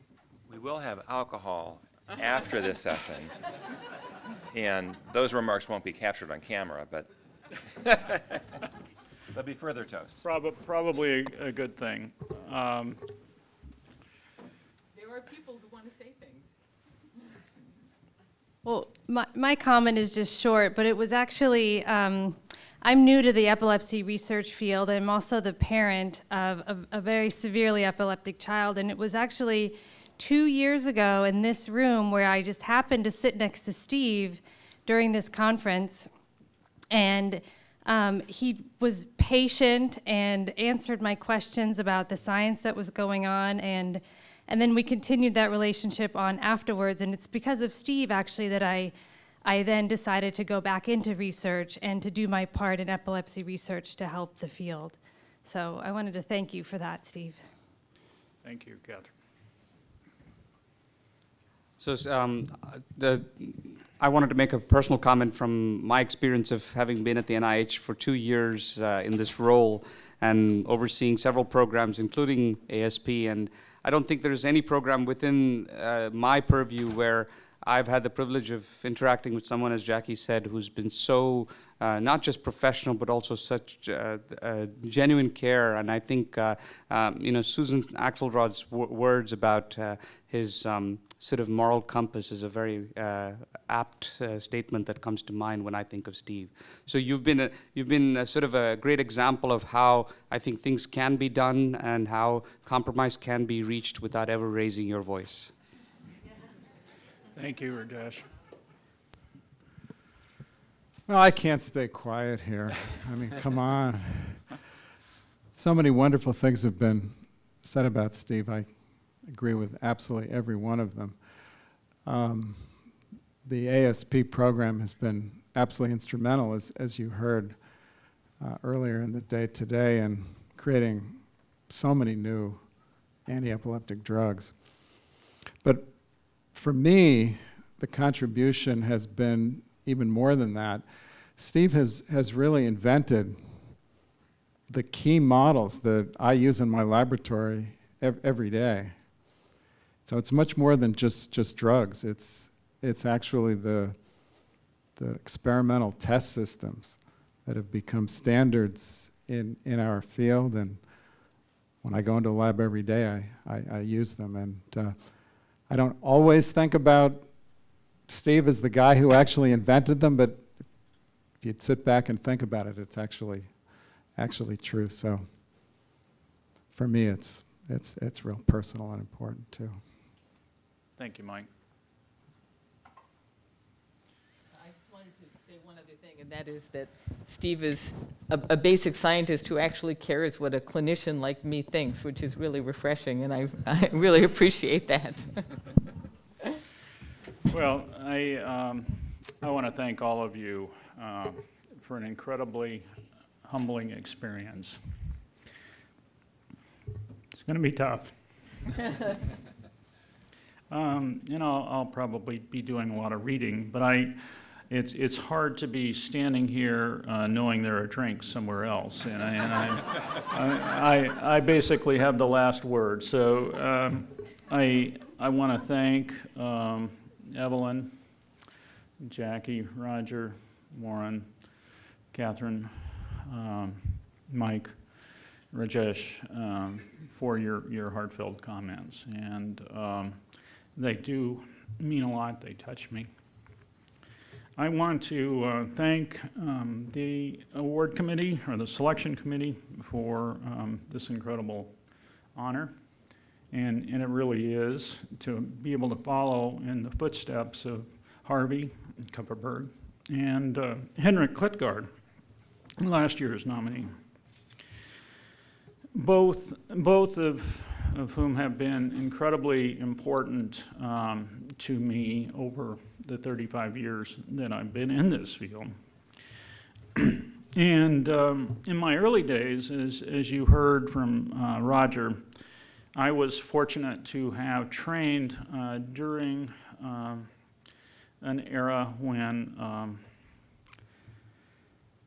you had access to, and I particularly had access to the two giants at that time in experimental translational epilepsy research, Dix Woodbury and Jort Swinyard.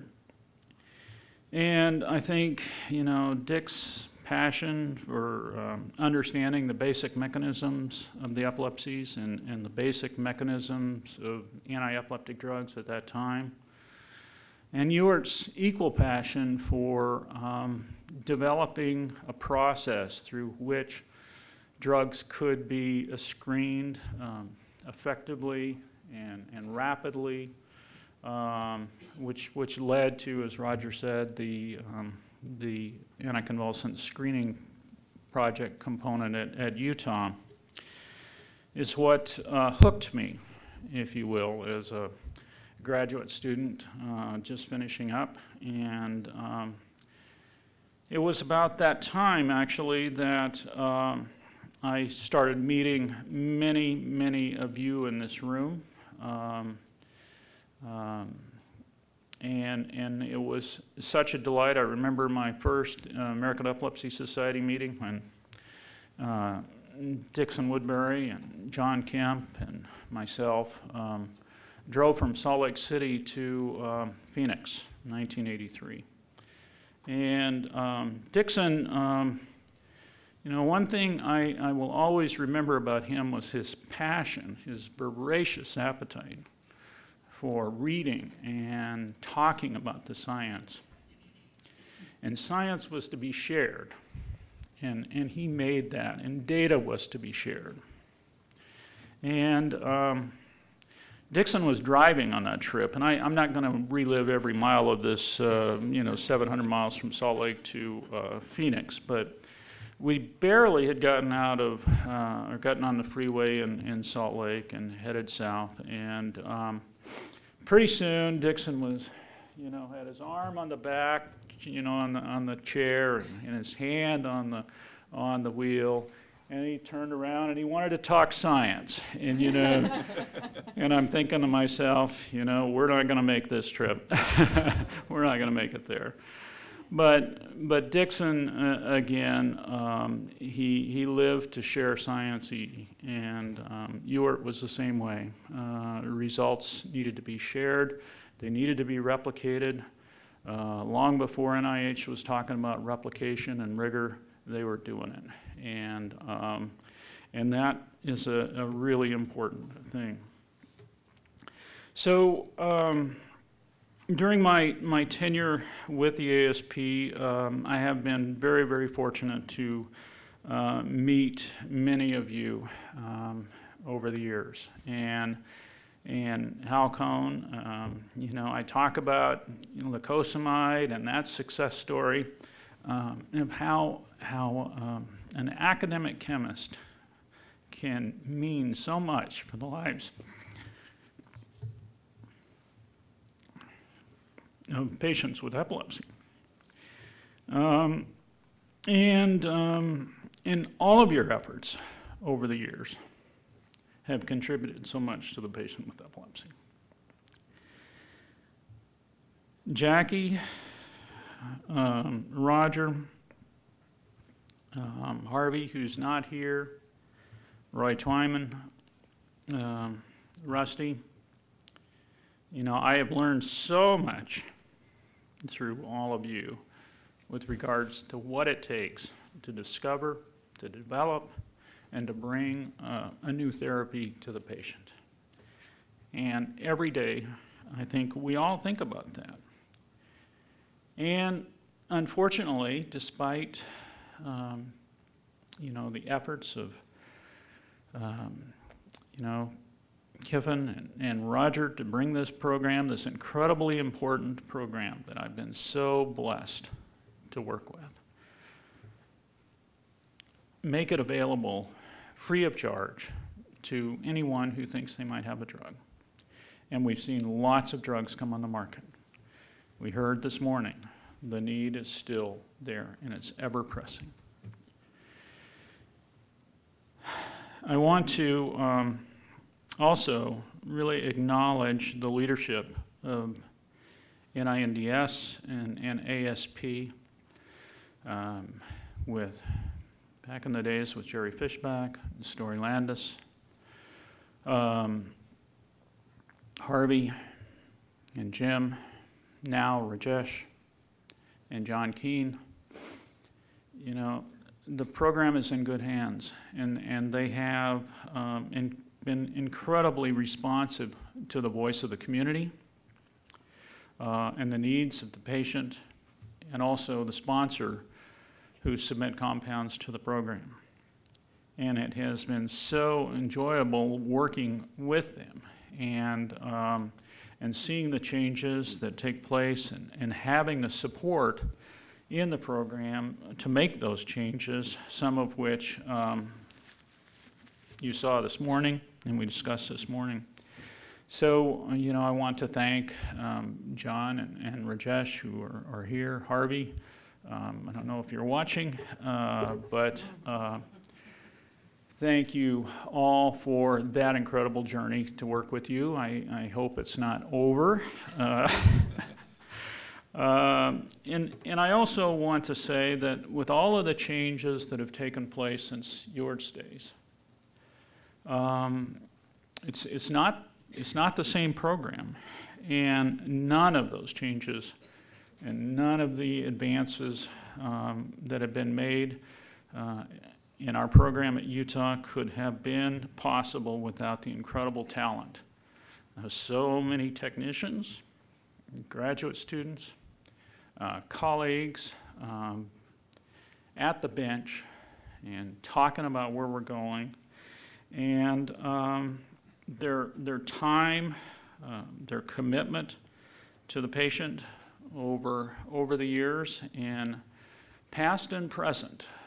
Many of you may recognize Josie Woodhead, who was Ewert's lieutenant when he first started the program, who's now retired. Hal Wolf, a close friend and mentor, who will be retiring not only very shortly.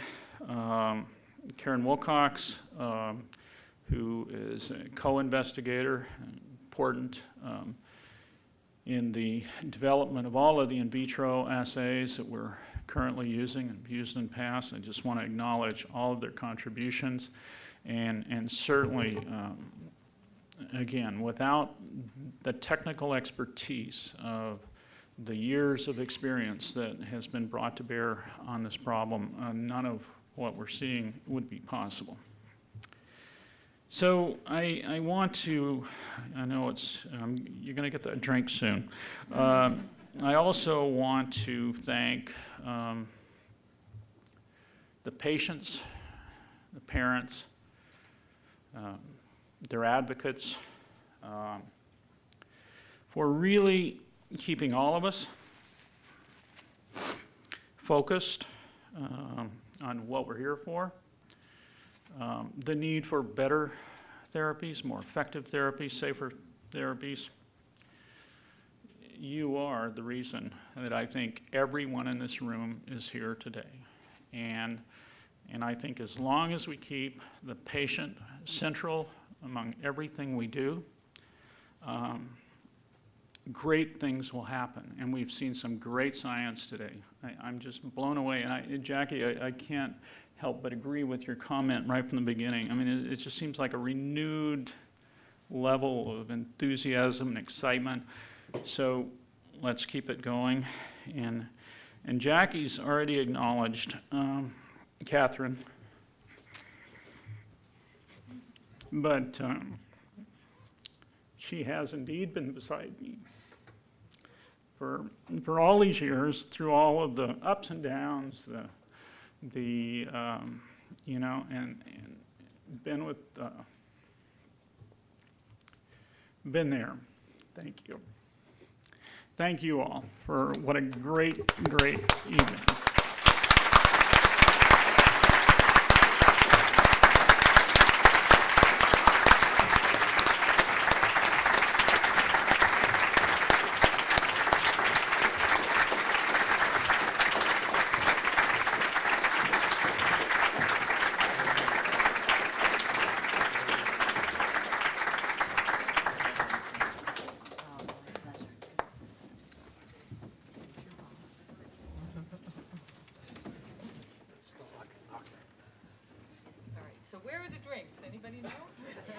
I was afraid this thing was, you were bumping up against it. I presume in the atrium. We have no beach to go to, unfortunately. Close enough. Yeah.